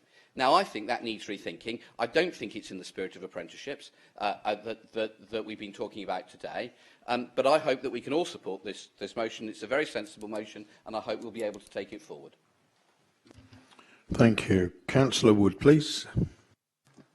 Thank you, Lord Mayor. Thank you, my colleague Ryan. That was fantastic. Something you brought forward in amongst all the other things we've talked about earlier that we can all agree with and work with, and that's heartened me no end. I'm a great believer in making sure you nurture and you help the younger generation coming through, because they're effectively going to be your future generations, and we need to start as early as possible. I myself, when I changed my career many years ago, went through a period of being a sort of apprenticeship when I changed from having a mini retail empire to changing to computing, and I was so grateful for a firm to take me on almost like an apprentice, and I never forgot that. So from that time onwards, any opportunity I had of carrying on with that, I did that. And to this day, I know I have friends from decades ago across the world who've got into high positions, etc., and they started off with that, allowing them to be your apprentice, to go in there. And this is something I think we need to do. We're all, well, some are older than others. I'm one of the older ones here. And I think this is our time. This is our opportunity to work on something we all agree on. And I think this is very important. There's an adage in business, if Britain's going to be great in the future, it's got to be making stuff. Now, that actually is a metaphor for making sure we've got all the skills and we actually do what we're going to say on the pack. So my view on this one is, having kicked this off, and I thank Ryan for that, I think we all individually need to actually make sure we take the next steps to make it happen, because that's the important point. That little 1% or whatever is going to be the important point. So I commend this motion. I think it's a great motion. Thank you. Thank you, Councillor Wood. Councillor Winnington, please. Thank you, my Lord Mayor, and thank you again to Ryan and Ian for bringing up this motion. I think it's an excellent motion. I just wanted to pick up a bit about what Councillor Ferret said earlier about what we did 2 years ago with the Economic Development, Culture and Leisure panel reports, which I was fortunate enough to be chairing at the time. And it was actually our recommendation about ensuring for the City Council, when we're doing the contracts, about looking to make sure apprenticeships were put up as an important part of our contracts with people who were doing work for the City Council. And I really think that the way things have moved on since then into where we are with this motion now is really good to see. Unlike Councillor Lyon, I was slightly less surprised with the emphasis that Vince Cable and his department put on it, on apprenticeships. But I was very, very pleasantly surprised in the way that it was taken forward by the government as a whole, and indeed embraced by all parties in the House of Commons in the way that it was. I've just got a little anecdote that I've said before when we talked about apprenticeships. It was actually a fringe meeting I went to at Lib Dem Party Conference about 2 or 3 years ago, and it was about apprenticeships, and they had Mike Crockart, who was then the Edinburgh West MP. Unfortunately, just lost his seat, unlike many others where it was a bit of a bigger margin. But he said he had apprentices in his office, and he said before what had happened under the coalition government had happened, you would almost certainly have not had those kind of white-collar, office-based apprentices. It just wouldn't have happened. People would have thought of apprenticeships very much as being something that was practical trades and things like that. But that's the real point. Apprenticeships can be for anything. And as long as you use them properly, you don't just use them to supplement your workforce in the way that this motion says. It's about making sure it's additional, make sure it's something that has got a real way forward for the future of employment and really giving opportunities for young people, and indeed, as Councillor Wood said, sometimes for older people as well, especially if they're changing trades, to really get into new trades. And it's almost, and as Faye said earlier, if you have people who've got on apprenticeships, they almost always get a job within that trade because they show that they are very successful, they're very switched on, and I commend this motion and what it's trying to do to the Chamber. Thank you very much, my Lord Mayor. Thank you, Councillor Willington. Councillor Jones, please. Thank you very much, Lord Mayor. I'd like to start by saying to Councillor Ryan Brent, amazing, well done. That is definitely the way to do it, and something that is so very relevant to us here in the City of Portsmouth.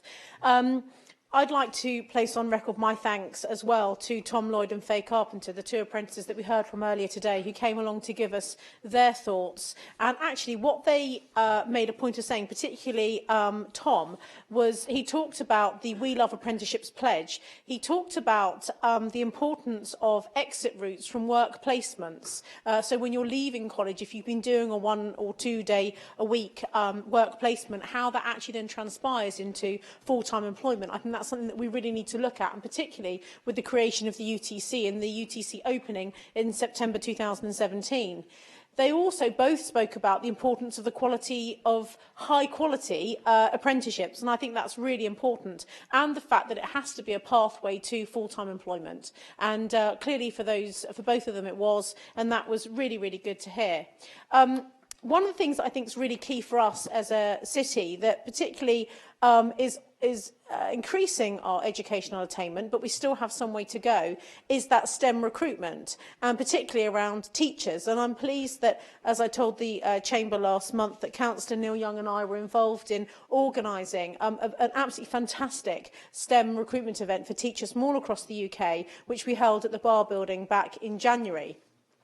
In terms of the LEP, Councillor John Ferret has inquired as to what the LEP is doing, and actually this is a really key strand of the LEP's work. They've got 4 or 5 key priorities, and the skills agenda, and particularly getting young people, that post-19 employment market, getting people working and apprenticeships is absolutely key. There are funds available for employers if they are creating jobs or if they are protecting jobs, and particularly if they are employing apprenticeships. And I don't want to, do a big love-in on the government here, because many things that the Conservative-led coalition government and the now Conservative majority government have done have not been brilliant, but there have been some good things. And actually, one of the things that they have had very, very focused since 2010 has been the creation of apprenticeships across the UK. And I'm delighted that we've now got more apprenticeships working in the United Kingdom than we've ever had before.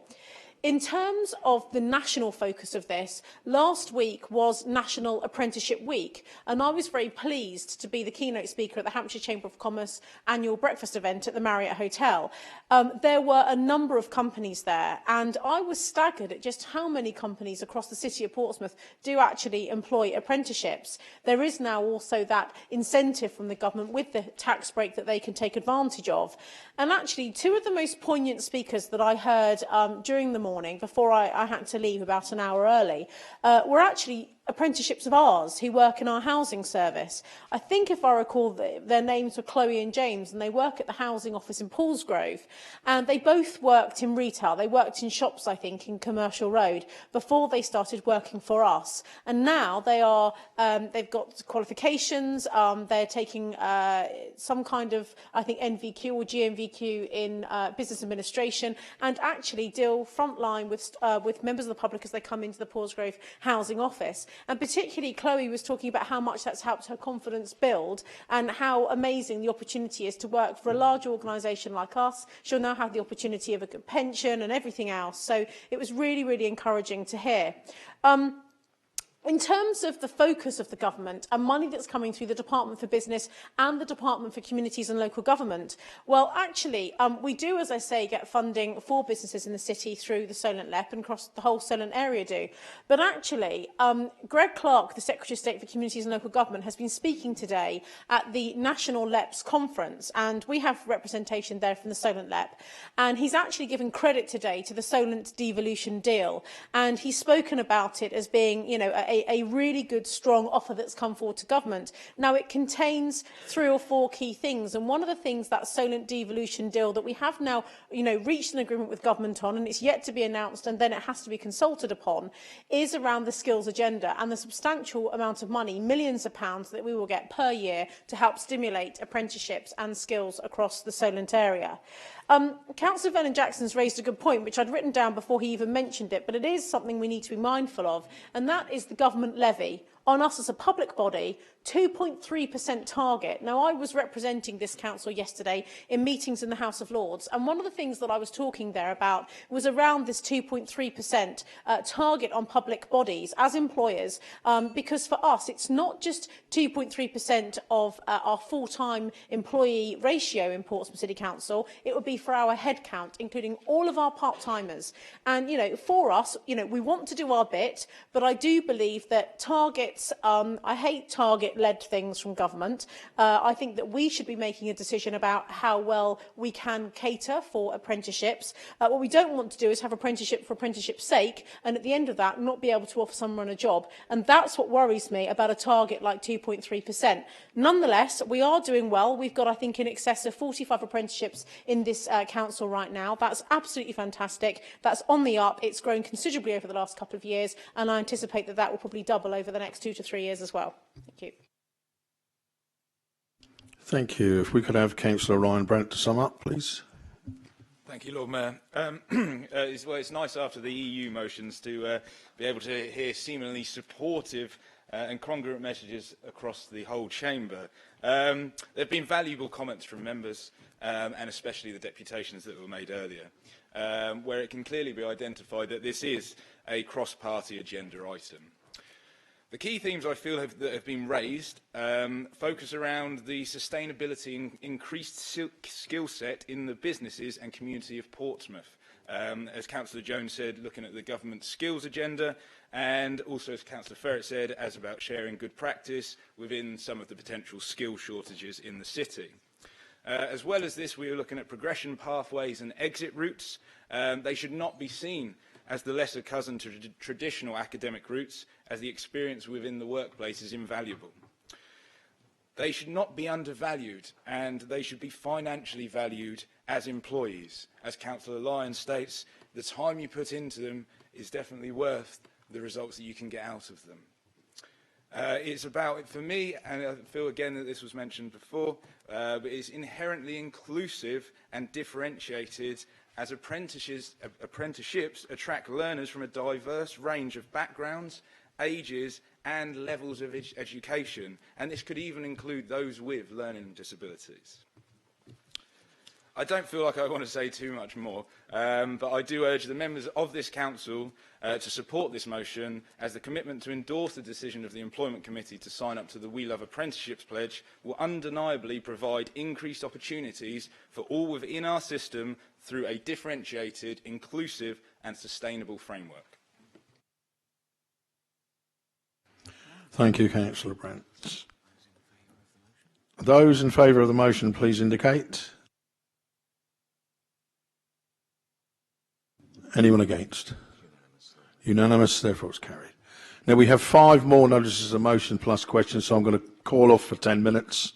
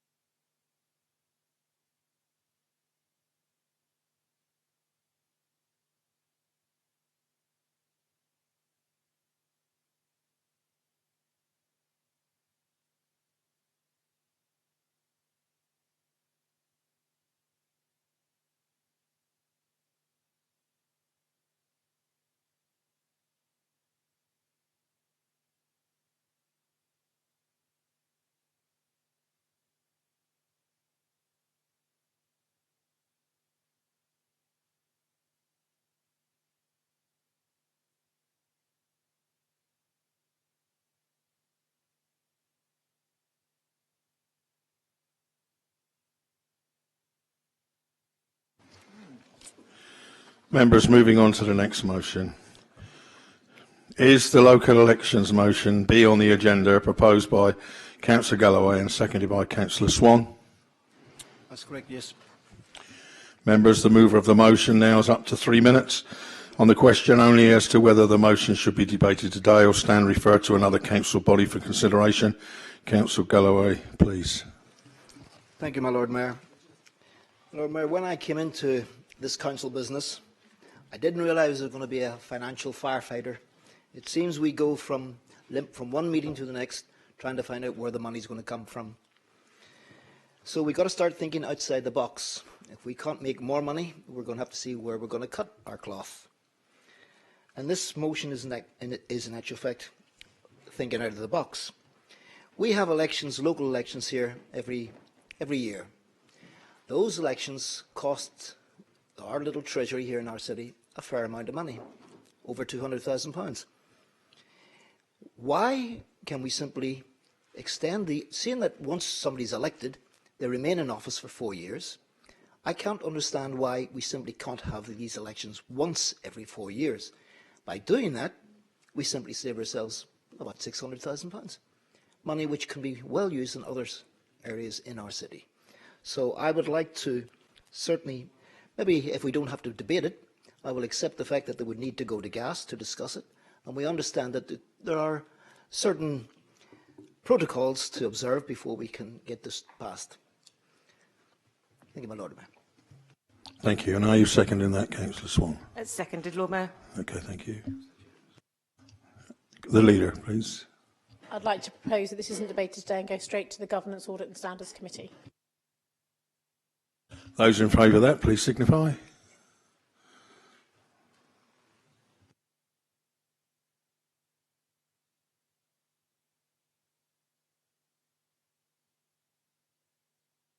Any against?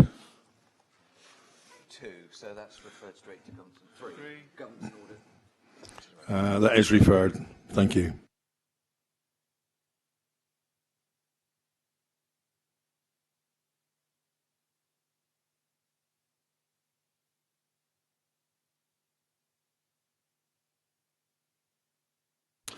Moving on to the next motion is the shipbuilding motion D on the agenda, proposed by Councillor Vernon Jackson and seconded by Councillor Sanders. Madam Mayor, I hope we're able to debate this now. I think it's an issue of significant interest in the city.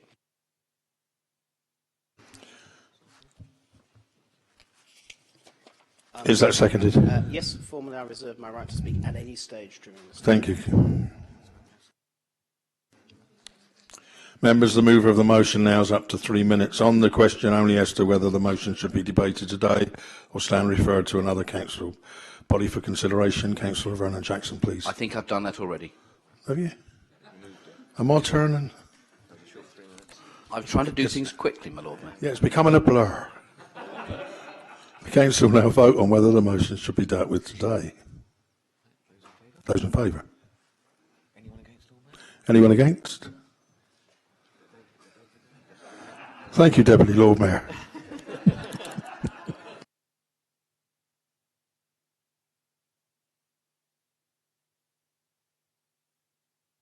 May I remind members details of any amendments are to be given to me in writing before the debate begins.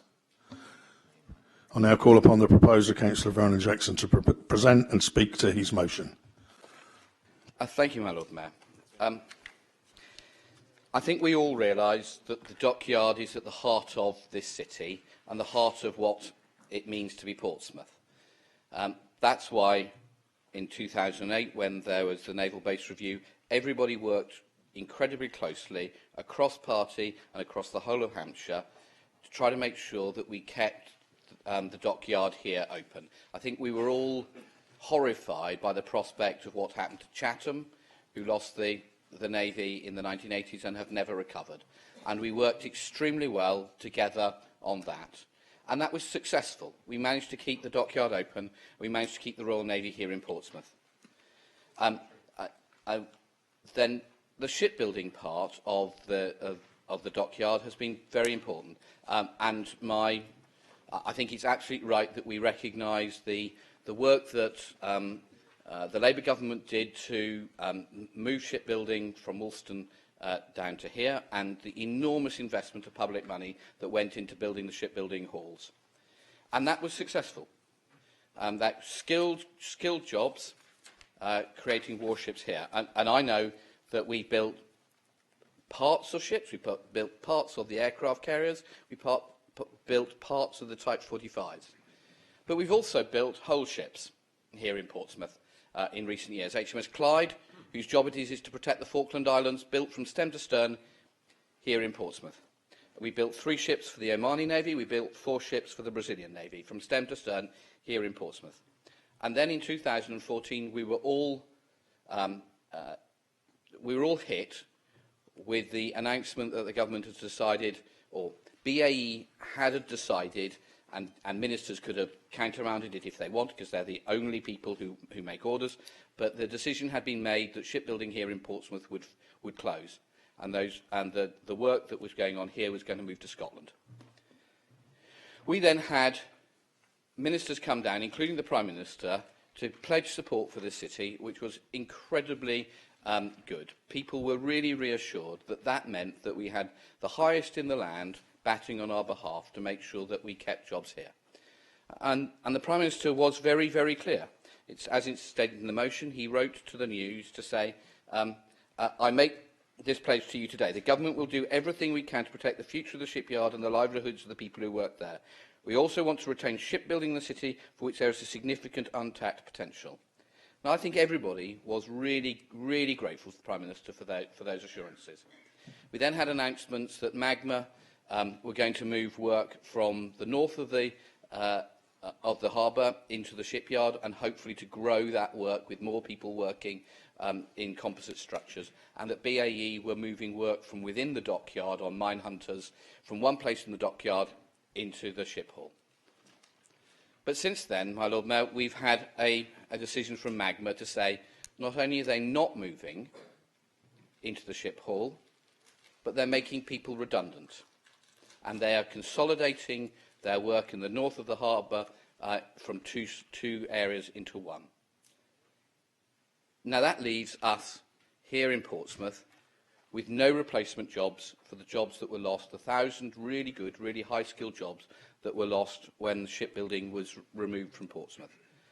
And my thanks to everybody who's worked very hard on the campaign, again, a cross-party campaign, to try to make sure that we kept jobs here, and that if shipbuilding jobs would go, then to try to make sure other jobs came in. We've now been left with Magma not having any new work here in the dockyard. So they're not in the shipbuilding yard, they won't be in the shipbuilding yard, and they're sacking people, not employing extra people. And all we've got is BAE having moved some work from elsewhere in the dockyard into the shipbuilding hall. Now, for me, that does not fulfil the pledge that was given to us by the Prime Minister to say that shipbuilding would be coming back here and that they'd do everything they can to bring jobs in. That hasn't happened. We've moved jobs around within the dockyard, but jobs have not been created. So, my Lord Mayor, I think it is right now that we say to the Prime Minister, you voluntarily made an undertaking to the people of this city about jobs here in Portsmouth. You said that these jobs, we would create jobs, that there would be jobs in shipbuilding, and it hasn't happened. We need to say to you that what you've said hasn't happened, and what are you going to do to try to make sure that you keep your pledge to the people of Portsmouth? It clearly hasn't happened now. I hope that we can all unite and we can all say to the Prime Minister, when you gave that pledge to the people in Portsmouth, you gave hope to people. That hope's now gone. Please bring it back. Please bring us the jobs that we need here in Portsmouth in the shipbuilding hall. Thank you, my Lord Mayor. Thank you. And that is seconded by? Yes, my Lord Mayor. I believe we've got an amendment from Councillor Farrer and Councillor Jones. Councillor Brent. Do you want to circulate yours, Councillor Farrer? Councillor Brent, will that be okay to do both at the same time? Yeah.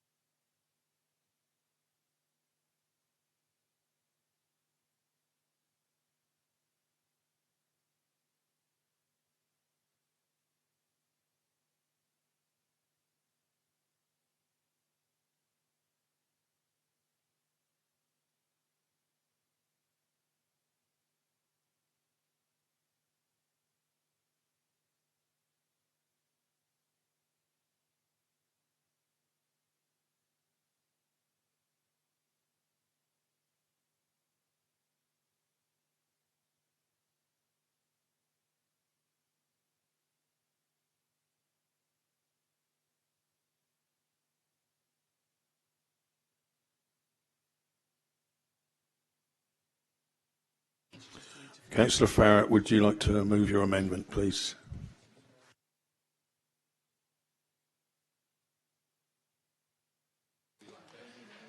Thank you, Lord Mayor.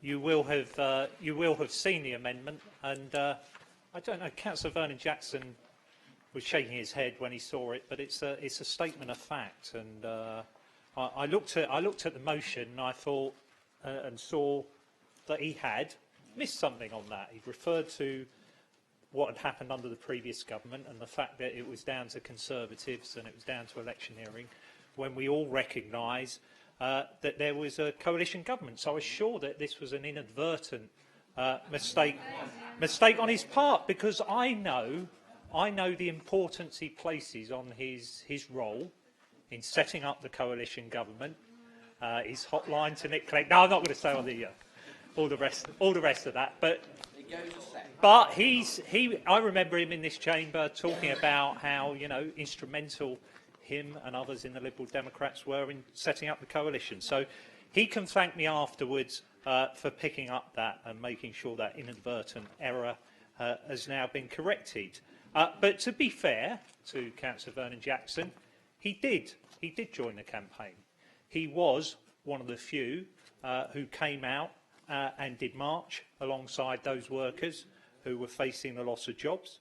He addressed a rally here in the Guildhall Square, and that was a difficult crowd, given that he was a member of the Liberal Democrats and workers felt that it was a coalition government that had made this decision. But I will give him his due.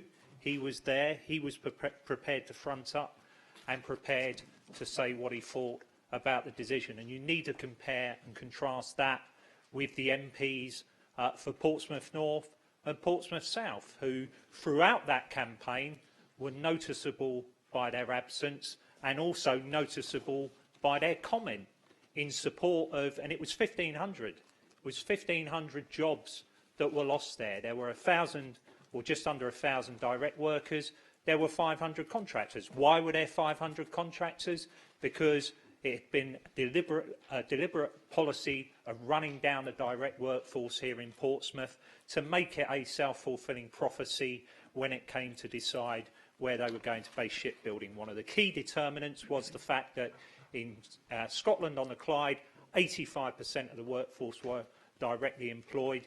Down here in Portsmouth, 66% because of the rundown in directly employed staff. So that decision with Portsmouth, clearly BAE had their plans, but also the government had a long-term, let's call it a long-term plan for Portsmouth's closure. That's my firm belief. And I retain the view that it was an absolute travesty to close one of the most modern shipbuilding, naval shipbuilding facilities in the world, something that the taxpayer had spent £400 million establishing here in Portsmouth. A deeply flawed decision. I think it still remains a deeply flawed decision. I defy anyone here to say the question of Scottish independence has gone off the agenda. We've spoken this afternoon about the possible outcome of the EU ballot and what might happen with Scotland, and we're still in a position where the Type 26, the next generation of warships, they're not being built yet. There is still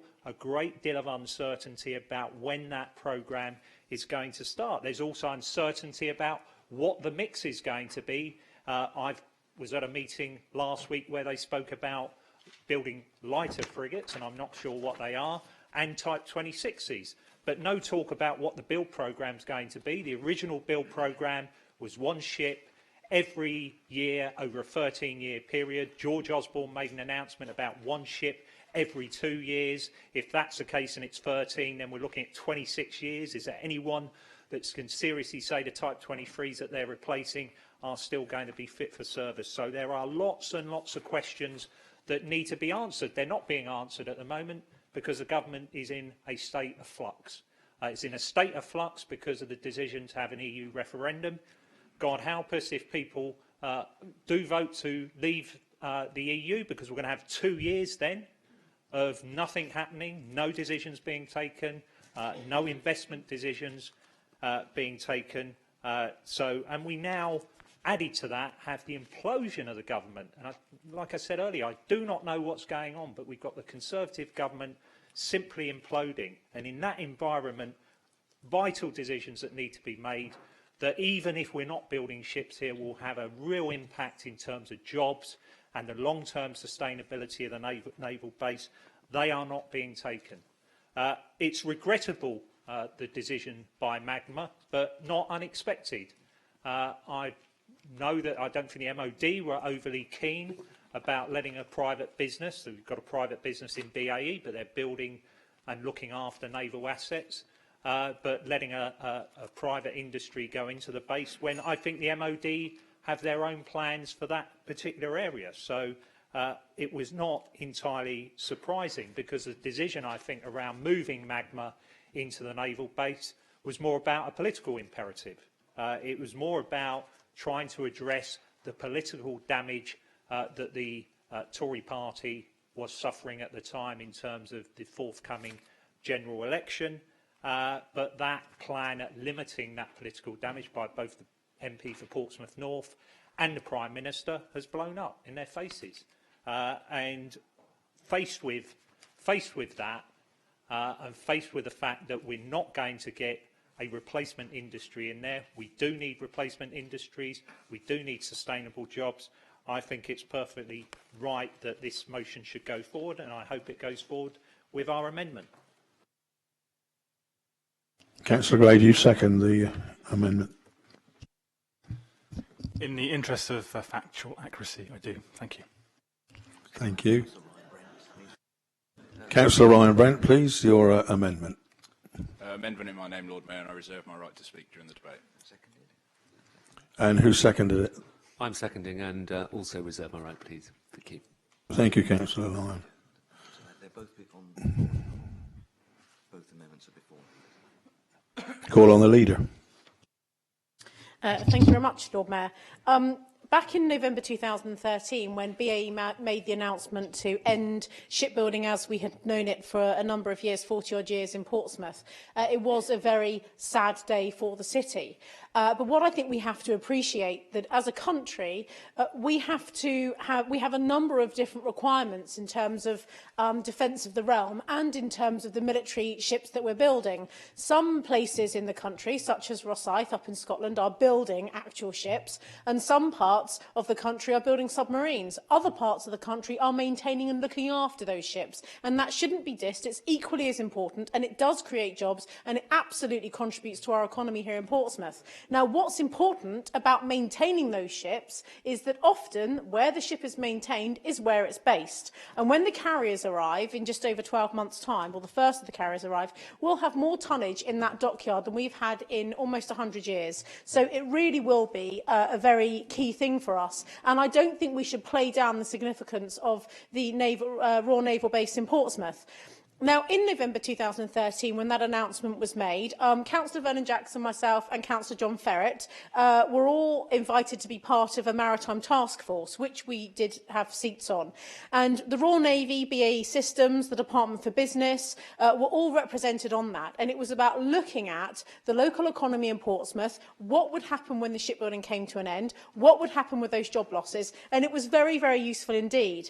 On the 8th of January 2014, I was invited to Downing Street, and I spoke with the Prime Minister directly about the situation in Portsmouth. And he said to me, we're going to make an announcement, or I'm going to make an announcement next week. It's going to be really good for Portsmouth. And he did. He was good to his word. The following week, he then created the first ever Minister for Portsmouth position in the Right Honourable Michael Fallon MP.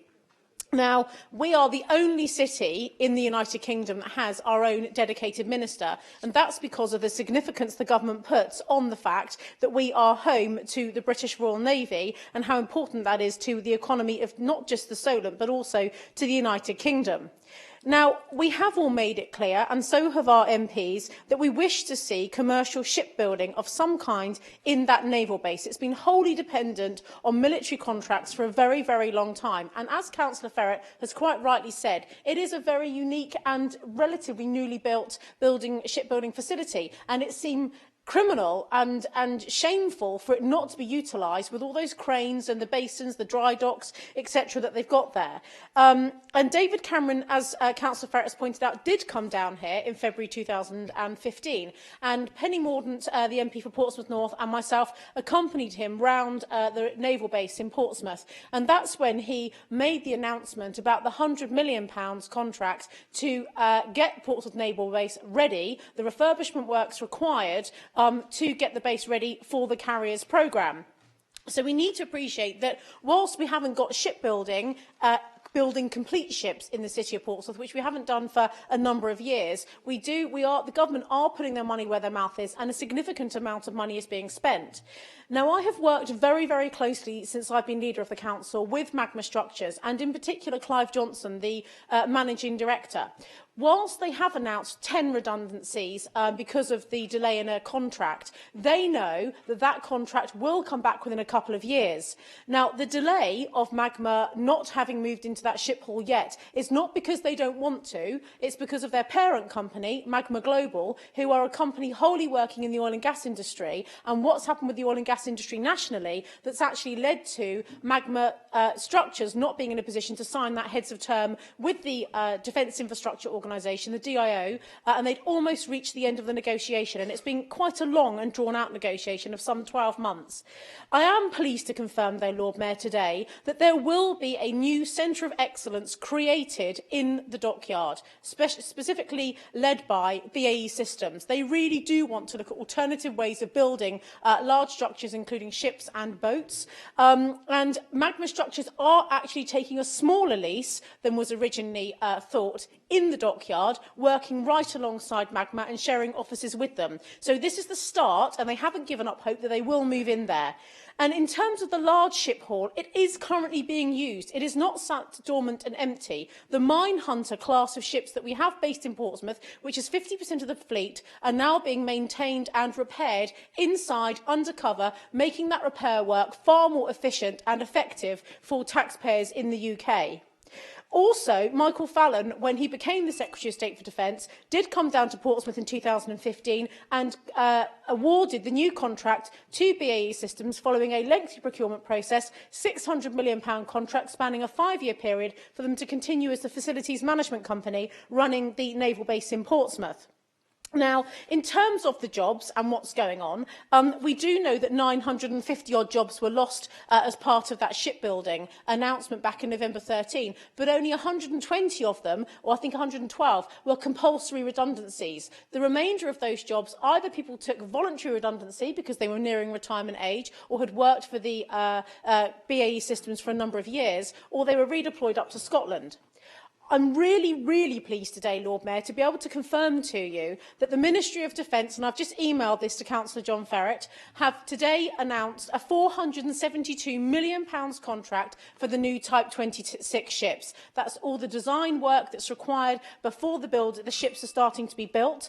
Those Type 26s, those brand new global combat ships, will replace those Type 23s. They'll work alongside the offshore patrol vessels, which are currently kept in Portsmouth. They are part of the planned light general purpose frigate, specifically specialising in anti-submarine warfare. And those ships we expect to be in operation from 2020 onwards and will last up until 2050. Those ships will have a lifespan of some 30 years. And at the moment, part of the Type 23 fleet is based here in Portsmouth. And the expectation is, and I've had this from government ministers, that the replacement Type 26, the same number, will be based here in Portsmouth, meaning we remain the majority of the surface fleet here in Portsmouth and home to the Royal Navy. And that, I think, is really, really important.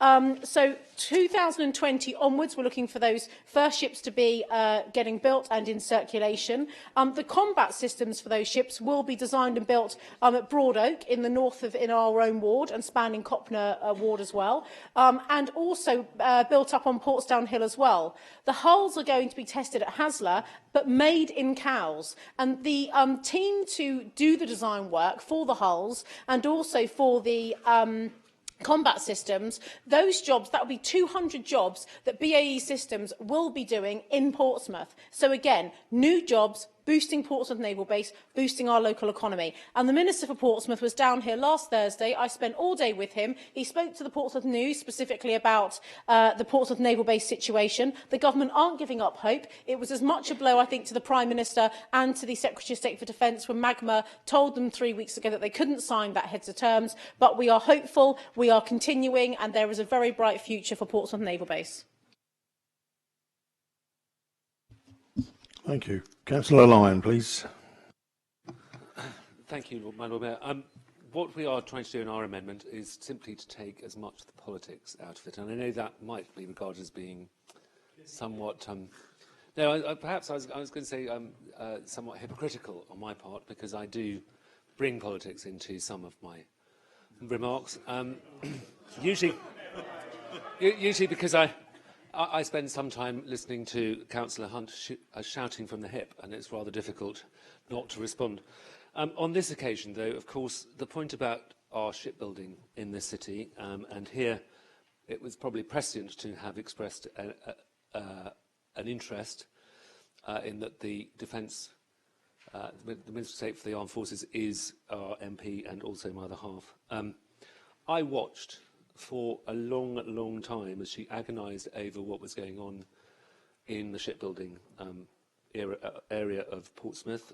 She tried very hard to get all the ships and shipbuilding that was, for reasons that may have been to do with Scotland's referendum, sent up to Scotland. She actually secured those ships for the Navy, and then found them being built elsewhere. But it's important to remember that at the moment, in terms of commercial shipping, it's all very well wanting to be the primary source of building here, but actually we currently have 20 ships in Korea that are being built, super tankers. They've been financed to an extent by private equity firms, but they're sitting there. The private equity firms have paid 10%. They are now worth 60% of the total that they're actually being asked to pay, and the banks are underwriting it, so we've got another crisis there. And we have the Baltic Dry Index, which should, of course, interest everybody here, because it's actually to do with the movement of goods by sea around the world, currently stands at 395 as an index. It started at 1,000 in 1985, and we are suffering as a global issue the lack of movement of commodities, of the various things that shipping has been gearing up over the last 5 years to feed the Chinese habit of oversupply and over-demand. And actually, at the moment, China tells us it's expanding at 7%, and I think it's probably more like 3%, if we're lucky. But these kind of issues do affect how we, as a city, if we want to be building ships at a time when ships are losing their value, and at a time when, for example, if you own an oil tanker, it costs $9,000 a day to run it, and you're only being paid $6,000 a day. We are living in an era of where shipbuilding is contracting, and that is not a permanent situation. It's not a permanent feature, but it's therefore totally understandable that a private company like Magma has to look closely at what it is doing now. And I don't see anybody asking us to dismantle the shipbuilding yard in the Docklands. It's going to be there, and it will be populated, and it will be filled by shipbuilders as and when shipbuilding becomes more fashionable and more required. After all, ships are renowned for deteriorating at sea, and they need to be replaced. The point I want to make here is I would prefer that we didn't say that the Prime Minister had broken a pledge, because actually he did say he would do his best, and I think he has done his best. And I think it is wrong of this Council to blame him for a situation that he could hardly have foreseen, because we were all depending on the figures we were given at the time, and nobody... If he had said, for example, that oil was going to be $65 a barrel or $90 a barrel, he would have been equally unable to substantiate it on the grounds that all these things have some kind of commercial element to them, that any economic downturn in a particular sector will effectively completely change. So all I'm asking of this Council is that we are we pay due respect and deference to the efforts made by everybody for Portsmouth to be a maritime centre. It will be. It will be again. It has been in the past. There are plenty of things it's doing and plenty of opportunities it has been given by this government, both the coalition government and the new one. And I think that as a whole, we need to be realistic now and optimistic for the future. Thank you, my Lord Mayor. Thank you. Councillor Sanders, please. Thank you, my Lord Mayor. The discussion around this revolves around two things. Firstly, the future of our city and the role that shipbuilding and marine engineering plays within the future of our city.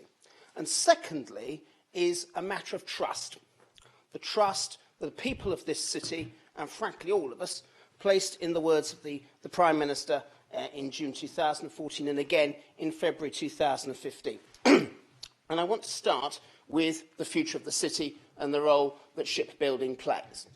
If we are to, put very simply, if we are to become a centre of marine engineering excellence, it becomes more difficult to attract companies if companies like Magma say, terribly sorry, I can't do it at this time. I don't see how it makes that job any easier whatsoever. And I think as part of the discussion going forwards, we have to take a long, hard look at the role that shipbuilding plays in our city. I believe it should play an important one, and I believe that we should keep shipbuilding in this city. And Councillor Jones's statement is interesting with regards to Type 26s, which I'm not sure is totally linked to shipbuilding, but there may be a link in there somewhere, around what it doesn't say. It doesn't say when. It doesn't say whether all the Type 26s are coming here. And I think having a firm date and having a commitment that all the Type 26s are coming here will be useful and important compensation for us as a city, and will make sure that people in this city believe that this government is taking them seriously. And it's that taking us seriously that comes to my second point.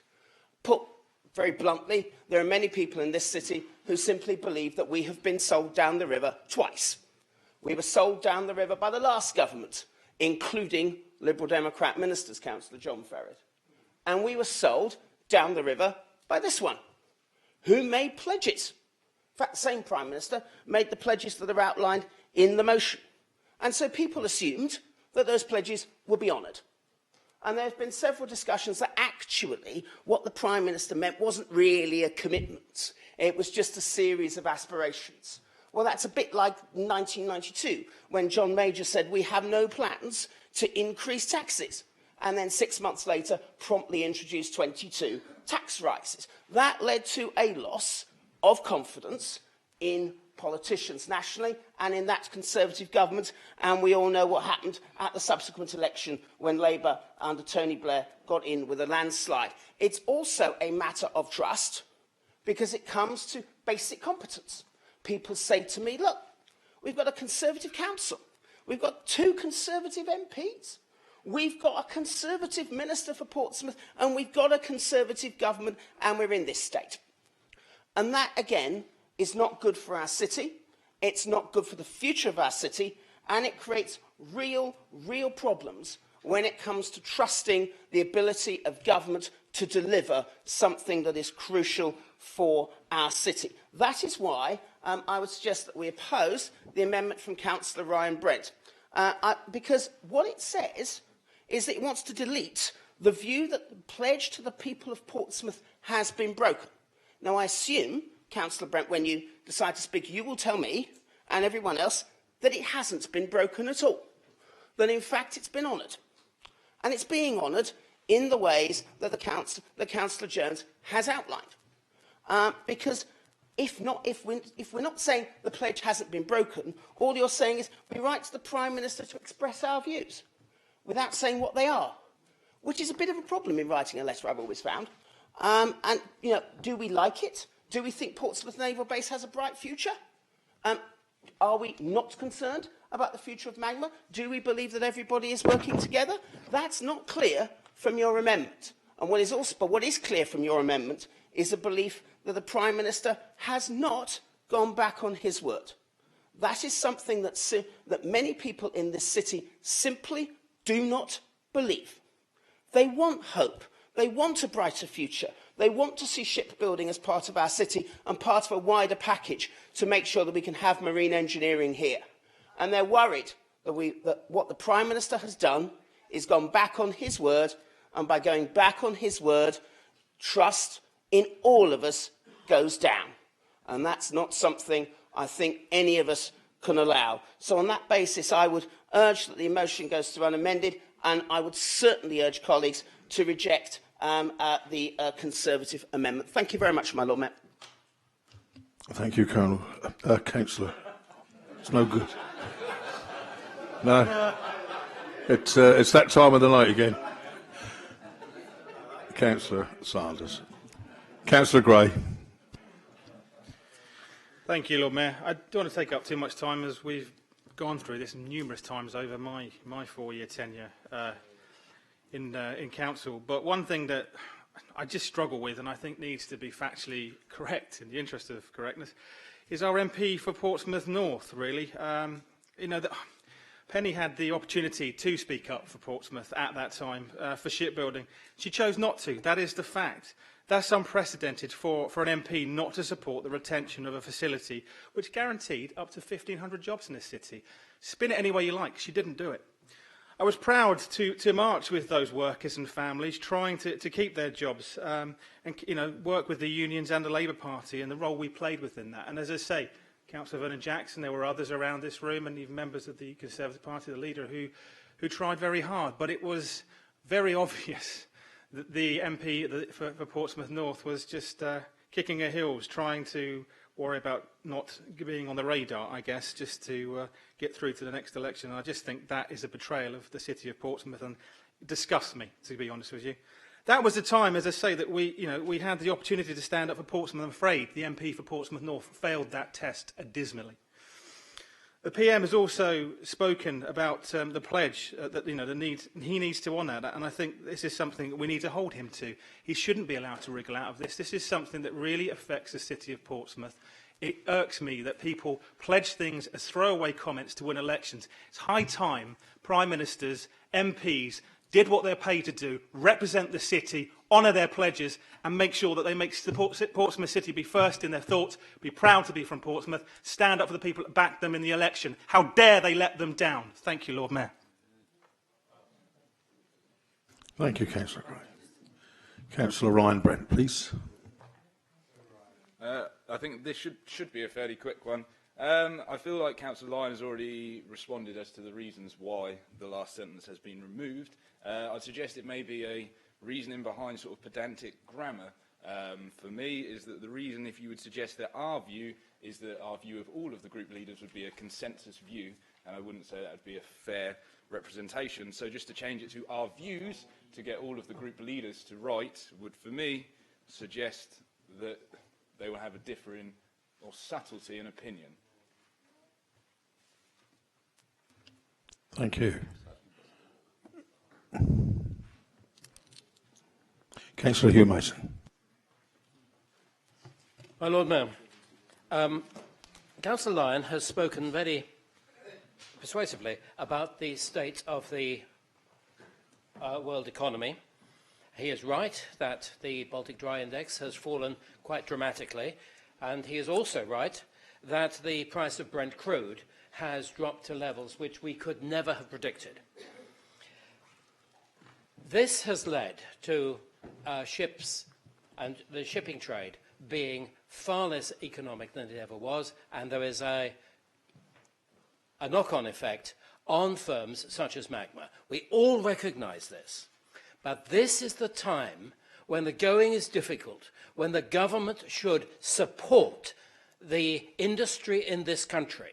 It should support marine engineering. It should bring forward shipbuilding.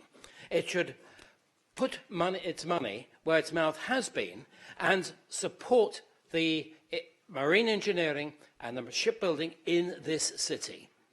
Because if they don't, then that industry could very well go elsewhere. At times when the market is down, there is a tendency for industry to consolidate and never come back. If we want industry in this city, we have to press the government to honour its pledges, to give work and find work and support work in marine engineering and small shipbuilding in this city in order to carry us through this period when the downturn in the world trade has led to a fall-off in ship orders. I think we have got to be very forceful in what we say to government, and that's why I would urge members to use the fairly forceful words in the motion and not temper it as in the Conservative Party amendment. Thank you. Thank you, Councillor Mason. I'll call on Councillor Ronan Jackson to sum up, please.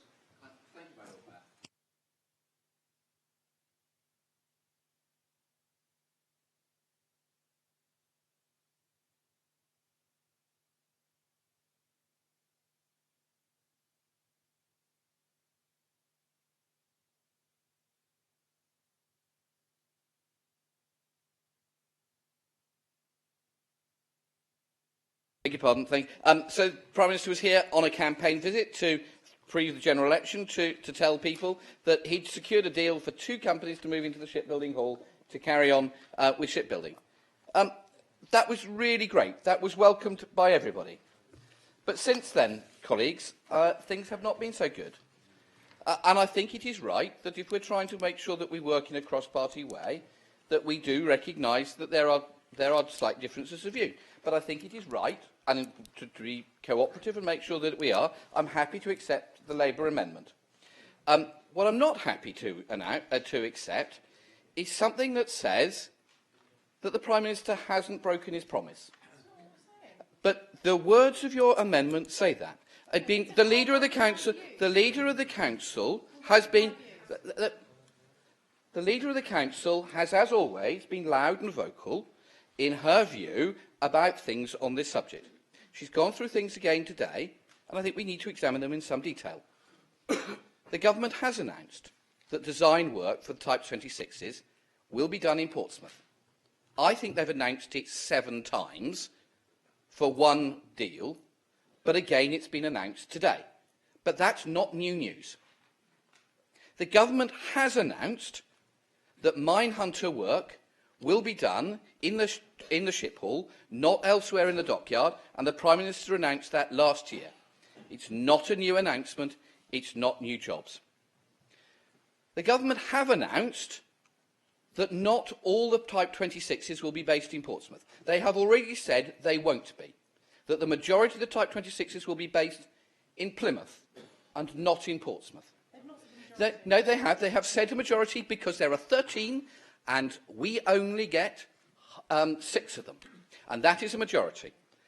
They've also announced that 2/3 of the maintenance work will be in Plymouth and not in Portsmouth. So they've already announced these things. So, my Lord Mayor, other announcements. The government have announced, and I'm really grateful for the fact, that the 13 current Type 23 frigates will be replaced with a contract for 8. We don't know when it's going to be started, but instead of having 13, the government have announced a contract for 8. So a loss of 5 ships. 8, as I understand it, is the absolute minimum we can get away with to provide anti-submarine warfare capabilities around the new carriers. So all of these things have been attacks on jobs here in Portsmouth. All of these announcements have taken work away. And what we have from the Conservatives is an amendment that says we are not prepared to hold the Prime Minister to account, that we think he's kept his word, and patently he hasn't. We have a duty to stand up for the people of this city and say, if you come down here at election time and make a promise, you should keep it. It's as simple as that. I'm happy to accept the Labour amendment. I think that the Conservative amendment is hand-washing and trying to pretend that the Prime Minister has not broken his promise. He shouldn't come down here, try to get votes at election time, and then immediately after the election break his promise and break his word to the people of Portsmouth. Thank you, my Lord Mayor. Standing Order 39B. Thank you, Councillor. Thank you. The Prime Minister didn't come down here during election time. He came down here in February 2015. That was not during the election period. Secondly, we are not saying that we are trying to renege anything that the motion is saying. We're simply taking the politics out of this, as Councillor Ryan Brent has said, so that we can try and get unanimity.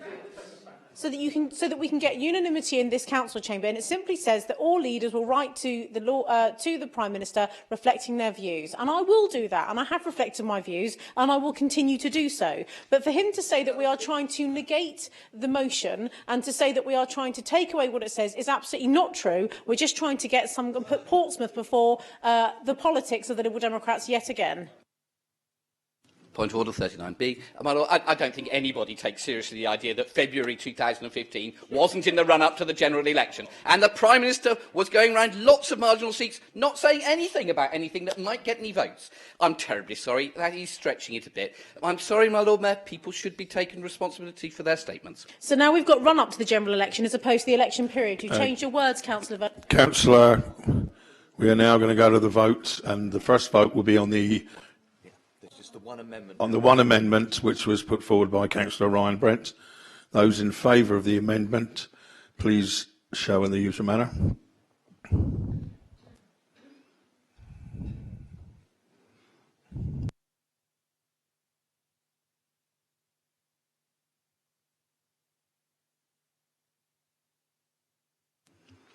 Those against.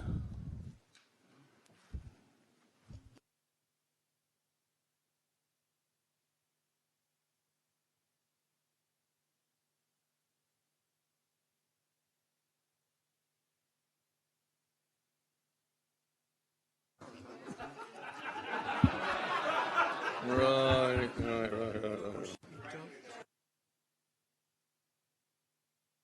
Well, who's got the biggest brown envelope?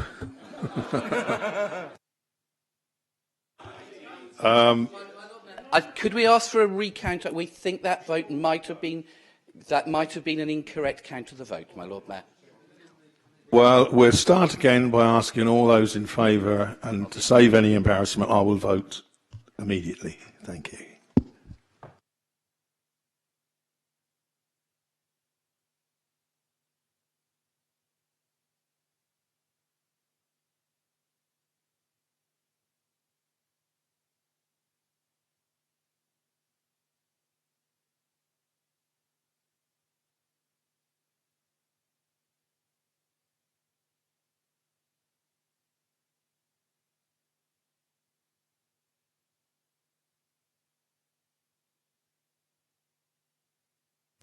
Those against.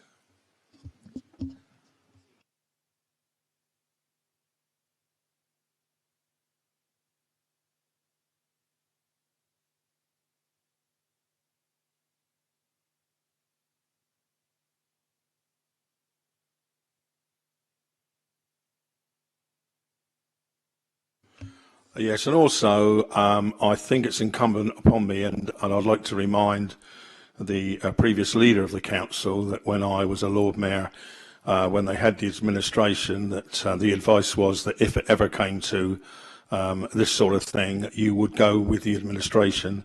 So I'm not going to change that policy, and will vote with the casting vote for the administration. Okay, we now vote on the substantive, please. All those in favour? This is the motion incorporating the amendment. Oh, it looks... Okay. Any against? Any against? Thank you, members.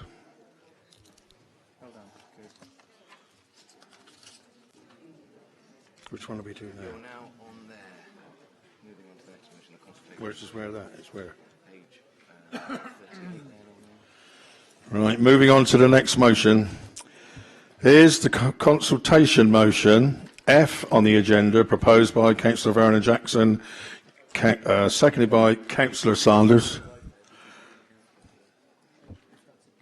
Councillor. Yes. Yes. Members, the mover of the motion now has up to 3 minutes on the question, only as to whether the motion should be debated today or stand referred to another council body for consideration. Councillor Vernon Jackson, please. Thank you, my Lord Mayor. I hope we'd be able to debate this, my Lord Mayor. At our last council meeting, we looked at an issue which was the Fire and Rescue Service, and this council decided that we would make no representation. Well, there was an interesting contrast with other councils. Southampton Council and Gosport Borough Council both decided to make representations as councils into the Fire and Rescue Service. And guess what happened? Both in the case of the fire stations that serve both Gosport and Southampton, the final proposals that came out from the Fire and Rescue Service were better than the original proposals, because those councils had engaged, they had made the case, and they had persuaded the Hampshire Fire and Rescue Service that the proposals they first came up with were bad for their areas and therefore should be changed. Now, the contrast with Portsmouth was interesting. Here, the council made a decision that we weren't going to get involved in the response to any of the consultation. We weren't going to say what we wanted. We weren't interested, and we didn't say anything. And guess what the result of that, of choosing not to be involved in the consultation, was? It was that nothing happened for Portsmouth's favour. We still got the very bad outcome that was given to us in the original place. So, my Lord Mayor, I think that is a really good lesson about why we should have been involved and responded to that consultation about the Fire and Rescue Service, because the people of the city would have got a better deal. Gosport Council did it, Southampton Council did it, they got a better deal for their residents. Portsmouth Council decided not to, and we got a worse deal for our residents. Therefore, I think that's something we should debate here, and we should try to make sure that in future we actually do stand up for local residents, and we might then get a better deal for them. Thank you, my Lord Mayor. Those in favour of debating it now, please. Cabinet, Oh. Lord Mayor. Refer to Cabinet. Right, you need to take a vote as soon as someone's moved that, Lord Mayor. That now puts us straight to a vote On the referral to Cabinet. on the referral to Cabinet. All those in favour, please signify.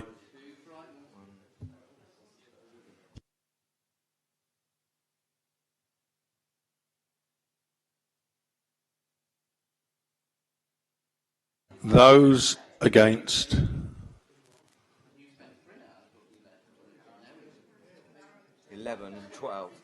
It's all. That is deferred to Cabinet. We now move on. Which page?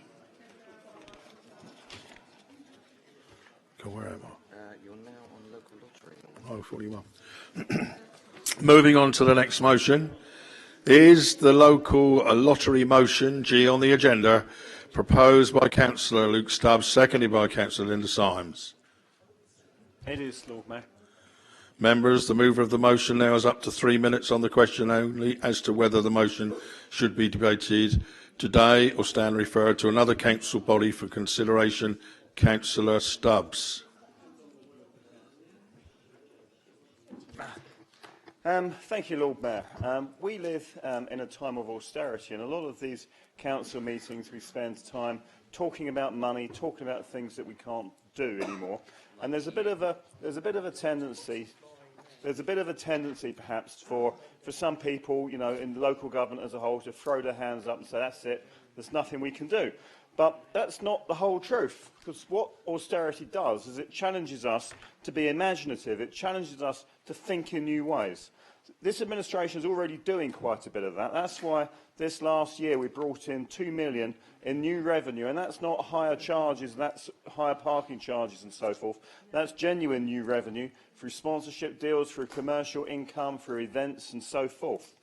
And we really need to think, you know, what other things can we do? How can we build on that? And one thing we can do is look to set up a local lottery, because a properly designed local lottery has the potential to raise, you know, reasonable amounts of money for good causes. And I should stress, for good causes and not for the City Council. Now, the question I'm supposed to answer in these 3 minutes is, why should we do this now? And the answer, really, why we should consider this now, is because it is actually just about the right timing.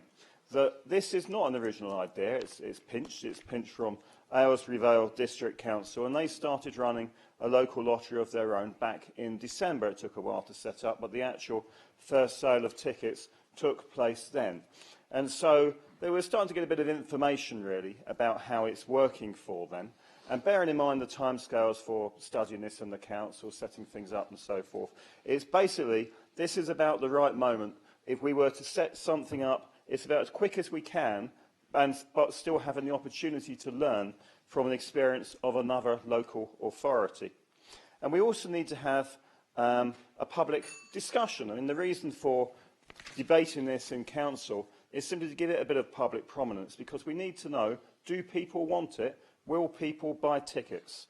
And I'll reserve the rest of my remarks for the debate. The council will now vote on whether this motion should be dealt with today. Those in favour, please signify. Anyone against? Anyone against? Councillor Stubbs.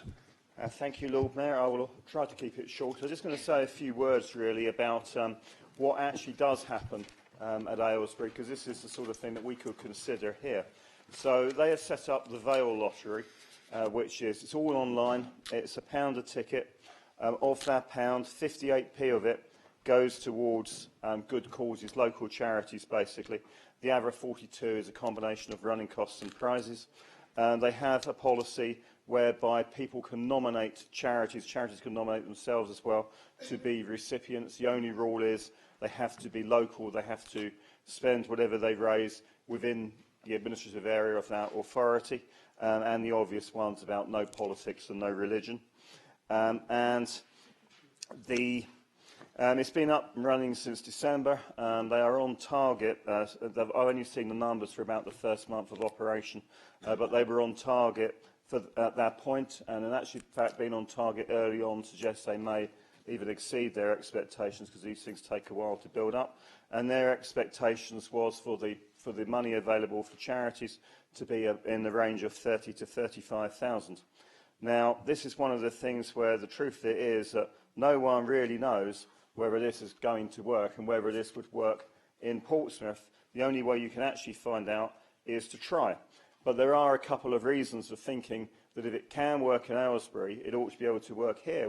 And the main one, really, is I think we have in this city a stronger sense of local identity and a stronger sense of civic pride. Now, I recognise that, you know, if we were to get a scheme set up, we've got to do, some officers have got to do some research, we've got to work out how this would work. And I hope that that will be, if this is agreed, that will be something we are able to start doing. But, you know, when someone has a good idea, we shouldn't be proud about it. If someone else has got a good idea that we could use here, then we should use it.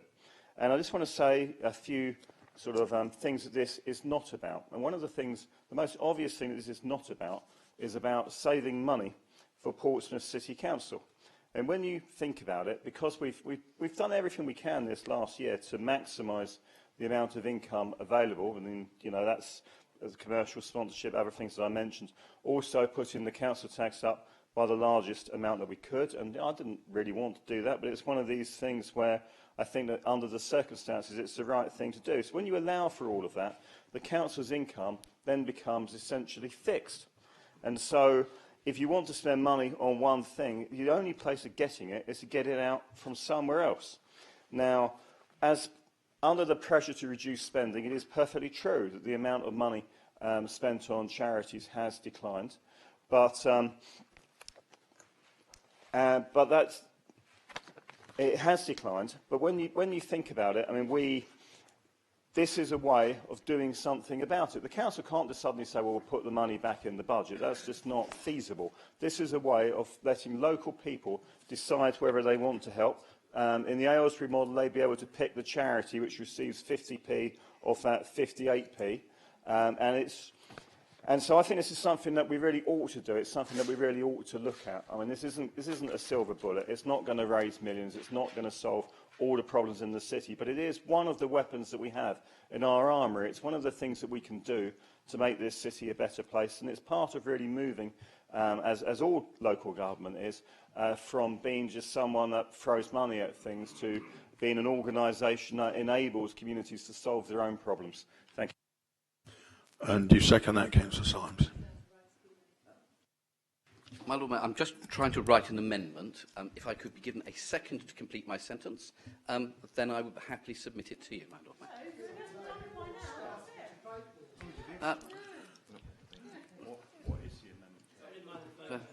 In the interests of what this is standing for. Yeah. It's just been proposed and seconded.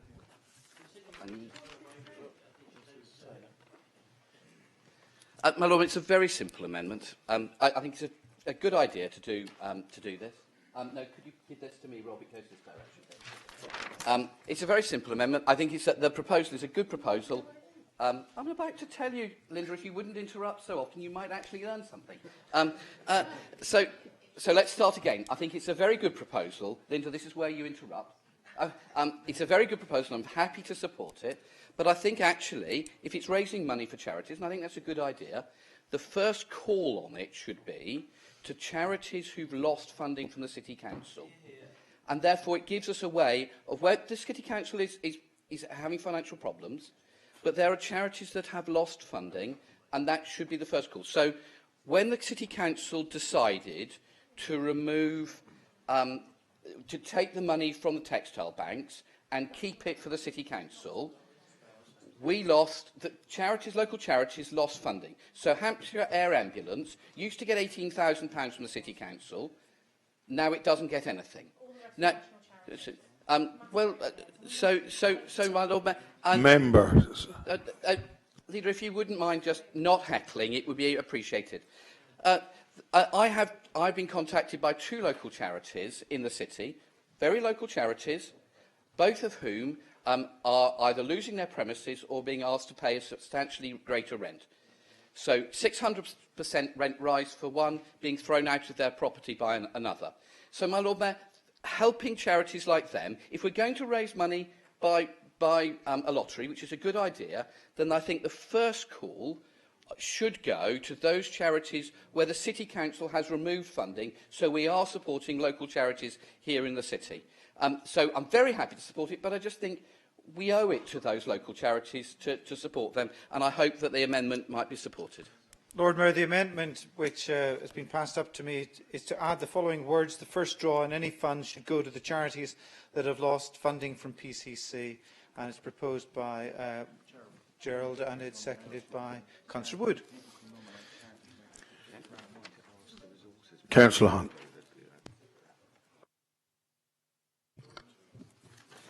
So, Lord Mayor, Councillor Gerald Vernon Jackson's talked about a little bit about what I wanted to talk about. You know, we've heard the Leader of the Council today boast about £2 billion of extra income. And if you drill down into that and look at it, £50,000 of it, Lord Mayor, has come from the children's charity called Dreams Come True, from the British Heart Foundation, from the Hampshire and Isle of Wight Air Ambulance, and 1 or 2 other charities like that, that formerly, well, don't shake your head, it's true, that's part of your boast that you've got extra income in. You've taken it from some charities. You've taken charity money in order to put into your so-called new income stream, and that's a fact. You can't get away from it. It's in your budget. But not only that, even worse... Councillor Hunt, it's our mistake, and we'll let you start again, but we've got to do something before you carry on. And that we need to get this amendment out and voted, and we're just out. Well, are you Lord Mayor, as a point of order, standard procedure up till now is everybody in this chamber has had to have amendments prepared beforehand, photocopied, ready for distribution. If we're saying now that we can make them on the hoof, as we used to once upon a time, then... Mayor, if I can help, sorry, Councillor Williams. I mean, the rules just say that an amendment should be with the Lord Mayor in good time before the debate starts, and that requirement has been met. If members would like us to quickly get a photocopy, okay. Lord Mayor, with all due respect to you, Councillor Stubbs had already started the debate. The amendment was being drafted while he was speaking. Just to be clear, Lord Mayor, the proposing and seconding isn't opening up the debate. That debate had not begun, so it is admissible. It's just a case of whether it... So, in future, Lord Mayor, any one of us can produce an amendment on the hoof that's not presented beforehand, which is what we've been... No. Huh? Well, Lord Mayor, I have to say, in the past, I've sought to do that and been denied that opportunity. If you recall, just to be clear, when the Lord Mayor introduces an item, he says quite clearly at every time that an amendment has to be put before the debate is commenced. That is, you're very clear on that, I believe, Lord Mayor. And moving and seconding isn't opening up the debate.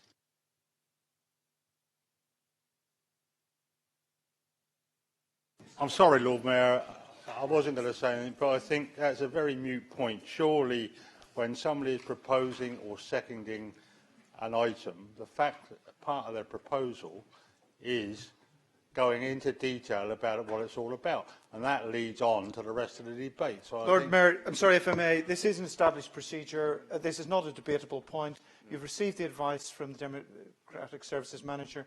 I'm confirming that advice is correct. I think, Lord Mayor, unless you're discontent, that's the end of the matter, and we should push on with this debate. Perish the thought. Let's get the amendment. So could we have Councillor Vernon Jackson? Can we have Councillor Vernon Jackson formally putting the amendment? Thank you. I'm happily formally to put the amendment and to confirm from the Leader of the Council to say that she's done exactly the same. And can we have the second, please? Seconder? Councillor Wood, thank you. Sorry, Lord Mayor, I second that and reserve my right to speak, Leader. Right, starting again, Councillor Hunt. Thanks, Lord Mayor. It doesn't often happen. So, but, you know, considering what they got away with just now over the vote regarding the letter, and they got a re-vote, and it warped the actual result, I think to complain about what's just happened is pretty much unfair by the Conservatives. But returning to what I was saying, yeah, those charities, it's right that they should have first call on any monies that were come out of what I think is a good idea. I'm very happy to support the idea. I think it's a good idea to try and return some money back to those charities. But, you know, I actually, for one, just don't trust the Conservatives, which I think is why Councillor Gerald Vernon Jackson very wisely put in the amendment so that that money would go to the Hampshire Air Ambulance. And we never heard, did we, members of the Council, because the Leader of the Council said she would send out a note together with the council tax about people contributing money to the Hampshire Air Ambulance Service, and even though I wrote in and asked, I never got a reply from her as to how much money was raised by the Hampshire Air Ambulance Service when they put that note in with the council tax, which she said she did and did do, but we never were told how much money was raised. I don't suppose it was very much at all. But we've seen the Conservatives here at national level, they say that charities have got to do more.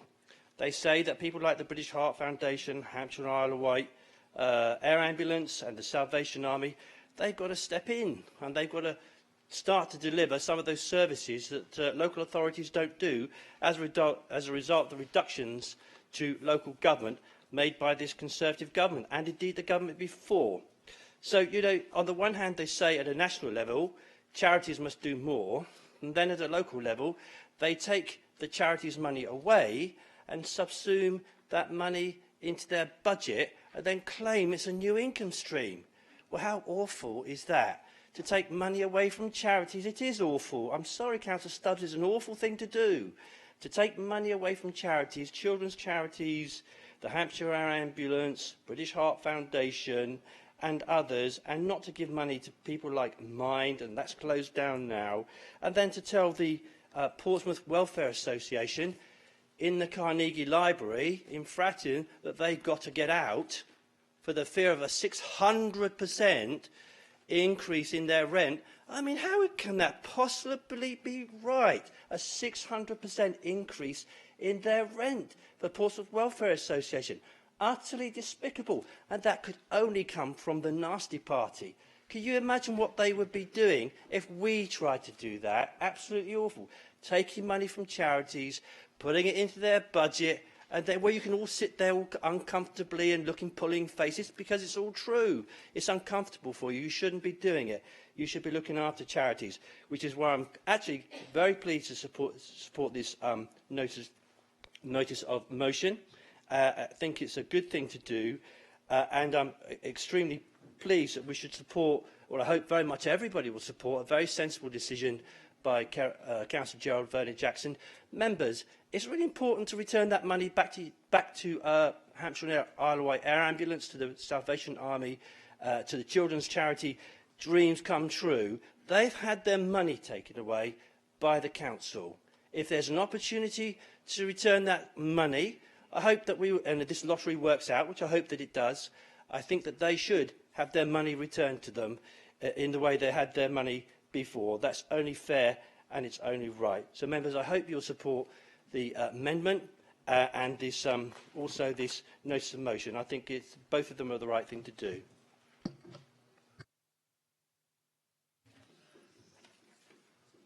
Councillor Hugh Mason, please. My Lord Mayor, in some ways I regret that this motion has come forward. This is because I work with a certain number of charities, and one of which is dealing with people who have got into serious gambling debt. People who have spent money on lotteries, people who have spent money on various other forms of gambling, and have gambled away the little money that they have, and so find themselves in dire straits. But having said that, my Lord Mayor, I realise we have priorities, and I think a priority for this council must be to use all the tools in its tool bag to help support the local community. And so I will be supporting this motion. I think we need to support our local charities because in this day and age, people, especially people in this city who are facing financial hardship, do not have the money which they once had to give to charities. It is therefore incumbent upon us to use the tools which we have available to support local charities. And now I'm going to do something which I never thought I would ever do, which is to commend to you the words of Les Cummings. He spoke very eloquently earlier this afternoon. I've disagreed with that man on virtually everything, but here he is right. The mental health of young people should be one of our priorities. Many of our young people are under the types of stresses which none of us experienced when we were growing up. It is producing mental health difficulties, and it is, I think, an urgent need that we make up some of the shortfall which is not being provided by the National Health Service and cannot be provided by the National Health Service in these straitened times. So I would certainly commend the mental health of young people to this council. That being said, I would agree with my colleagues that the first call upon any money which we raise through a local lottery should be to local charities which have lost money due to the policy decisions which, for good or ill, this council has made over recent months. Thank you. Thank you. Councillor Gollier, please. Thank you, Lord Mayor. It will be really quick and nice, I hope. I just want to agree with our colleague over there. I am actually anti-gambling as well in any manner, but this is perfect opportunity to actually put some money back towards the charities, and that is literally all I want to say. I want to confirm that this is a great idea. Well done to them. Thank you. Thank you, Councillor Gollier. Councillor Alcombe, please. Thank you, Lord Mayor. I think the point's been missed, and obviously the amendment changes that. The issue is this is a local lottery for local charities, which Councillor Hugh Mason has just reiterated. Local charities, in my view, do not include Hampshire Air Ambulance, British Heart Foundation. These are national things or county-wide things. So I think if we're going to have a local lottery, the proceeds should go to local charities, the small charities who need money perhaps more urgently than the big national ones do. And I think the other thing we should do, rather than just dishing it out because somebody always had it, we should actually be doing something to assess how good a a charity is and what use they would make of the money that's raised. Because otherwise you could just be pouring good money after bad. You only have to look at the children's charity that's just gone bust and the way that was managed and how charity money and money raised was completely and utterly wasted. So I think this is a great idea. I think we should stick with the original motion, that it should be local money for local charities, but I think we should ensure that the money we dish out by some means of assessment goes to good causes that are well run and will make the most use of that money. Thank you, Lord Mayor. Thank you. Councillor Weems, please. Thank you, Lord Mayor. It's sad to have to be standing on what should be a non-controversial item which we should all be able to agree upon. Because I have to say, I do take exception to Councillor Hunt when he goes on about accusing the nasty party of cutting budgets for charities, when actually we just learnt from the previous administration. Does he not recollect the cuts his administration made to the likes of citizen advice or off the record? It goes on and on, Lord Mayor. In the end, it should be which charities do we reinstate from this pot of money? The ones this administration's cut or the one the previous administration's cut? Shouldn't it just be those that apply to us? It could be the ones, it could be Hampshire Air Ambulance, it could be somebody else. It could be, as Councillor Mason has said, the charities proposed by Les Cummings. This is the other thing, though, Councillor Mason. You can't have it both ways. You can't support the Lib Dem amendment, which says the other lot should have first draw, and then support this lot too. We, as a council, well, where do you draw the line? If they apply for the whole if Hampshire Ambulance says, can we have £35,000, please, and that's all we've got, do we give it all to them? That's the first draw. That's exactly what the Lib Dem amendment says. The practicality and pragmatic use of this the amendment, is laughable. In the end, it's far better to stick with the original notice of motion that allows the council that flexibility to do what is right in the circumstances. We cannot tell at this point what those circumstances will be, which is why I say to you, Lord Mayor, please reject the amendment, but do accept the notice of motion. Thank you, Lord Mayor. Thank you. Councillor Lyon, please. Thank you, Lord Mayor. Perhaps it might help if we actually were prescriptive in one sense alone, and that is that we should not give this money to a charity that has an annual income of more than £10 million, or a CEO or any other director who's paid more than the Prime Minister. It strikes me that what we can do is push this money out to local charities that are requiring money for things that actually happen to people in Portsmouth. And people talk about Save the Children. I mean, it might come as some surprise, but their annual income is £224 million.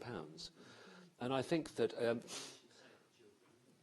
you can mention almost anything. You can mention Bernardo's. Great Ormond Street gets £200 million a year in charitable donations, which makes it almost obscene that they ask for £3 a month from elderly pensioners, and most of which goes on the collection of this money, because what they think is somehow they're making life better for British people if they can contribute to charity. And in my opinion, which I'm sure is fairly controversial, in Portsmouth we have charities who are desperate for money for proper causes. They do not have a national campaign. They don't have the obscenity of ringing people up over and over again for money and making them feel bad about not doing so. And to me, this is a perfect way of providing money for those charities close to home that need it. And I think if we were prescriptive and started saying, well, we need to give it to the Hampshire Air Ambulance, it's a good cause, I know, but they have more outlets and more ways of raising money than some others that may not actually be very popular, but actually are very, very important. So I would ask simply that we are not prescriptive, except in that respect, and I'd ask that Cabinet considers those particular criteria. Thank you. My Lord Mayor, Standing Order 39B. I think it's the first time I've ever used it. So I might not use it properly. But by the way. But Councillor Weems said that I was contradicting myself. I am not, because the amendment is to the motion, which is a motion on a local lottery should be used to support local charities. So it is local charities which is amended by the amendment, which is local charities which have lost funding from PCC. So the locality remains there. Lord Mayor, sorry, I'm going to indulge in this now. Sorry, my apologies. 39B. I hope Councillor Mason will accept that I was not suggesting in any way that he was saying local charities would not benefit. What I said was the conflict was the fact that the Liberal Democrat amendment was saying the first draw should be those charities that were previously receiving funds from the City Council. The conflict now is he's saying that the charities, mental health charities, might not be able to get anything. That's the conflict, because he's saying in one hand you should give it to this lot, and then in the other hand he's saying you should give it to this lot. That's the conflict, Lord Mayor, not the fact they're local or otherwise. Is that agreed, Councillor? No, no, there is no conflict, because we would decide where the money went. The principles on which we would decide where the money goes are laid down in the motion, which is modified by the amendment. But the decision is one which the Council would then have to make. So there is no conflict. Thank you. Moving on to Councillor Stagg, please. Thank you, Lord Mayor. Could we not have very local charities, small ones? There are lots of them in the city which would benefit from just a few hundred or a small thousands of pounds rather than the big ones, and also have them on a rotating basis. And one of the supermarkets, you can get tokens, and you have 3 different charities. I don't know if it's every week or whatever, but perhaps every 3 months you have 3 or 4 or 5 different charities and you rotate them. So you have these for this 3 months and then 3 more or 5 more, whatever it is, the next few months. Thank you. Thank you. Councillor Jones, please. Thank you very much, Lord Mayor. I wanted to start by clarifying a point that was said. I was going to do a point of order, but then I realised I still had time to speak, so I thought I'd cover it now.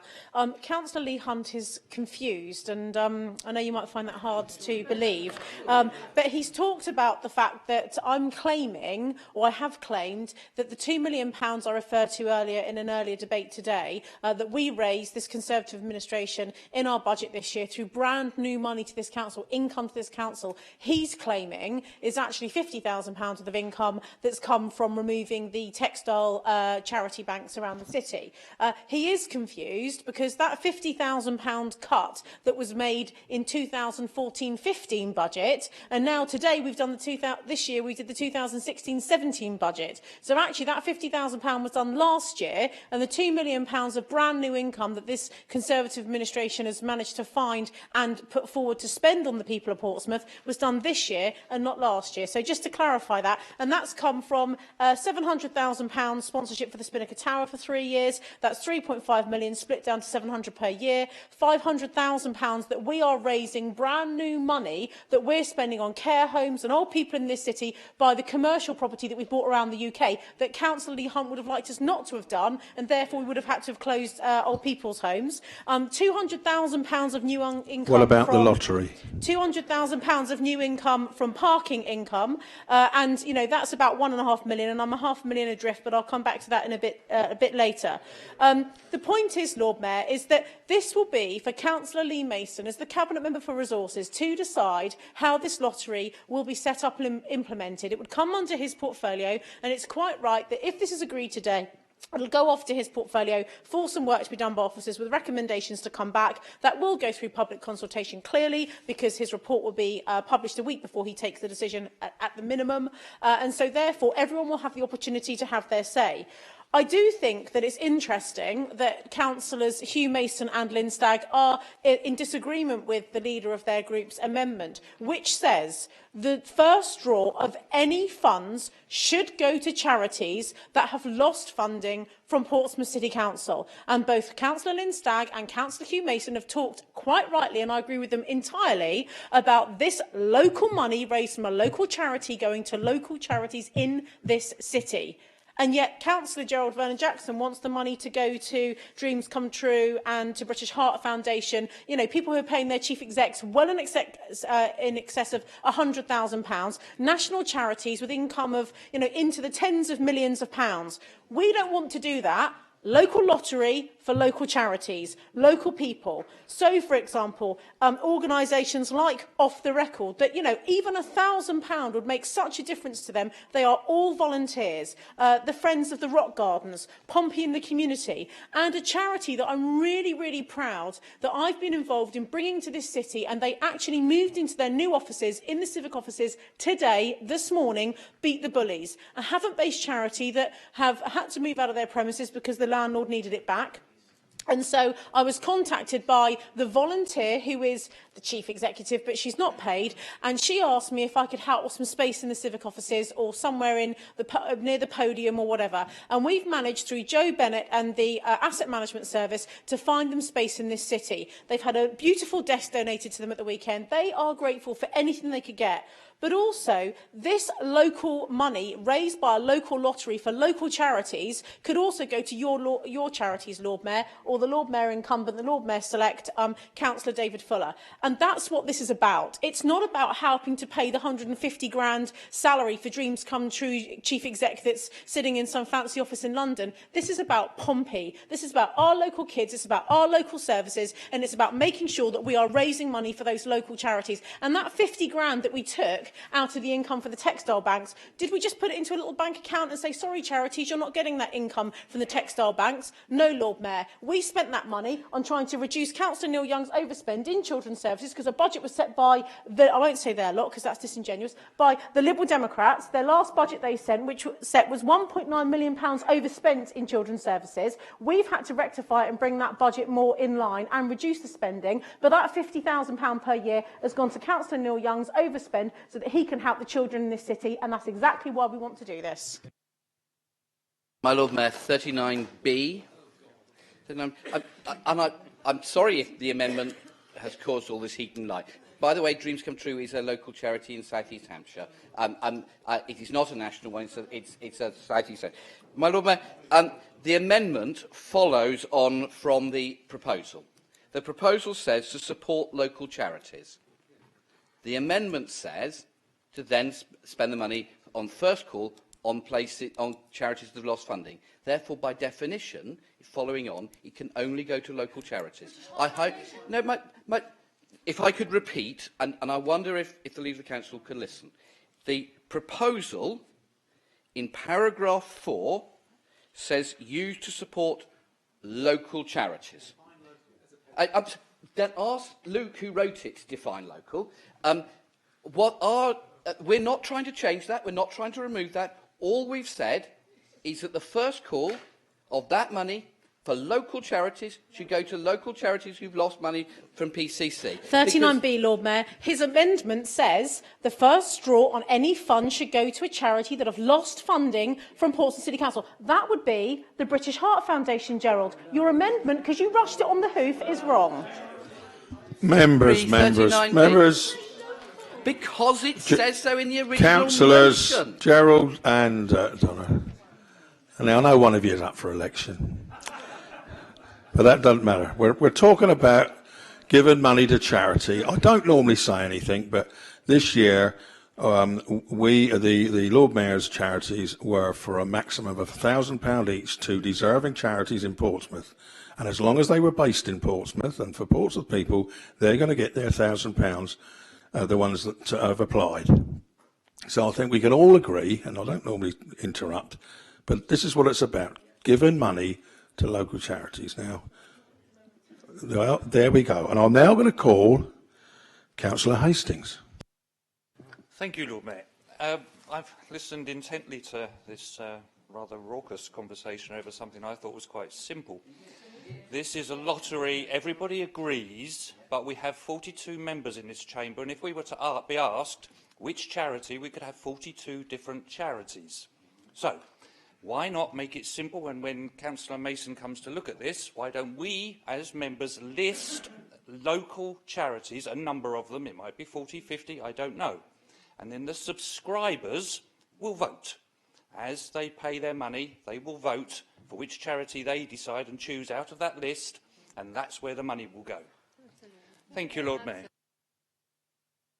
Thank you. Councillor Young. Lord Mayor, everything that I was going to say has been said. Thank you, Councillor Young. Councillor Swan. Yay! Sorry, I put my hand up twice, that's all, sorry. Okay, I'm going to take the politics out of this again. I'm sorry, everyone, but I'm up for election, so I'm not going to go with that. This is actually a very good idea to establish a local lottery. I do 2 lotteries, one local and one national. The issue that I have is with the amendment.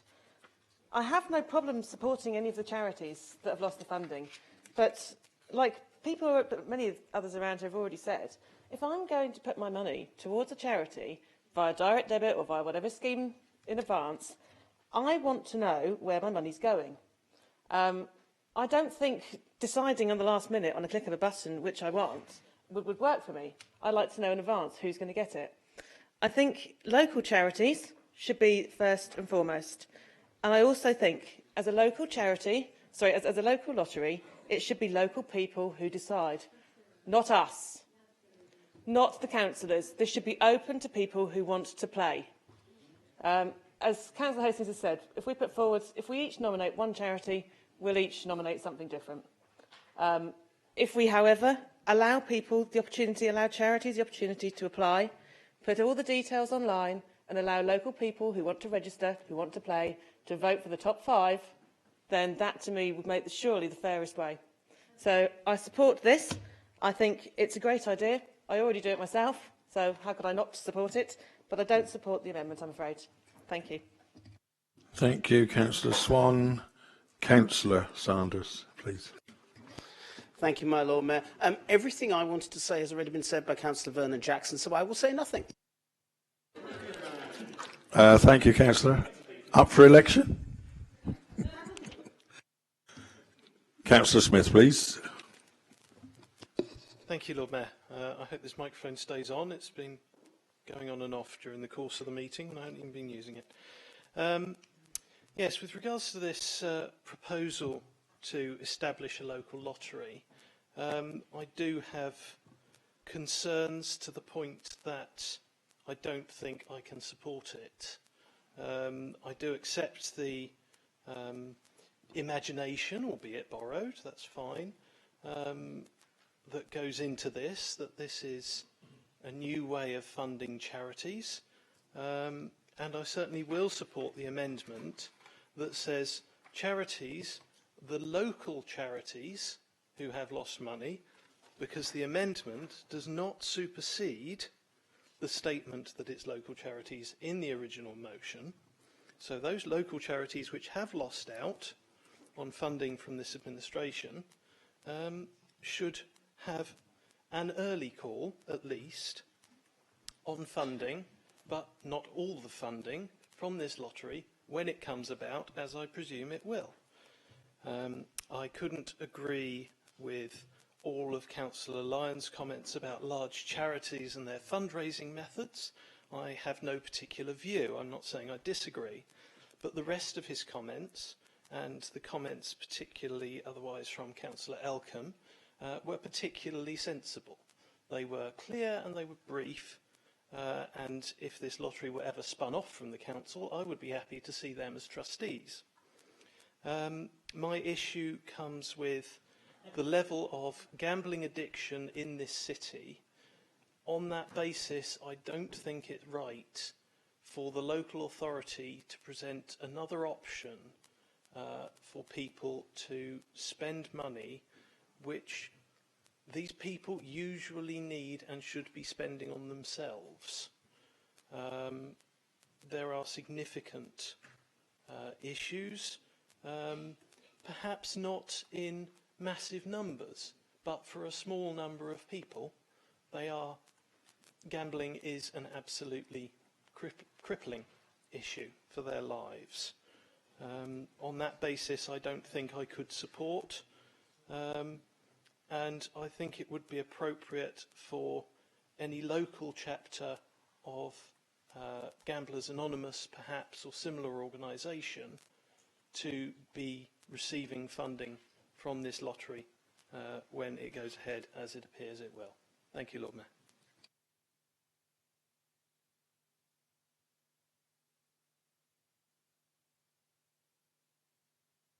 Thank you, Lord Mayor. I think, for a large part of that debate, we've been violently agreeing with each other.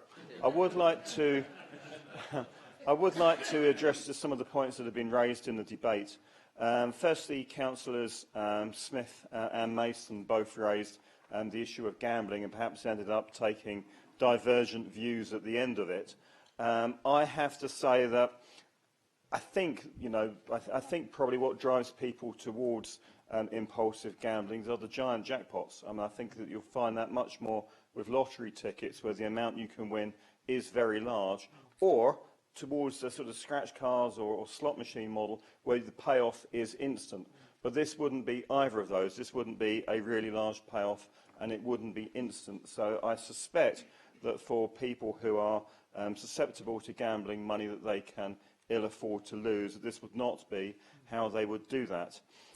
Councillor Hunt made reference to charities overall and about the level of support for charities from the local authority and about things that the government has said. And I think that, in part that he's right on that, taking with my adult social care hat on, and we've been giving a lot of consideration about how do you run adult social care more effectively and at lower cost. And that is going to mean doing more upfront work, and it is going to mean a greater involvement for third sectors and charities, with the hope of spending less money down the line on care homes and other expensive interventions that, quite honestly, no one really wants to be on the receiving end of anyway. Councillor Stagg made reference to perhaps having a large number of charities receiving small amounts, and I think that that is very likely what would happen. Certainly in Aylesbury, and I'm not saying we have to do what they do, but it's a starting point. What they do is people can nominate charities, or charities can nominate themselves, subject to some pretty limited restrictions about they have to operate in the area, basically, and that they have a fair number of charities listed as a result of that. So far as the amendment is concerned, well, I think since the main proposal is to study and is to look at the questions surrounding this, it's a legitimate question to consider in the report, and when it's looked at, I think that is a question which should be addressed within that. I wouldn't want to predetermine it, but my personal view on it is that the question we have to ask ourselves is, are we trying to create a Portsmouth lottery or a Portsmouth City Council lottery? It needs to be the former. If we present a lottery as somehow bailing out Portsmouth City Council, nobody's going to want to be part of that. This needs to be about local people and local communities. It shouldn't be anything to do with the council at all. And yes, it possibly could be, if it's set up and it's working, it absolutely could be spun out into the third sector. It's not something which the council would need to have any control over in any way. And for me, the selection of who was to receive funds should be something that councillors should have no input over. That this should be, if there is going to be any form of committee, in my view, it should be independent. And I think that the outcome of that likely would be, as Councillor Stagg suggested, a larger number of lotteries receiving modest amounts of money. But because I have these reservations, and those are definitely my views on it, and I'm not able to accept the amendment. Thank you.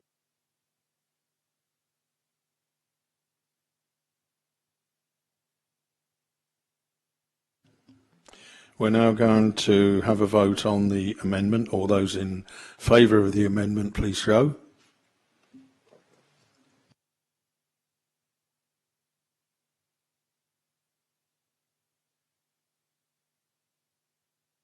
And those against?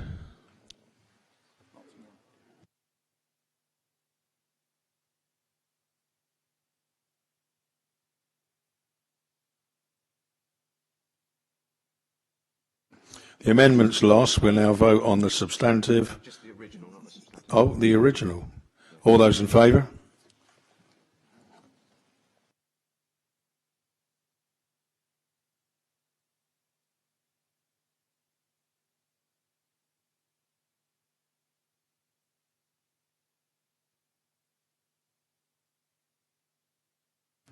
That motion's carried. Any against? Oh. Any against? 2. That's carried as. Thank you.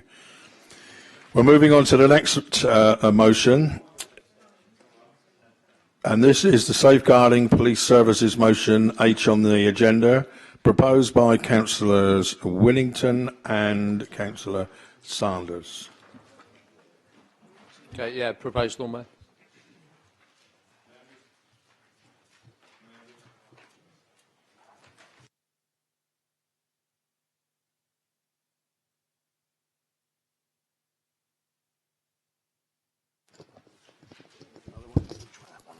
I'll get rid of this one for you. Members, the mover of the motion now is up to 3 minutes on the question only as to whether the motion should be debated today or stand referred to another council body for consideration. Councillor Winnington, please. Thank you, my Lord Mayor. And thank you, first to say, I'd really like to thank Simon Hayes for coming on to us, it seems like it was many hours ago now, to give us the information that he had, which I think really sort of put what we've got in our motion in context. However, I really do think it's important that we discuss this today and pass this motion, because we haven't, to be honest, Simon Hayes is up for election, and there is no guarantee that he is going to be the Police and Crime Commissioner after May.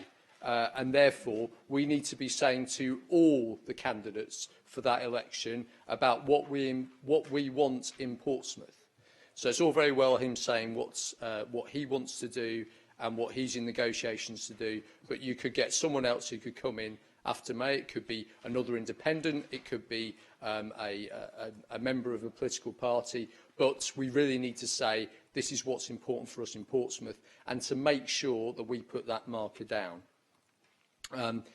I think if we don't say this, if we don't say what we want for Portsmouth, we can find ourselves in a situation where we have very little bargaining power, and we end up with a situation whereby we're left with a service, a police service in the city that is not fit for purpose and doesn't meet the needs of our city and our citizens. So please do ask that we discuss this today.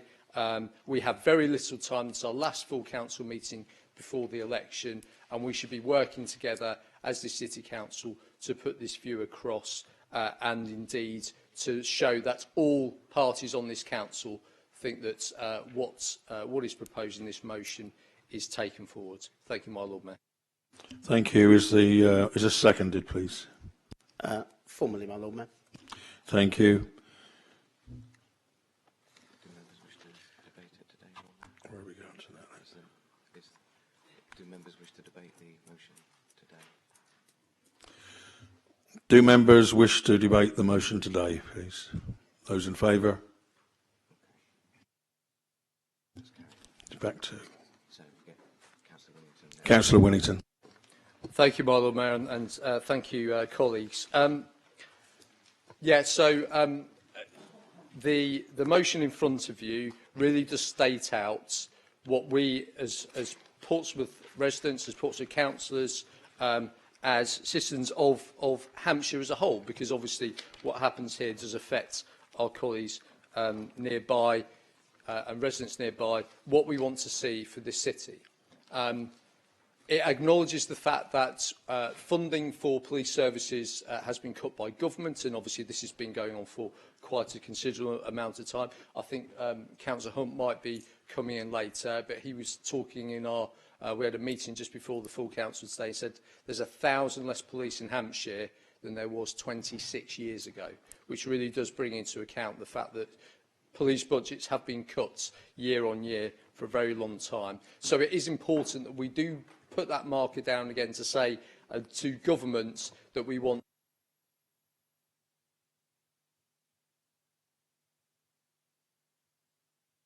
for what we have in the city. Thank you, Darren. For what we have in the city, and then obviously, if which is unlikely to happen, as we can probably guess, but the point is to say to the Police and Crime Commissioner, whoever it may be, that at the very, very least, we have fully accessible police stations in the north and the south of the city, and the police well, we had integrated centre. I think he had intelligence centre, but we have that in the city as well. Obviously, there was the discussion about Havant being somewhere that this might go.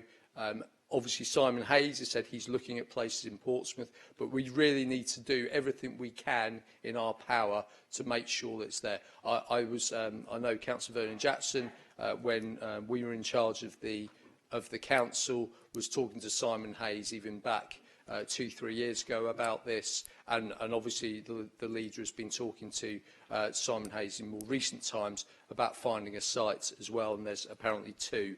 But we need to make sure that we are making extremely clear that, come what may, not only do we want the Police and Crime Commissioner to make sure we have the pick in the city, but actually that we facilitate that as a city council. The other thing I think we need to do as a council is obviously some of the particular details, and I think this can come out during the debate, the particular details we can really push from what comes out of this debate, and it will inform, obviously, Rob as Cabinet Member for Community Safety and the leader and anyone else who's involved with negotiations with the Police and Crime Commissioner when it comes, about what we need in terms of the neighbourhood policing. Simon Hayes said earlier that the neighbourhood policing teams based at Southsea Police Station would move to Southsea Fire Station. He said he gave the impression they're just round the corner. Well, of course, as some of you, well, hopefully everyone knows, Southsea Fire Station and Southsea Police Station are actually quite some distance apart. Southsea Police Station being down in the very southeastern part of the city, and obviously the fire station being just along from here in the city centre. I'm really concerned the fact that we would have no neighbourhood policing teams based in the southeast sector of the city at all, going all the way, obviously, dealing with areas like Baffins, all the way from Baffins over to Waverley Road and even Palmerston Road. We would have an entire sector of the city with no presence, no day-to-day presence of police teams being based there. I'm on the committee at Eastleigh Community Centre, as is Jenny and a few others, and obviously Terry Hall is the chair of that, ex-councillor and now going to be alderman. And I remember not long after I got elected, when they were first talking about closing Southsea Police Station, we were going to have neighbourhood police teams based, they said, at community centres and other places like that around the city. Eastleigh Community Centre have been waiting for years to be contacted to take that further on getting the police into places like that. That hasn't happened. I know this has happened at other community centres around the city and other places where the police said they were going to base themselves. So I think we really need to push about them thinking again exactly how they base their neighbourhood teams, and don't just think about the forward plan that Simon Hayes has got as being the final plan. But it is most important, as I say, that we have as many openly accessible police stations in this city, so that people feel safe, so people who, when they are in need of help or assistance, can go in at any time of the day or night and see them. And also we need the pick in the city, because we are the centre of this population area in South East Hampshire.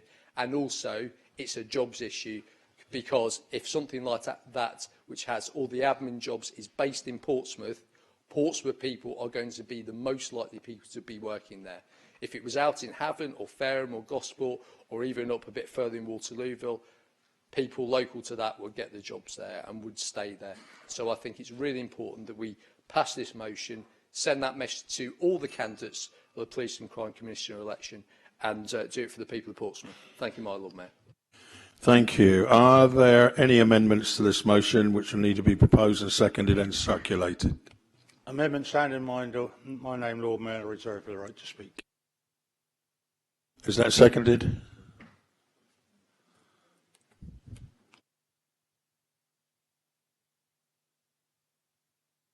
There's an amendment to my name as well. Is that seconded, Jude?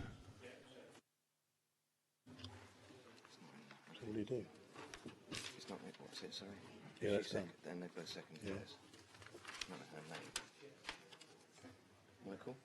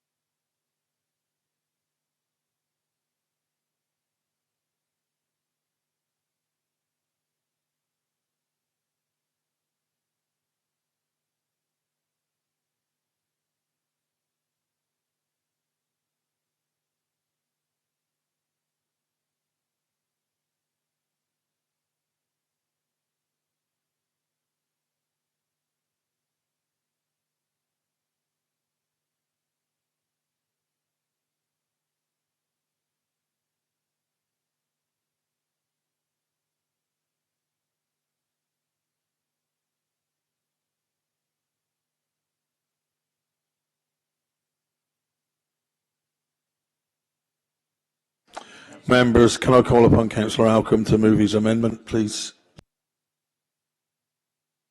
Thank you, Lord Mayor. I apologise for the absence of my original seconder, but I'm sure we'll get on. I was going to reserve my right to speak, but I think obviously it's probably best that I crack on with it, bearing in mind the time, etc. I think what I want to do is, obviously, I was in the police service for 30 years. When I came back to Portsmouth on promotion to sergeant in 1977, all 4 police stations were up and running, fully manned, with as many as 10 constables per shift on each of the 4 stations. Those days are long gone, and part of the reason they're long gone is over that period the policing has changed considerably. There wasn't the cyber fraud that's going on now, there wasn't the sexual offences to the degree we are on now, there wasn't the terrorist implications we have now, which took a lot of police officers off the day-to-day beat and put them into specific groups, task force, etc. And the impact of that was, obviously, a lot of the police stations in the city became less well manned, and a lot of space was and currently is wasted. all the 4 police stations in the city haven't been open to the public, except perhaps on restricted hours at Central, for a number of years, because obviously having staff standing at a front desk waiting for somebody to come in was considered to be a waste of resources. So I think one of the things I got out of today from the deputation made by Simon Hayes is the last part of the motion about the PIC coming to Portsmouth seems to be confirmed, and I did have a conversation with him prior to the meeting today and offered him another couple of possibilities for where the PIC could be in Portsmouth, which he's going to take away and have a look at. But he also committed, and I think Councillor Willington mentioned part of it, to having police staff, police officers across the city co-located in other places. And whilst that might not actually be within police stations, because they're obviously a large resource and a large cost that the constabulary can no longer afford, they will effectively be virtual police stations, because they will be in places where the public can have better access than they do now, such as Southsea Fire Station, which obviously is constantly manned, such as community centres, such as being based in the civic offices. So my amendment really is about tidying up what we were saying, keeping the pressure on Simon Hayes and his successors as to what we want in the city, that we want the city to be properly policed.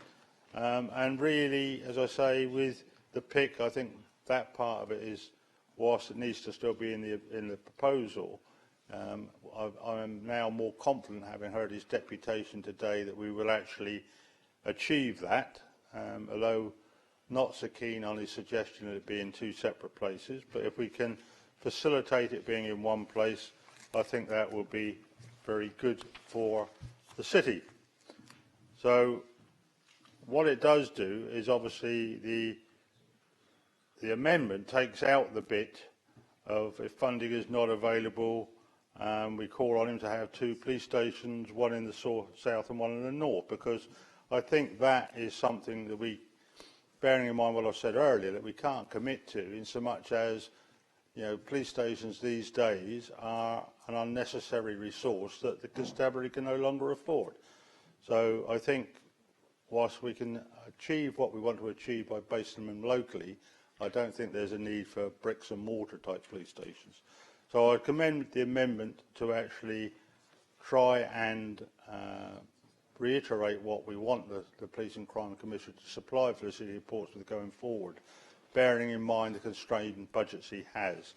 And I think the first part, obviously, again, actually congratulates the government for the amount of funding they have given the police service in Hampshire in extremely trying times. I know there have been cuts, they could have been worse, and they have done their best to actually ensure the people of Hampshire and the Isle of Wight have a reasonable and good police service. And I think that I'd also perhaps mention we've just lost our Chief Constable and have a new lady Chief Constable starting now, I believe. I can't remember what her name is.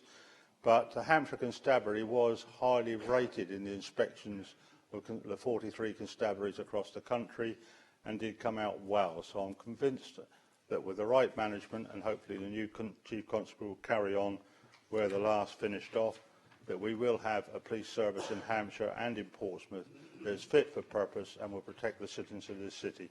Thank you, Lord Mayor. Thank you. Can you confirm you seconded that, Councillor Weems?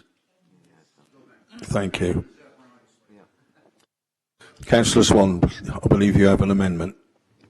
I do, thank you, Lord Mayor. I will mention it now. I'll talk about this now to save time later. Our amendment is incredibly specific, I think you'll probably safely say. There is a very good reason why we've asked for this to be located in the northern area of Portsmouth and off the island. And the simple reason is traffic. To be perfectly honest, that is the one reason we think it would be better off located to the northern part of Portsmouth and off the island itself. We all know what gridlock is like in Portsmouth. As soon as there's one slight accident on one of the roads leading out of Portsmouth, the whole town locks up. Heaven forbid there's an accident on the A27. You just cannot get out of the city.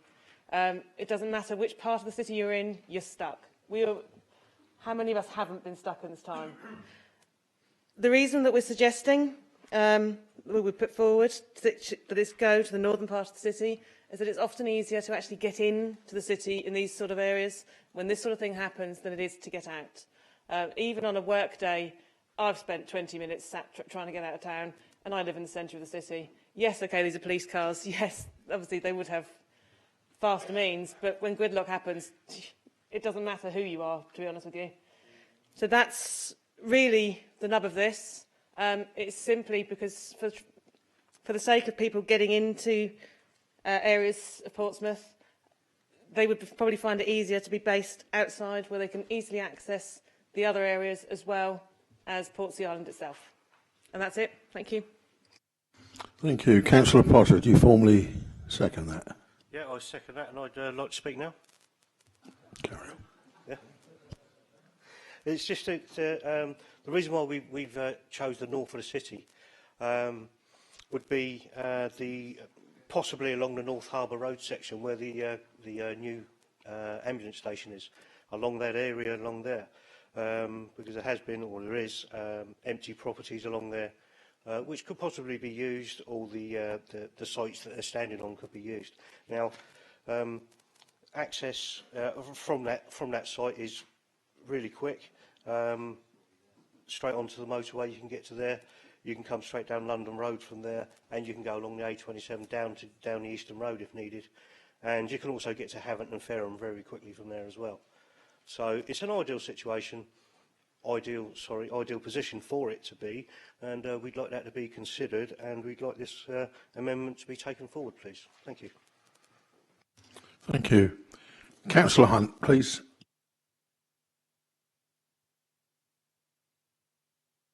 I'm not sure about you or other members, but I'm utterly confused now about what the Conservatives want to do, because Ken Elcombe, beg your pardon, Councillor Ken Elcombe stood up and just said that police stations are a commitment that the police can ill afford and they can't commit to them anymore. But the Conservative notice of motion says, I'm reading from it here, it says the City Council calls on presumably the government to maintain funding of Portsmouth Police at a level that ensures outstanding service from the city's 4 police stations.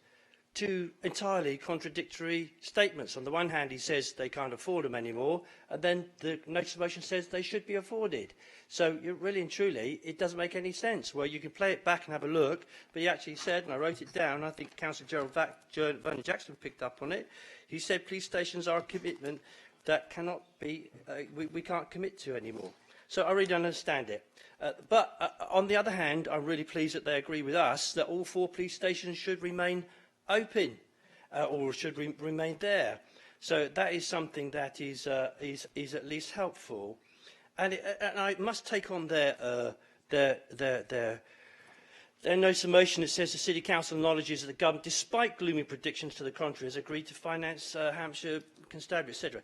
1,000 police officers have gone from Hampshire since 1992. And if you check Hansard will tell you, in a question to Mr Hunt MP by Charles Clark, he said on 28th of February 2000 that there were 3,211 police. And if you check today's statistics, you'll find that there are they've reduced dramatically down to about 2,000, just over 2,000. There's a drop of 1,000 police officers, so I suppose you do need fewer police stations because there are fewer police officers.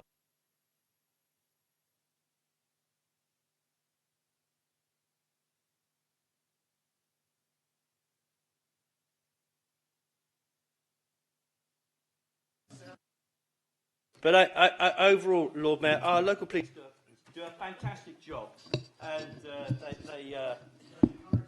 yeah, thank you very much. And they are a service of last resort.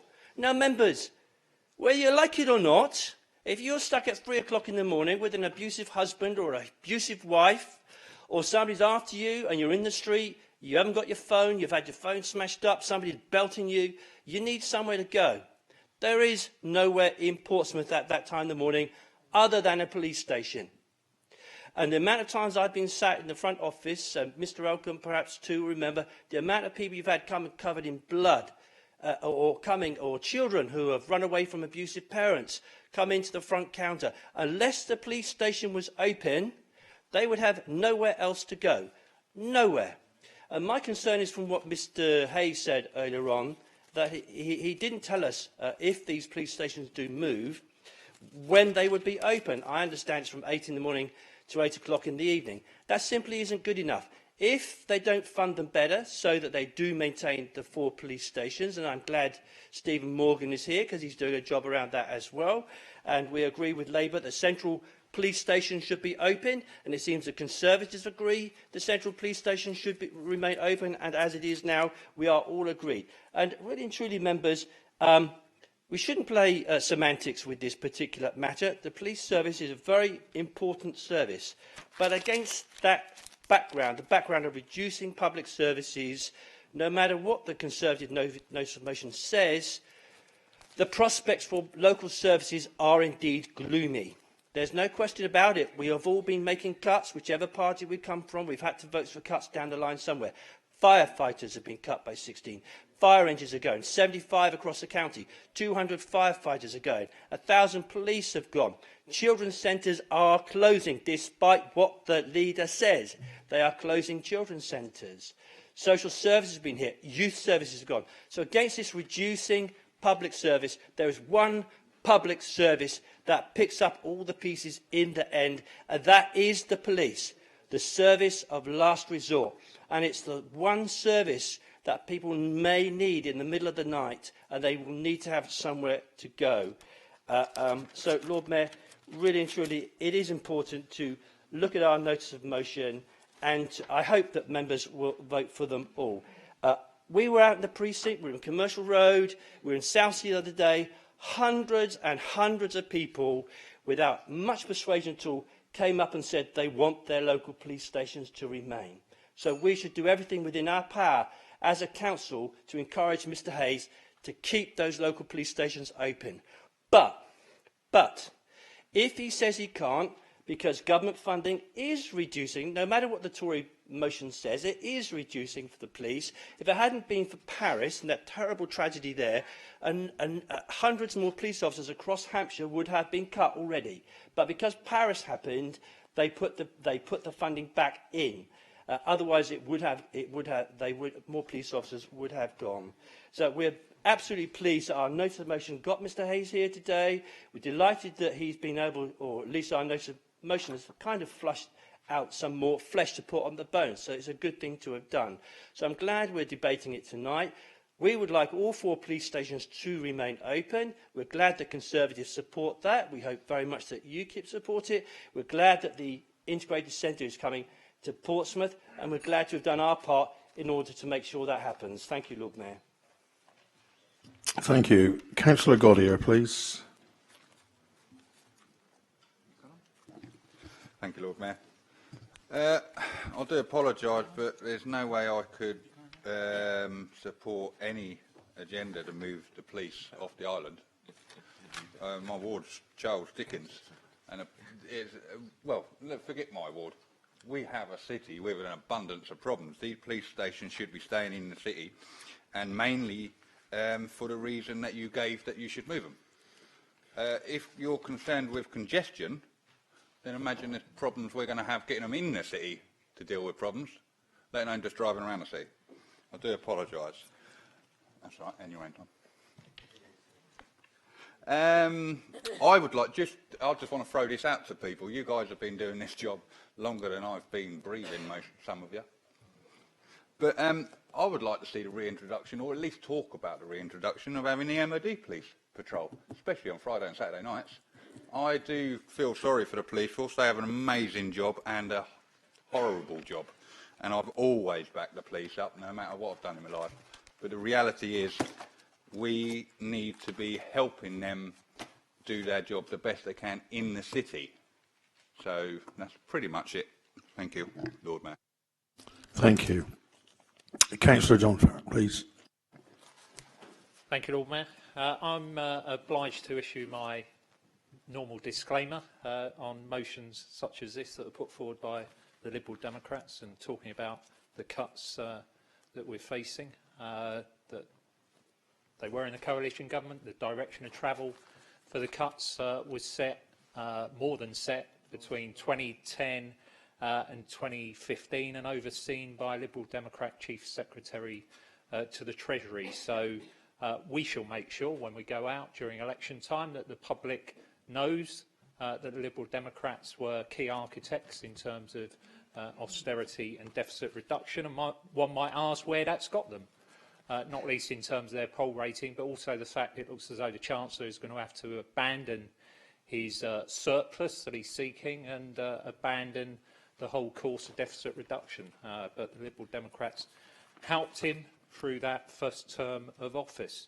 In terms of the what the PCC has been up to and what he now appears to have decided, that all appears to be a bit unedifying, and I don't think it reflects well on the office of the Police and Crime Commissioner. I wasn't convinced about that role, nor were the electors in the last election, when I think the turnout across the nation was about 14%. In some of them, it was into single figures. And the way this process has been handled does not fill me with confidence, and probably doesn't fill the public with confidence. There doesn't seem to have been a proper consultation on this. There doesn't seem to be consultation with victims of crime, consultation with vulnerable people, and consultation with people living in the proximity of police stations. And that's an executive role, and I've spoken here about an elected Lord Mayor, which clearly will have executive powers, but there has to be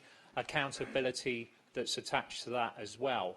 And I would hope that if people holding those executive functions aren't being accountable, that the electorate bear that in mind when it comes to elections, and we will shortly be having an election. I think the Conservative amendment is too complacent. It's self-congratulatory in terms of the government. We all know there has been intensive cuts to police budgets right across the country. I spent some time negotiating with the Met Police, and the Met Police facing a reduction in budget from 4.2 billion to 2.8 billion, and at the same time the Mayor promising to keep the same number of police officers.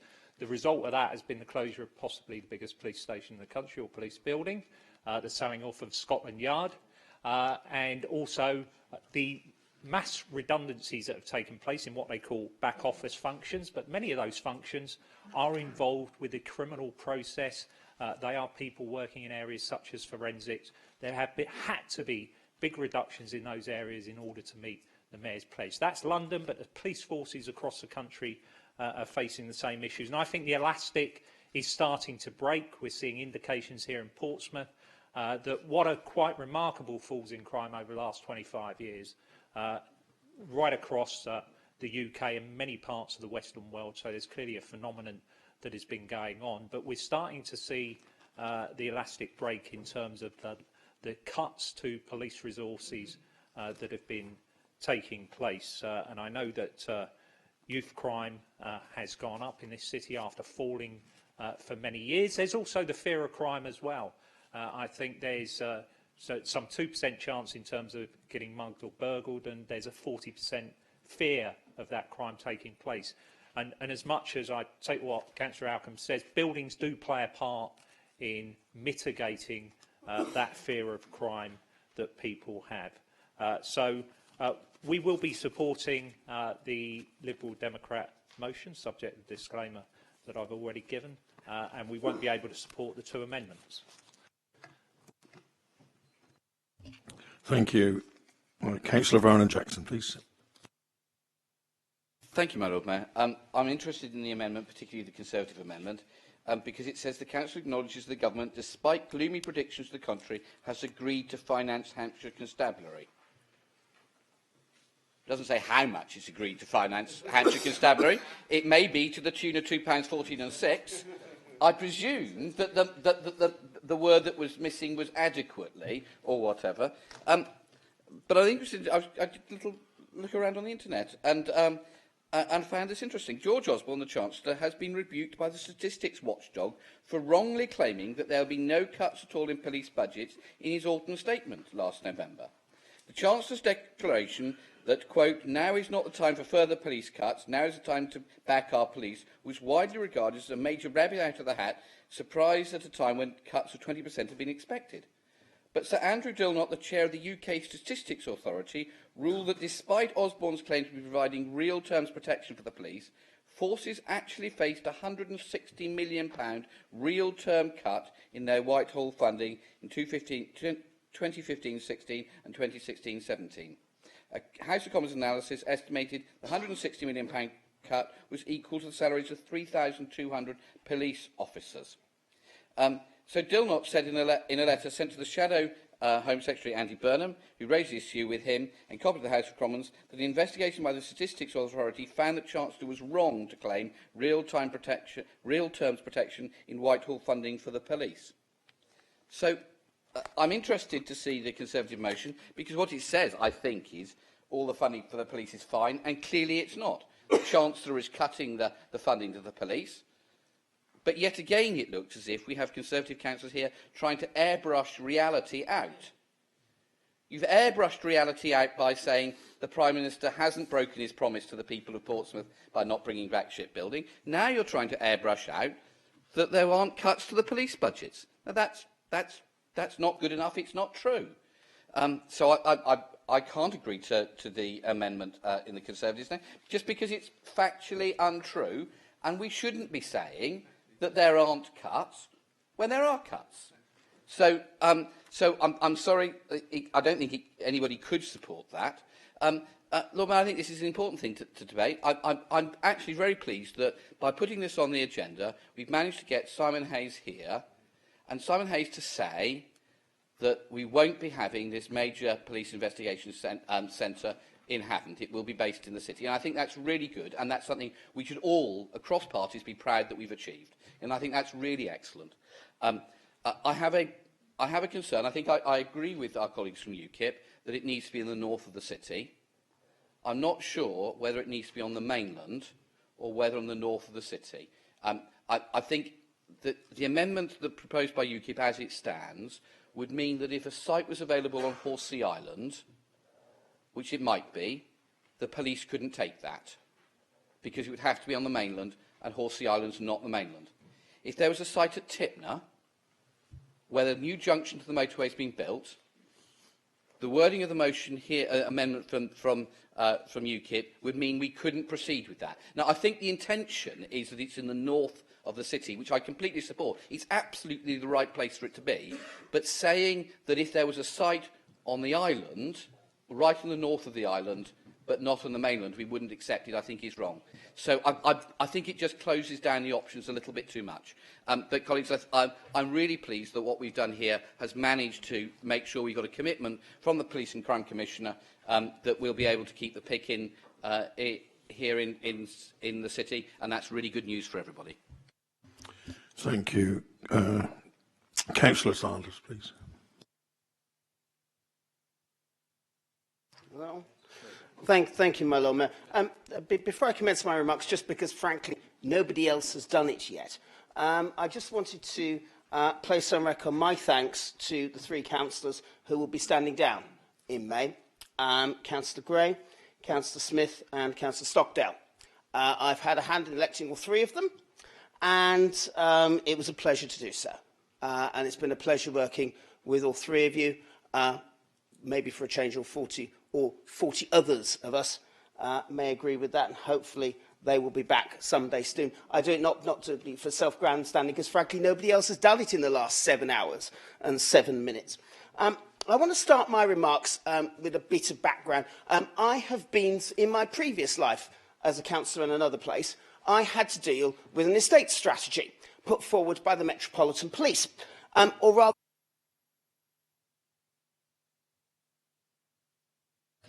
They're all dying. John, I'll just borrow yours. Thank you very much. Oh, I like that. That's good.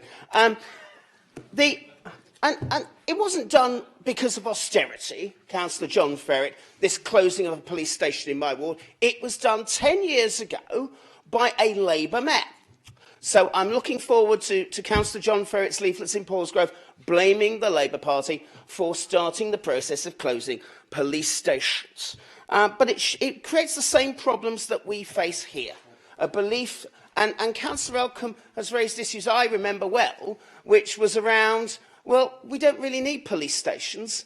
Dixon of Dock Green policing is very bad. It should all be around high-tech materials and concentrating on key centres, when in fact what people tell me, and what people I hope tell everyone else, is actually they don't see a copper. They don't see people on the streets, and they want that level of reassurance. And it's balancing those two things that is actually important as we go forwards, and it's not something that's been generated purely by austerity. This motion is a balanced approach to that decision that faces us. It is in 3 layers, and it is specifically in 3 layers because we know that there is no magic money tree, as Councillor Vernon Jackson has outlined. Again, the Conservative amendment is wrong for the reasons that Councillor Vernon Jackson has outlined, which is it's not true. So I would urge people to reject that motion. It is also inconsistent with what Simon Hayes told us 7 hours and 10 minutes ago. The UKIP amendment, again, I understand the logic, I understand the reasoning, but I think, like Councillor Vernon Jackson, I think it closes down our options. I don't know, because Mr Hayes didn't tell us where the new police integrated centre will go. And for Councillor Gaudier's benefit, it's the police integrated centre that our UKIP colleagues want off the island, not police stations. And if it winds up in Paulsgrove, I don't mind. But I don't think we can afford to narrow down the options in the way that UKIP suggests. So the motion is actually consistent with what Mr Hayes has told us.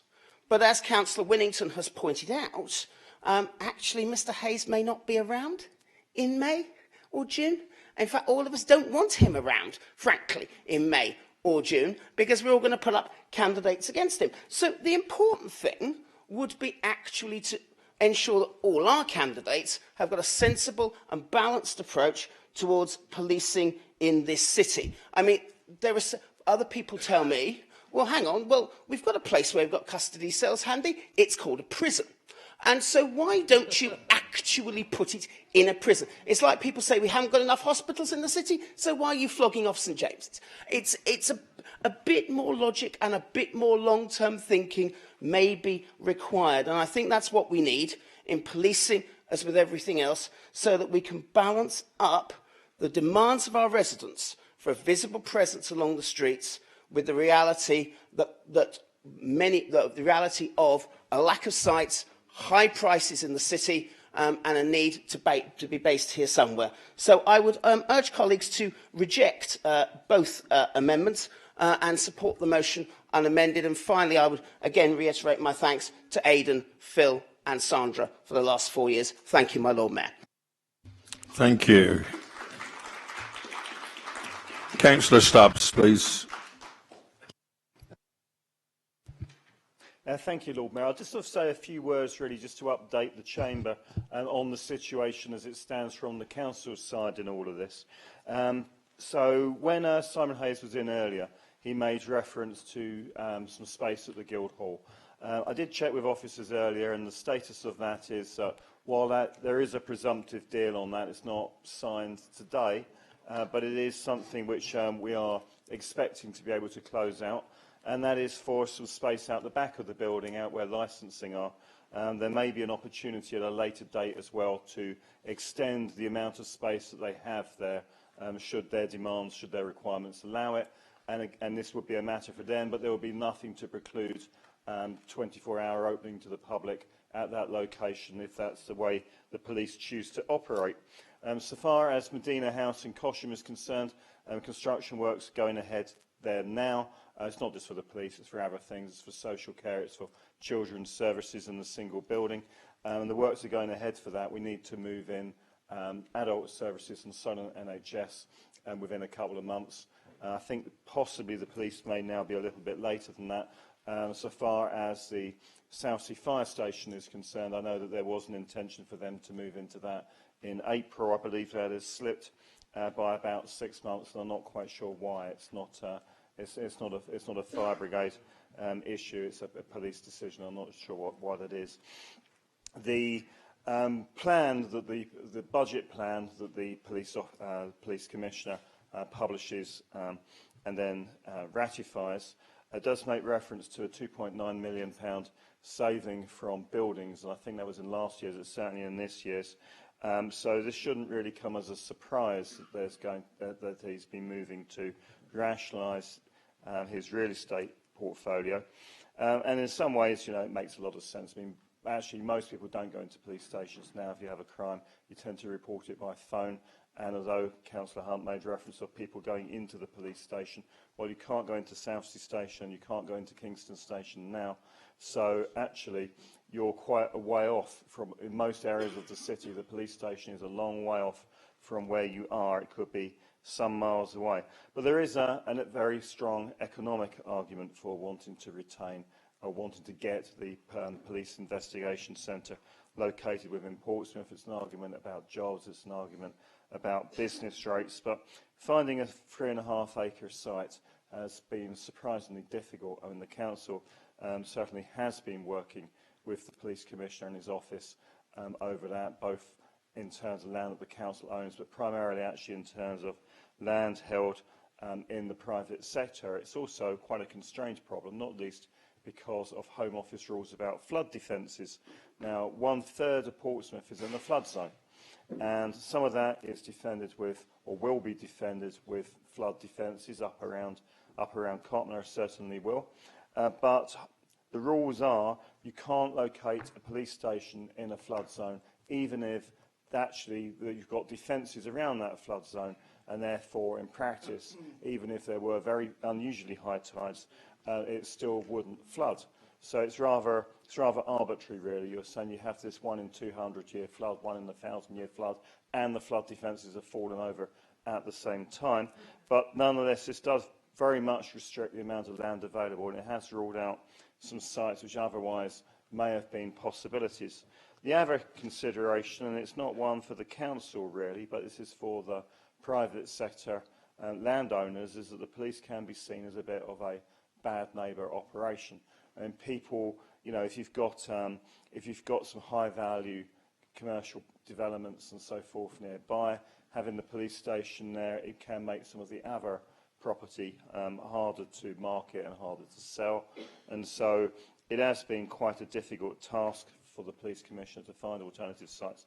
I have to recognise that, and therefore, if he has got a site which he's got a deal on, whether it's on the island or off the island, I think that it is better for us as a city, the only alternatives, and to say, well, we prefer a site in a particular location. It's just too much of a constrained problem. There are so few sites available that if there's one which works and is deliverable and which the police commissioner is in a position to sign up for, I for one will be happy with that. Thank you. Councillor Jones, please. Thank you very much, Lord Mayor. I'm going to start by talking about what was meant by thanking the government for the funding for Hampshire Constabulary. And that's because the Police and Crime Commissioner's Office had been given advanced warning in the summer of last year that Hampshire Constabulary would be facing a £3 million cut to come into effect from the 1st of April this year at the start of the new financial year. And in actual fact, in the autumn statement, the Chancellor had agreed with the Home Secretary that that cut to policing would not go ahead across the UK. And so it is actually factually correct that there has been no cut to policing, and there will be no cut to policing over 2016. And actually, we've had a reinforcement from the Prime Minister today, again, about Home Office spending to keep us safe, particularly in light of the attacks in Brussels that happened early this morning.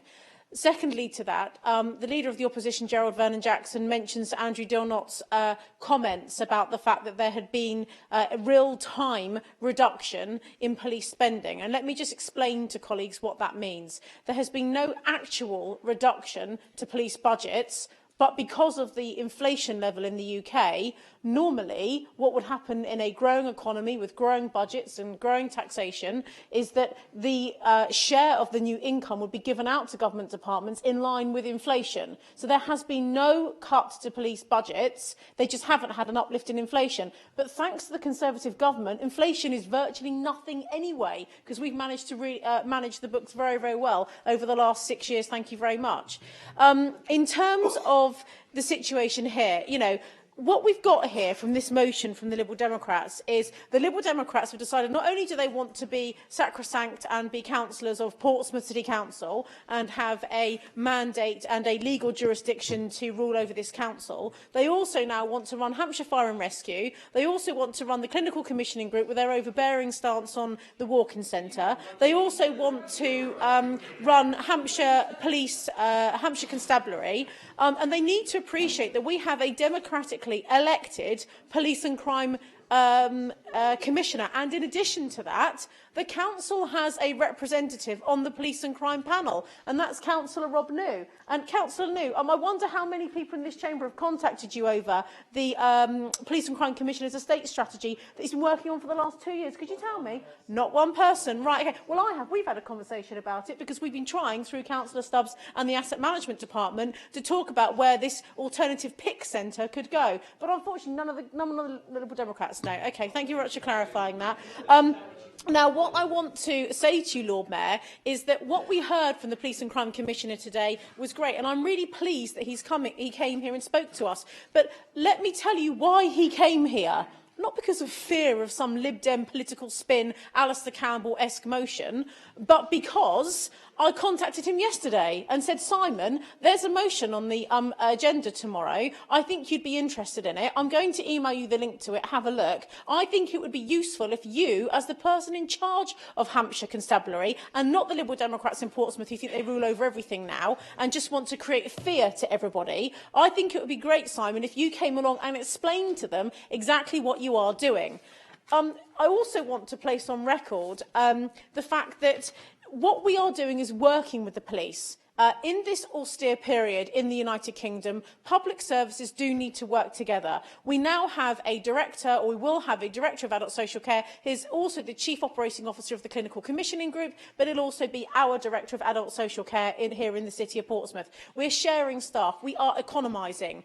And what we are doing with the Police and Crime Commissioner, as you've heard from Simon Hayes today and from Councillor Luke Stubbs, is utilising public buildings better, such as Medina House in Cosham, so that site in Cosham, the current police station, which is very, very old and not really fit for purpose any longer, can be sold off to raise money to pay for the refurbishment of Medina House. The police, the Hampshire Constabulary, are helping us in the city of Portsmouth by utilising Medina House in a better way. It's exactly the same with the fact they're utilising space in the civic offices. We're going to get rent for that, and as you heard from the Police and Crime Commissioner earlier, he will be spending £1 million refurbishing that to make sure that it's fit for purpose for the police. And again, we should be thanking him for that, because if we don't, this amendment could potentially be about keeping Central Police Station open and therefore taking money out of the pockets of the City Council for the rent that we would have otherwise spent on adult social care and children's social care. So whilst I think it's important to have sites across the city, 3, 4, however many we need, for the police to work from and to make sure that we have neighbourhood policing, community policing across the whole locality and not just in one area, we need to realise that times have changed and we need to revisit the way that we do things. In addition to that, we've heard from Councillor Darren Sanders, the prison.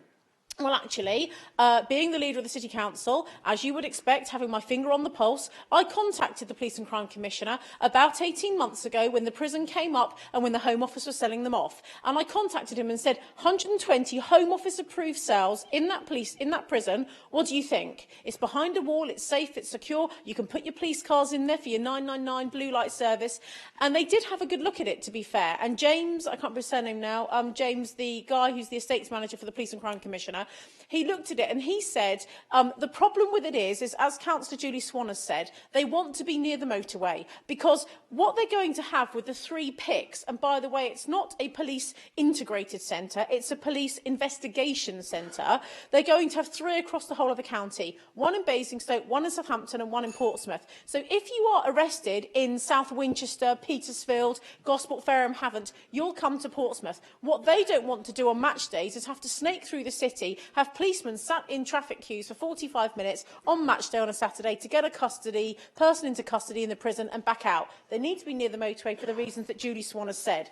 Finally, my last comment from me, Lord Mayor, is I actually want to place on record my thanks to Stephen Morgan, one of the Labour activists, who actually is the person who brought this to the attention and raised it in the media. He did an excellent interview on BBC Radio Solent 2 weeks ago with the Police and Crime Commissioner. And as per usual, sorry, Stephen, the Lib Dems have tried to hijack what you did, so well done for raising that. But they always do that, so hopefully people are starting to get used to that now. But actually, it is an important issue, and I think we all need to work together on this.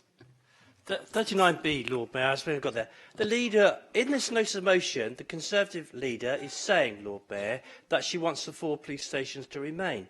But in her speech, she says she wants, clearly, by implication, she wants them to close because she wants them to go into the back of the building and she wants them to go into Medina House.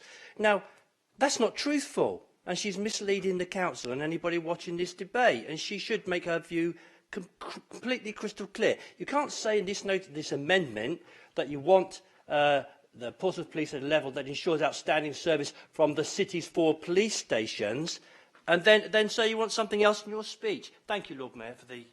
Thank you. Would the leader like to comment on that or not? Well, I thought I had covered it, but as Councillor Hunt seems to be confused several times today, I'll just re-clarify. 4 localities. So you're going to have the fire station in Somerstown, you're going to have the police based here at the civic offices in a dedicated police unit, otherwise called a police station. You're going to have them based in Cosham in Medina House, which is helpful to us, Councillor Hunt. And if you're against that, you're actually adding cuts to children's social care and adult social care, and also from the PIC. So the police will work from 4 localities across the city. People need to be open-minded about old Victorian buildings that are costing the police force a huge amount to run when they could be utilising that space in public buildings that we also own, so we can work together, therefore freeing up more money to put bobbies on the street. Thank you very much. I now call on Councillor Weems. Thank you, Lord Mayor. Just for a change, I hadn't expected to be seconding this motion, this amendment rather, so much less speaking to it. But I have to say, I've listened intently to the debate, and I have to express some concerns. It seems, yet again, the Liberal Democrats seem to be stuck in the Victorian era, even to the extent that Councillor Sanders is suggesting that we should use the prison, a Victorian institution. Where do we draw the line? Is he going to suggest we reutilise the workhouse next? I do wonder where he's coming from sometimes. No, I think you're right. He does live at the back of the workhouse, doesn't he? I do recollect. But nonetheless, what we must reflect on is the police do need appropriate buildings for modern operational policing. It is not down to any of us. I mean, with all due respect to my ward colleague and Councillor Hunt, they were in the police some time ago, and I'm sure operationals routines have changed somewhat since then. Indeed you did, Ken. And so, with all due respect, Lord Mayor, I think it is down to the police to tell us what they need to run their service, not for us to dictate to them what they should have. Lord Mayor, I don't think... Councillor Hunt, just this once. Yes, but the councillor's on his feet making a speech. Thank you. We get to vote on a referendum, we do get to vote on it. We do get to vote on the referendum, not on the police force. Councillor Hastings. Sorry, Lord Mayor. Irresistible. I think the difference, Lord Mayor, is the EU is something we get to vote on. Operating the police is something we don't. That's down to... Sorry, no, oh, for heaven's sake. Well, if you let me actually finish speaking, I might get round to that point. The sooner Councillor Weems finishes, the sooner we all finish. Well, if I'm allowed to finish my speech, Lord Mayor, I might address some of the points that some other members have been raising. So I hope I'm getting some time added on for this interruption. So, in other words, Lord Mayor, tell them to shut up, because then it'll all get over quicker for all of us, me included.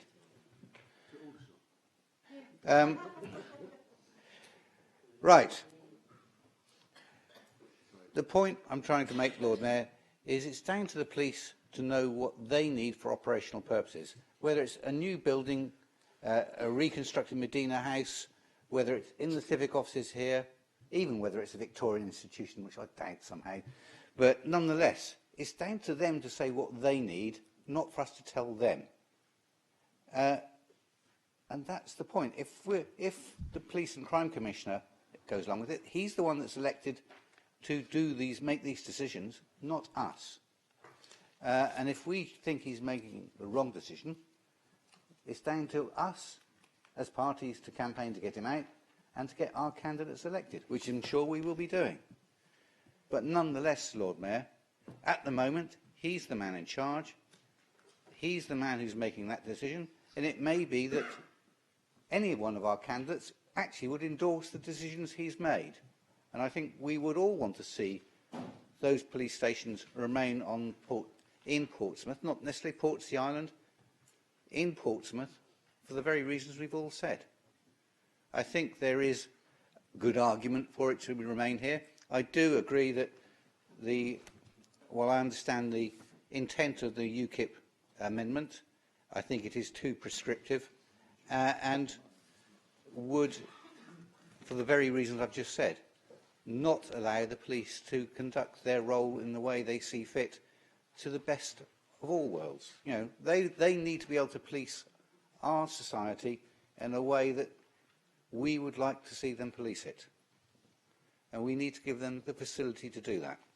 And I think trying to be prescriptive about where they go, how they should deliver it, is not appropriate for us to say. It is for the Police and Crime Commissioner, and we should let him get on with that. So, Lord Mayor, I do think the amendment put forward by the Conservative group does exactly that. It allows the Police and Crime Commissioner to know our views, but to make a proper judgment of where those facilities should be provided. So, Lord Mayor, I do urge members to reject the original notice of motion and, sadly, to reject the UKIP motion Amendment 2, but to accept the Conservative one. Thank you, Lord Mayor. Thank you. Mayor, on a point of personal explanation under 39B, because it's been raised by both Councillor Jones and Councillor Williams, I said in my speech that people have said, why not use the prison? Just like people have said, we need a hospital and St James's is going spare. I understand the logic behind not citing this at the prison, given what Mr Hayes has said, but I just wanted that piece of clarification and not interrupt Councillor Weems in particular, because I also want to get home early. Thank you, Lord Mayor. I have to say, to be fair, I did say it tongue-in-cheek, and I hope Councillor Sanders accept that. Right, moving on, Councillor Willington to sum up. Thank you, my Lord Mayor. And I thought it was all going really swimmingly. I thought there was really good cross-party support. There was different opinions in things, and then unfortunately the leader of the council then just decided to make massive political points, and then didn't seem to understand what her own amendment said, which was a real shame. So I'll just try to ignore, quite frankly, the last two speeches, because I think actually this debate didn't deserve those at all. So just on to start with the UKIP amendments, I can't back it, I'm afraid. The reason is, and actually it's something that Simon Hayes said in his deputation, he said we're looking for somewhere which was within 15-minute response time with the whole city, and I don't think that if you specifically kept it on the mainland part of the city, that would necessarily be the case. Obviously, if it was in exactly the right place, then it might be possible, but I can't back that amendment. As far as the Conservative amendment goes, it is kind of, you know, the old chestnut of we don't want to criticise the government, which I can understand, and it's something that since last May this administration has been at pains to do a great many times. But actually, the real problem with the amendment, apart from anything else, is actually the second paragraph which it replaces, because it says about having at least one police station in the north of the city and one police station in the south of the city, which is open and accessible to the public at all times of day. Now, this really is the critical point. This is what we are being told, and if you go out there and you talk to people about their police, and again, this is what various speakers said from all sides in this debate, it is what people expect of their police stations. I know Councillor Godia made that point as well, very much about people expect and want themselves to be able to go into police stations at any time. Now, it is entirely true that a lot of crime is reported by the phone and by other means now. However, especially in places with high crime rates, which is why and again with Simon Hayes, the idea is to have a place in the city centre which is open for people at most times of day. And obviously Medina Road in Cosham would be the other place in the city. We have to make sure that, again, we are setting down a marker of what our expectations as the council are. Councillor, I actually going to refer slightly to what Councillor Williams said. In terms of, yes, the Police and Crime Commissioner might think they know what is best for the city, but we are the people who are much closer. Quite frankly, the current Police and Crime Commissioner is from the New Forest. That was why he made the mistake earlier on where he said Southsea Fire Station, Southsea Police Station, it's in the same kind of area. Well, as all of us know, that isn't true. If you're from the New Forest, that probably seems like it's just around the corner, because in a lot of the New Forest, that is just around the corner. But for us, it's completely different parts of the city. You've probably got a few tens of thousand people between one place and the other. So really, we have to make sure that we've got that right. I think Luke, Councillor Stubbs, made a really good point, again, which is why we should put down these markers about what we expect, because things have not progressed as quickly as they might have done. So, quite frankly, a lot of that moving of staff into the police, into the civic offices, into Medina Road, etc., is almost certainly going to happen after the election. If we don't have this marker down, we're not going to be able to say this is what we want for the city. Again, and just on a final point, and it was something that the leader did bring up, so again, actually will refer to that speech, but it was about the fact that there is not one member of the Police and Crime Panel who sits on this council. There are two, because Councillor Lynn Stagg also sits on the Police and Crime Panel. And on the 11th of March, Councillor Stagg had a meeting with James Payne, the Estates Manager for the Hampshire Constabulary, and she went through the whole process as well. So this group, the Lib Dems, were very informed about that situation, and we are entirely understanding on how they are. I commend this unamended motion to the Chamber, to the Council. I hope you can back it. I hope you can send the biggest, strongest message possible to the Police and Crime Commissioner and all candidates for PCC at the upcoming election to say what we want for policing in this city. Thank you very much, my Lord Mayor. Thank you. And we are first going to vote on the Conservative amendment. So all those in favour of the Conservative amendment, please signify.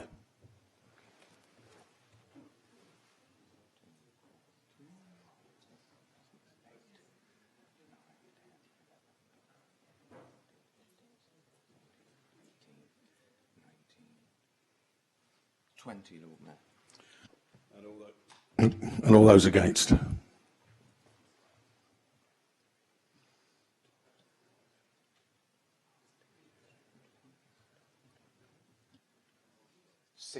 Lord Mayor, so the amendments carried. The amendment's carried. So you're now voting on Councillor Swan's amendment. The proposal now in front of you is the motion incorporating the Conservative amendment. You're not dealing with Councillor Swan's. We're now going to deal with Councillor Swan's amendment. All those in favour, please.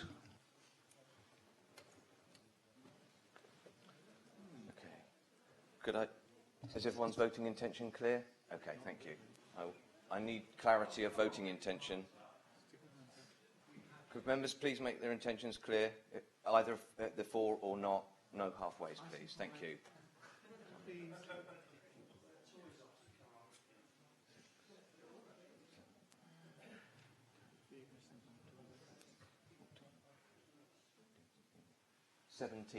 Lord Mayor.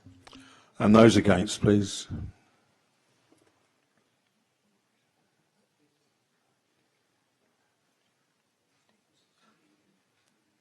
I'll take that one more time.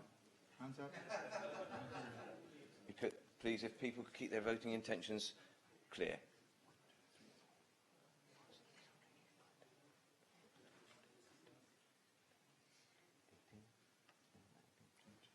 Lord Mayor.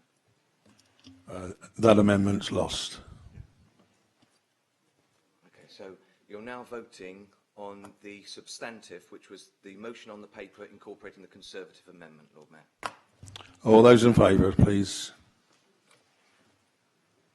Okay, is there anyone against that, Lord Mayor? Is there anyone against? Anyone against? Okay, just Councillor Hunt's against. Thank you. That's carried. That's carried then. That concludes today's motions. Item 13, questions from members under Standing Order 17. Members, there are 3 questions under Standing Order 17 that have been previously circulated to you. As you know, there is a total of 45 minutes allocated within Standing Orders to deal with questions. Can I remind everyone that the member asking the original question may ask up to 2 supplementary questions that must arise directly out of the original question. Any other member is limited to 1 supplementary question that must arise directly out of the original question or the replies. Question 1, Councillor Ferret. Thank you, Lord Mayor. Question 1 in my name. Councillor Weems. Thank you, Lord Mayor. Wilmcote House is the largest UK refurbishment project aiming to achieve ENER-FIT standard for thermal performance. To those who don't know, that's equivalent to Passive House standard, which is very good in terms of tenant participation in dealing with fuel poverty. And as I say, it's the largest UK refurbishment, so in terms of what we're doing in the city, it's far better than most other local authorities do. The contract completion date for the Wilmcote House project is 4th November 2016. However, I can confirm that Keepmoat estimate that they are currently behind programme and will complete the overall contract in January 2017.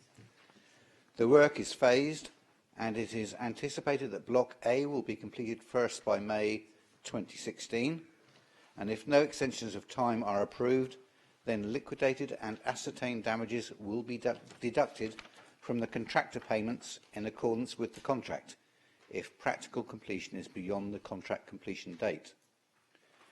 Portsmouth City Council are robustly managing Keepmoat in accordance with the contract to recover the programme and have increased resources to manage the project, specifically increasing building surveyor, clerk of works and resident liaison officer resources on site allocated to the project and to ensure that PCC have also escalated concerns to the regional managing director and sought assurances that Keepmoat will continue to review activities and endeavour to recover the programme.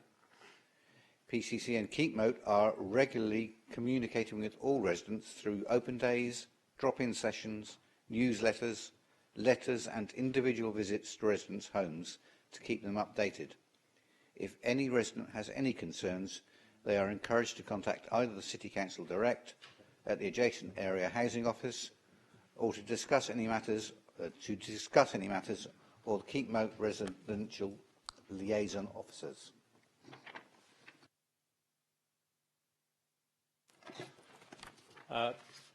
Thank you, Councillor Weems, for that answer. I understand that there has been some compensation offered. I don't know if that's been paid as well, but would the council and the contractor consider further compensation for residents because there has been considerable disruption, I think, as you've alluded to, during that time, and I'm aware that residents have had to go to expense for some of the issues that have arisen during the works that have taken place. Thank you, Lord Mayor. Sorry, Councillor Ferret. Certainly, some residents have received some compensation as a consequence of the works that have carried on there, and each individual case will be treated on its own merit if further compensation is to be offered. Obviously, individual circumstances will vary, and any potential compensation will vary accordingly. I can give you no more assurance than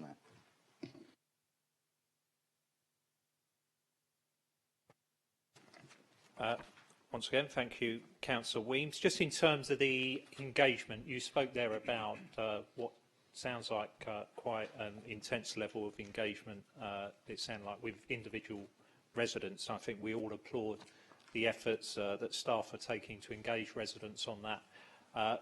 Could you just assure us that there will also be regular updates in terms of milestones, because there is a concern about the progress of the works, and what sort of collective consultation can also take place with residents? Well, we have had, as I say, individual drop-in sessions. We found that group meetings tend to become raucous and uncontrolled, and that it's far better, and residents get far better answers if they are treated individually. We do write to them as individuals, and we do, as we say, go and knock on doors to let people know what's happening, and they will be kept up to date with what the milestones are, and we will be endeavouring as best we can to bring the project back on track as best we can too. Clearly we are in the hands of contractors, but we are working with them to try and do that.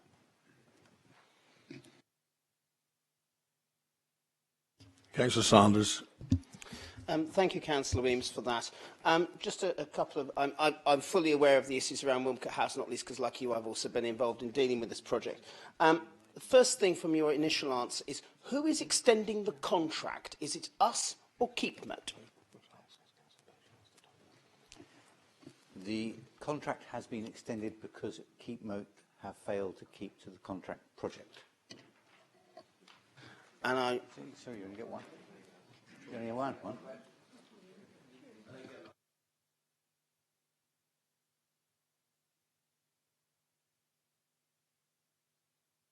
Councillor Willington, listen very carefully. I'm going to get this in anyway. Right. Councillor Weems, how is it integrated with other building projects in the area, or other buildings in the area?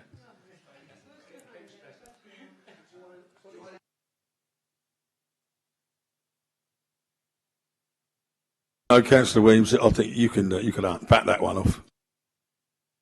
Well, I'm not sure any of us in this chamber, me included, understand the question I've just been asked, which makes it slightly tricky to answer it, Lord Mayor.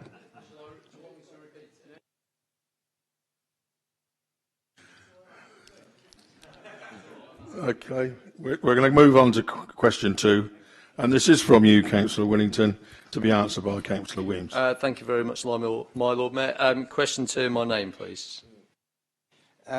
None, Lord Mayor. Oh, okay. That's surprising. Does Councillor Weems recall at the briefing meeting where we were told that £10 million worth of capital projects were being shelved due to the funding changes, and the policy changes by the government that have happened since May 2015? Lord Mayor, the projects aren't being shelved. That implies they are not to continue. It is just like any previous year. Some projects slip from one year to another. These projects will take place, just not this coming financial year. Thank you, Cabinet Member. Would the Cabinet Member therefore be able to list the projects that have slipped from being done this financial year to future financial years as a result of the policy changes and the funding cuts that have happened from government since May 2015? Well, I think there is no funding cuts. That's the first thing. You've just said the funding cuts from government. There have been no funding cuts from government. What's been cut is our ability to raise our own funds, which is slightly different, Councillor Winnington.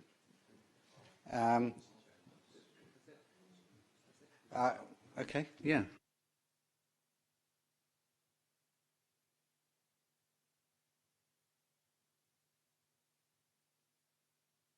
Right, moving on. Question 3, Councillor Ryan Brent, to be answered by Councillor Young. Question 3, my name, Lord Mayor. Thank you. And before I start, I'd like to thank the Leader and the Cabinet for supporting in making education one of our key priorities as an administration.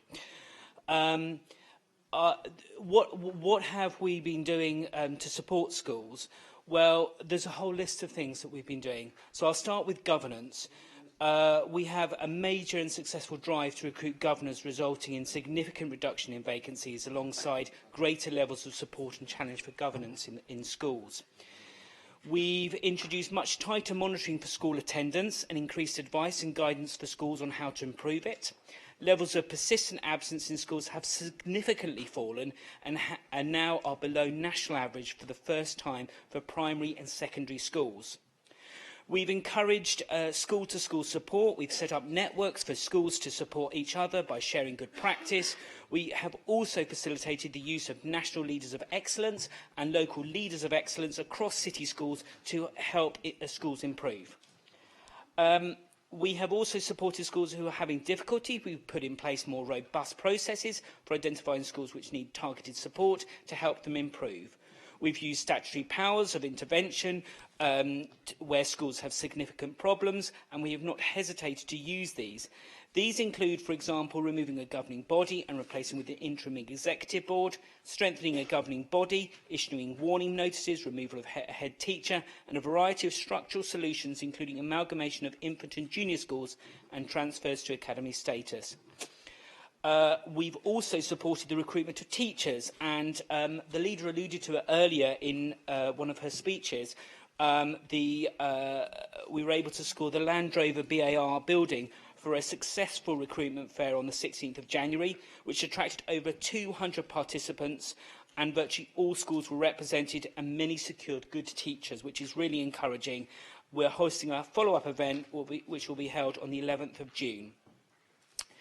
Members will be reminded that in 2014, this administration invested a further £11.7 million to secure an additional 500 primary school places to meet the unprecedented demand for school places. A further £3.3 million was improved in February for the first phase of secondary school expansion programmes. We've invested in special schools. In 2014, the LA improved £2.5 million of refurbishments to the Vanguard Centre to develop a bespoke facility for the Harbour School and enabled the relocation of provisions from Milton and Fratton. £1.2 million was also approved to support the first phase of the remodelling of Redwood Park School and Cliffdale Primary Academy. And we've supported schools with special educational needs by developing networks and professional development for all our special needs coordinators, SENCOs, secondment programmes to support and monitor to new and existing SENCOs, commissioned Portsmouth Special Educational Needs Support Partnerships for mainstream schools, and programme of sending training for schools via the Council's traded services.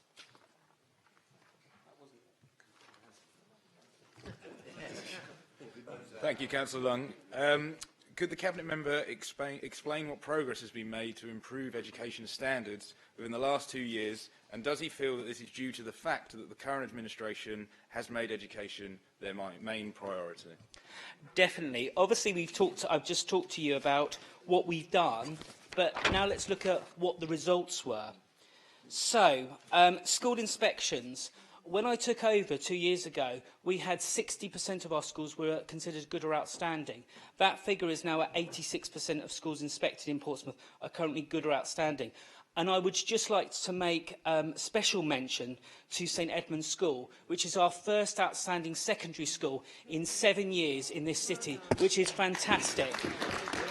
And I think that it is credit to the staff and the head teacher of that school for their hard work to get the school to this state. In early years stages, the proportion of pupils achieving a good level of development remains above the national average and has increased from 65 to 69%. At Key Stage 1, Level 2 and above outcomes for pupils in Portsmouth continues to remain above the national average for all 3 subjects in reading, writing and maths.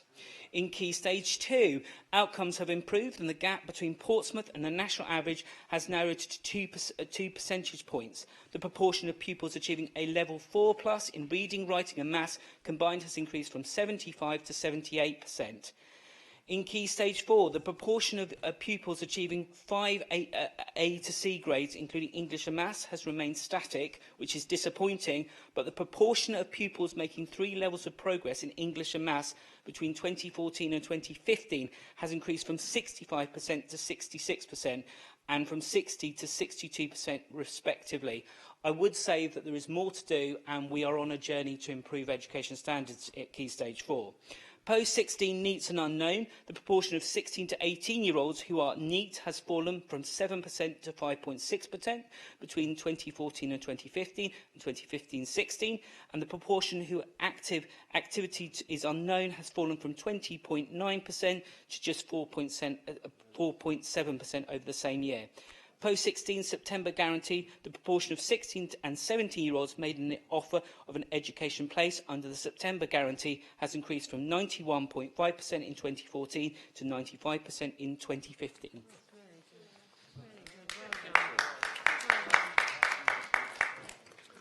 Thank you.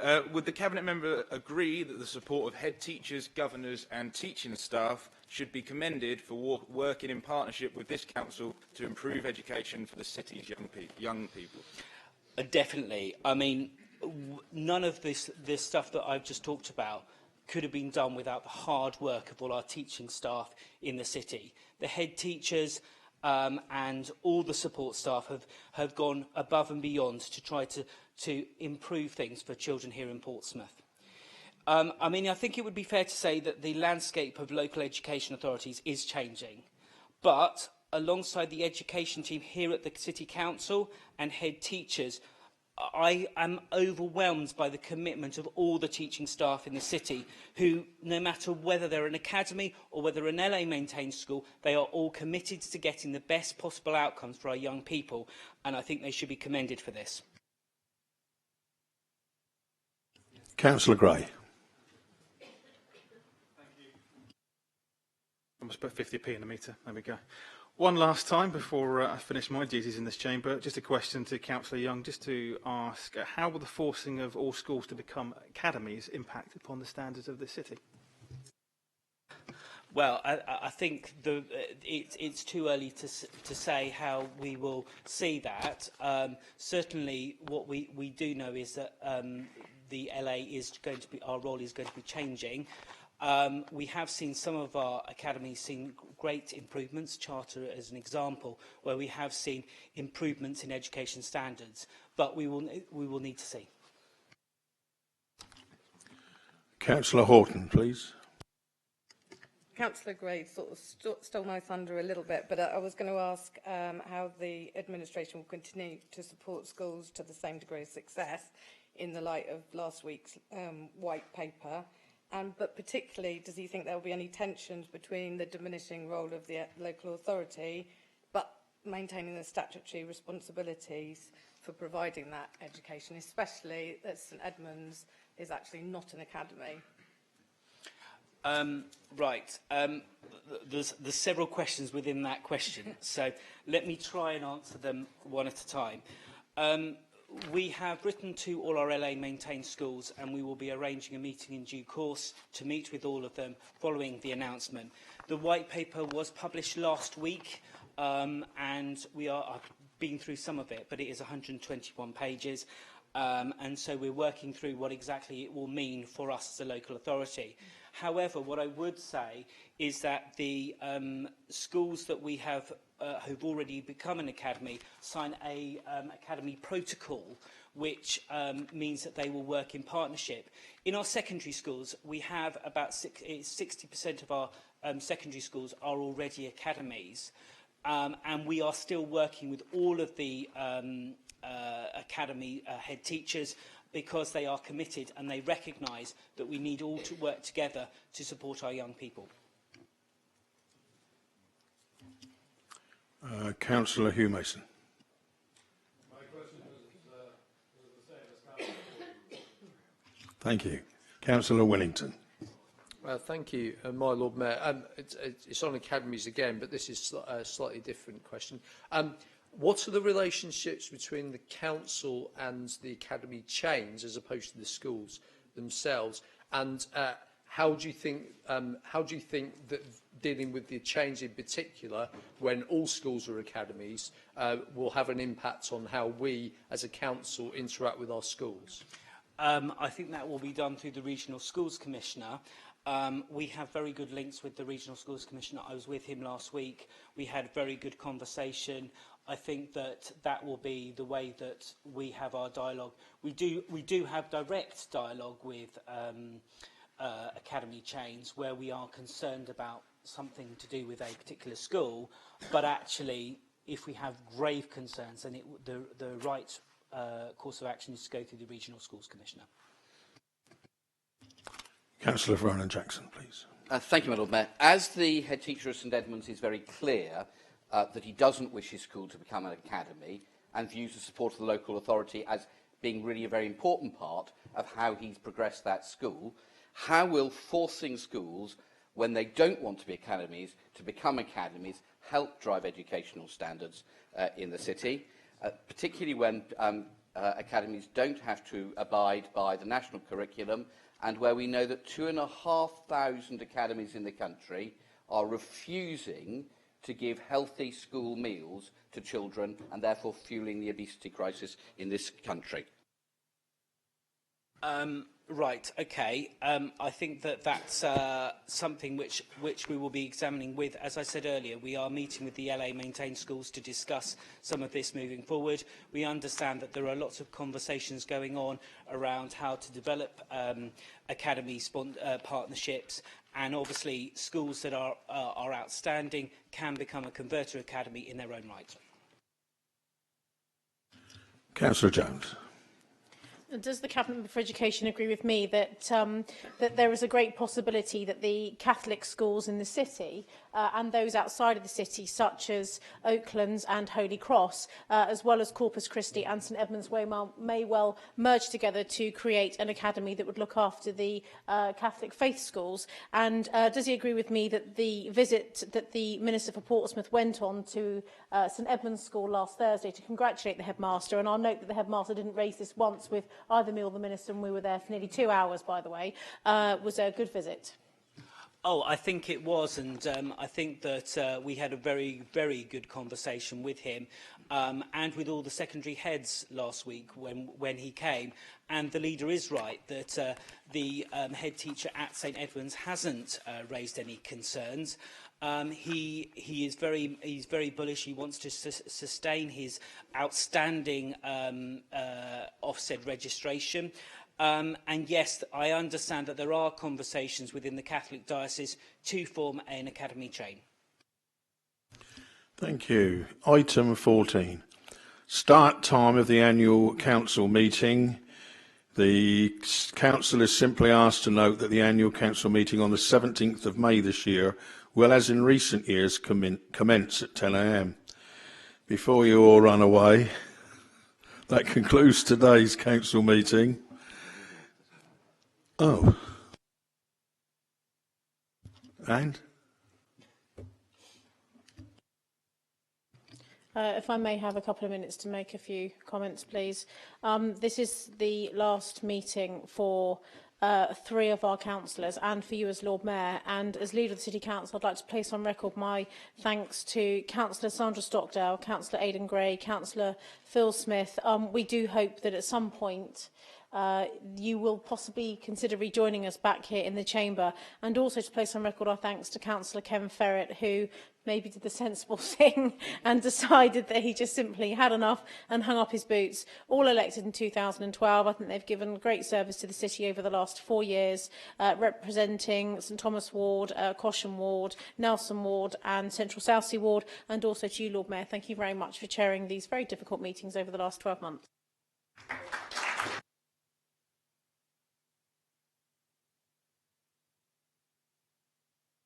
Councillor Ronan Jackson. I actually echo whatever Donna has said. I think they've all served well, and I actually completely agree with her. I hope we see them all back here in different guises at some point in the future. But my particular thanks to you, Lord Mayor, for stepping in unexpectedly into the role of Lord Mayor and doing another year. I know it's a bit of a shock for you and particularly for Pat, but I do think it's our thanks very much to you and Pat for looking after us so well. Thank you, Lord.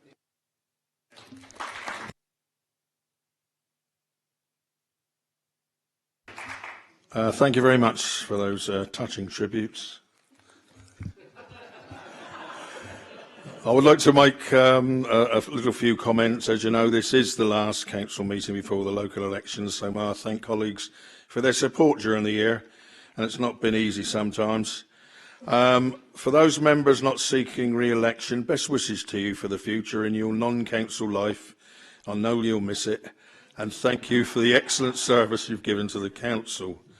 I thank Councillor Lynn Stagg and Councillor Lenny for the food, which has boosted the Lord Mayor's charity and also kept some of you well fed. I wish all councillors seeking re-election the best of luck. Thank you very much. Meeting's over.